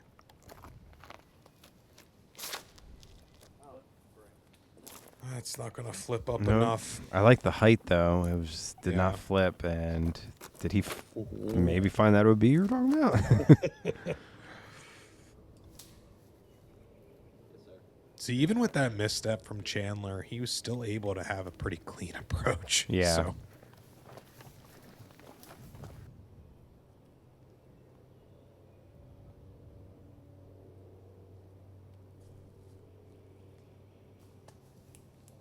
A little undercommitted from Dylan there. Dude. Yes. Dude, that is an accolade that you do not hear about very often. 3 for 3 on the 14th. Wow, that's awesome. Dialed. Hashtag dialed.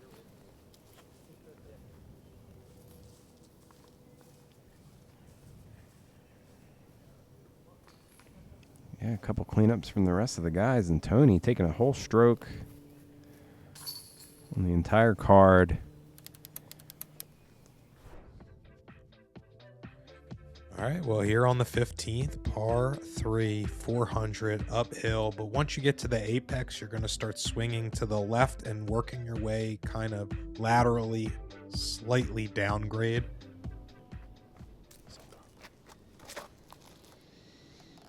Ooh, come on. This think should if it get stables this should up- get pretty far up there. It's hard to tell. Didn't look like it hit anything. I'm going to guess. No catch cam though, so he was either sleeping or just didn't see it. Oh, that gets stopped up at the top of the hill. That should be fine. Easy par.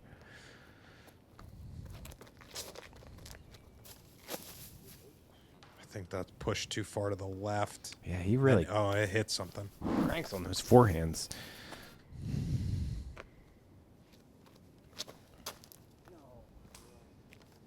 Right out of the hand, he knew he didn't like it. Coming up short right. That's a tough one. You're going to be far more blocked off there than you'd think. Chandler with a wide open line for his approach. Big stepper here. Ooh.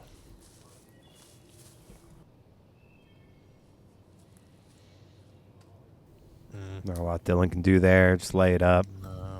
I mean, but he got himself safely on the dance floor, so that's.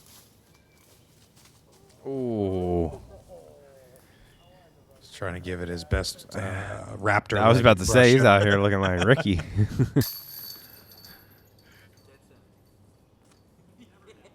Ethan's in there.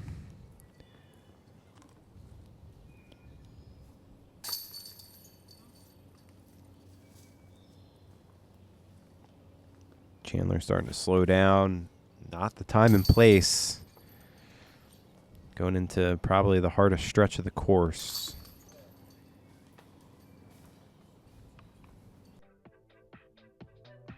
Hole 16, 600-foot par 4. This one's tricky off this first shot here. Go straight most of the way, and then you want to finish pretty hard to the right. The more right you go, the straighter the shot gets. Don't want to end up left. You get really pinched off.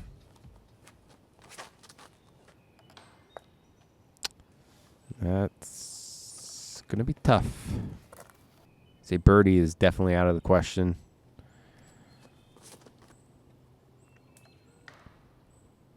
Oh.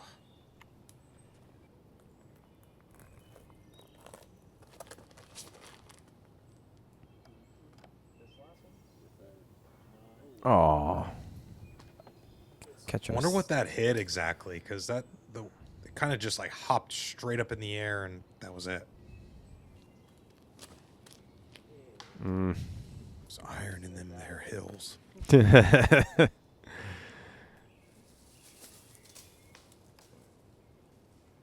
Oh, wow. Okay. That works.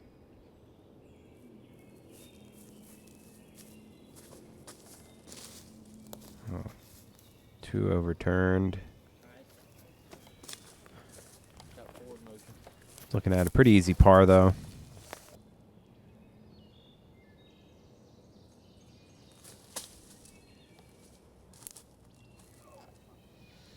Oh, yes, Dylan.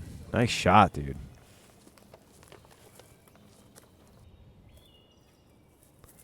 Sets him up for a chance to get his par.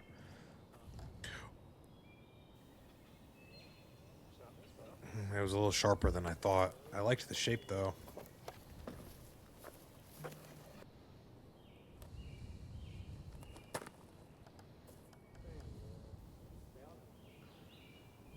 Oh, no.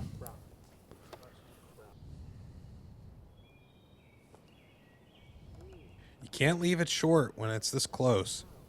You have to commit to every shot. That was a little undercommitted there from Ethan as well.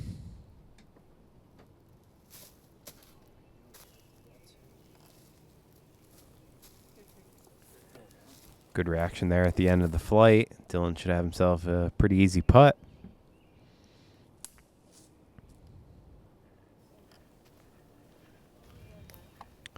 That'll be just fine there for Mr. Kramer.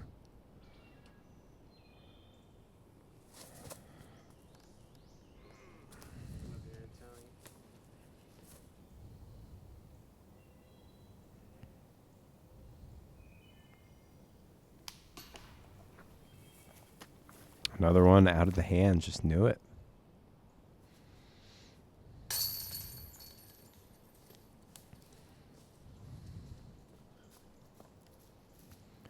Yeah, not really the scores we're looking for here. No one able to really get aggressive and get the birdie. Our leader, unfortunately, taking a bogey. And things just got even closer, dude. Back up at 16, 2 to go, man. Iron Hill doing Iron Hill things. Yeah, and going into 17, our last par 5. Such a tight race. A very small margin of error that you can have here, as it is one of the tighter corridors for the longest run. But as you can see here, kind of bobbing and weaving ever so slightly as we work our way up to the mound with the iconic staircase here.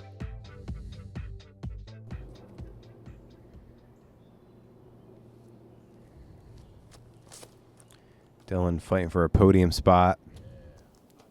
That is an excellent shot. Yeah, I was going Perfect. to say, but if he keeps his head down and just commits like that.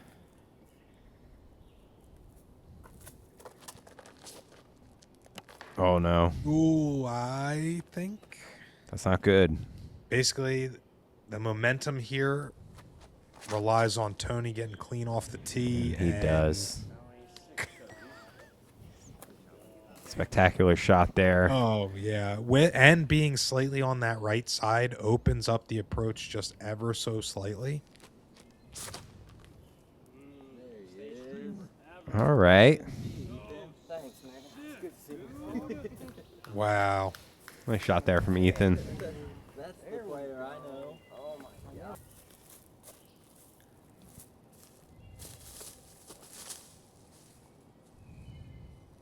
Chandler doesn't like it. Yeah, I was going to say, doesn't seem to like it. And it looks like I don't really either.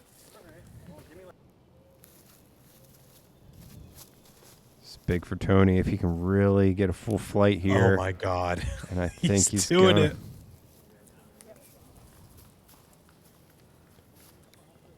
it. Shout out to the person in the yellow front row seat to that one skipping by. I know, he almost been able, he probably could have tagged that disc.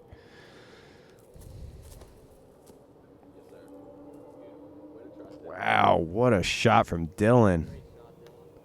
Trying to get that eagle. But that's crazy to think. So that was 2 great shots, and look how much he still has. Mm-hmm.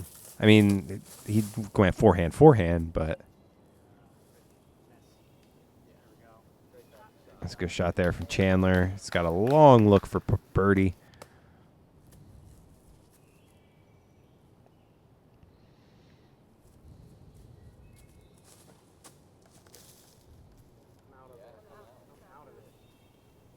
Mm. A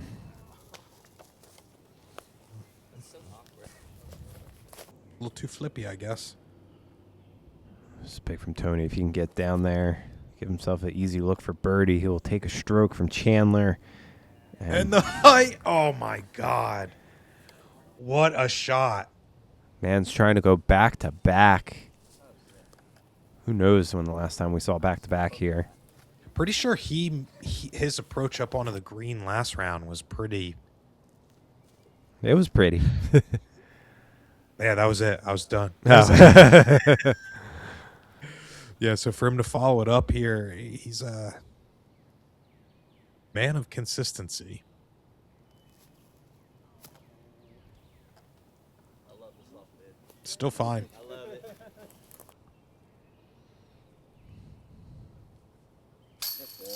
Good putt. That is a good putt. Good bounce back. Yeah. Not the day Ethan wanted, but They can't all be. nope. You know. And that's how you win a tournament. You got to show up every round because it's so competitive out there. Mm-hmm. Someone's going to show up all 3 rounds, and it's really the key. It's consistency. All right, final hole, man. Only 1 stroke between our leaders. Hole 18. Anything can happen here. You can find yourself a birdie. You can find yourself a bogey. 630 dog leg left. Slightly uphill on the backside of this. Just so many trees you got to miss.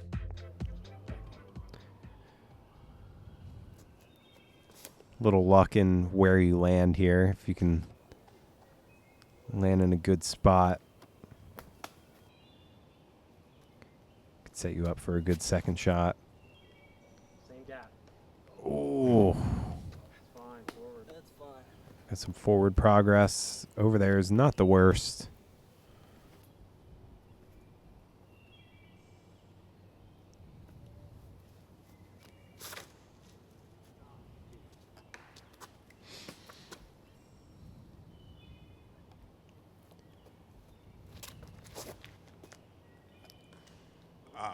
That is an interesting play, to be honest. Very aggressive, very high risk. Yeah, I don't love that.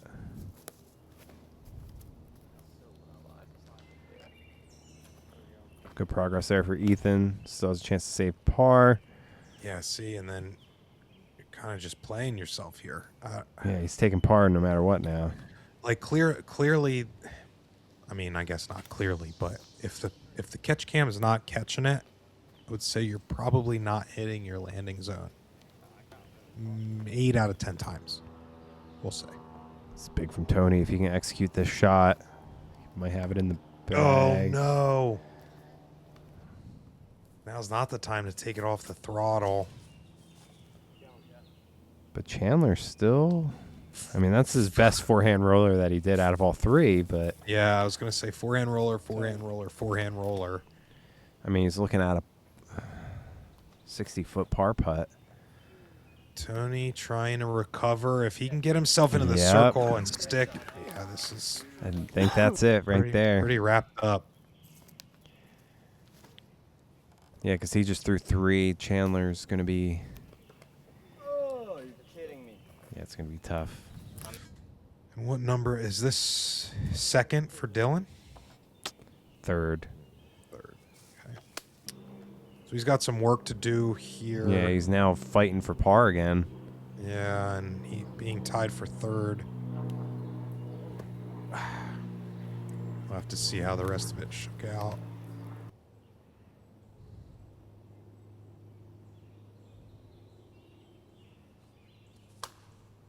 Another one, man. Oh, It would have added very good bid. Yeah, it would have added a little pressure on Tony. He would have had to make that putt, but The wheels are off there for Ethan, unfortunately.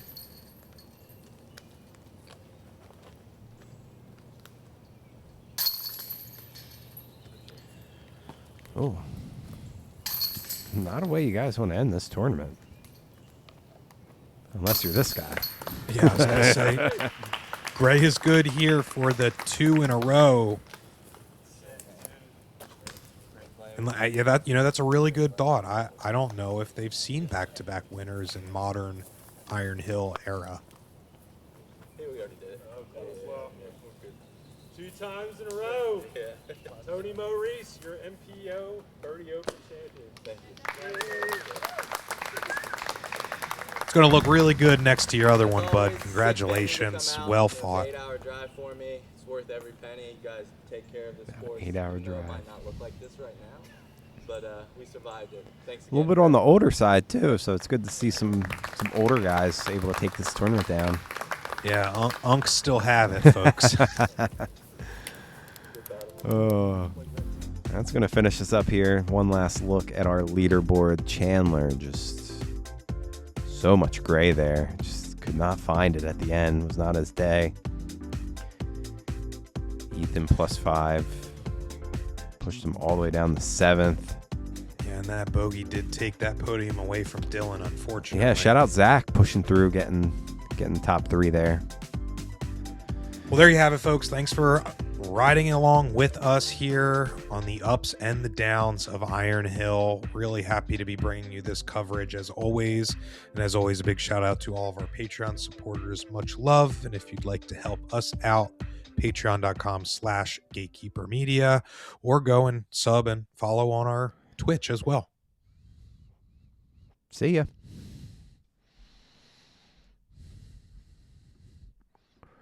All right. We did it. We got there, folks. We did it. We got there.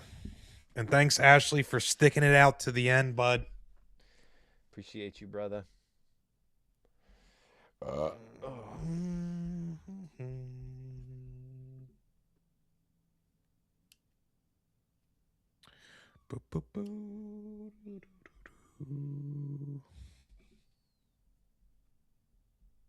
right.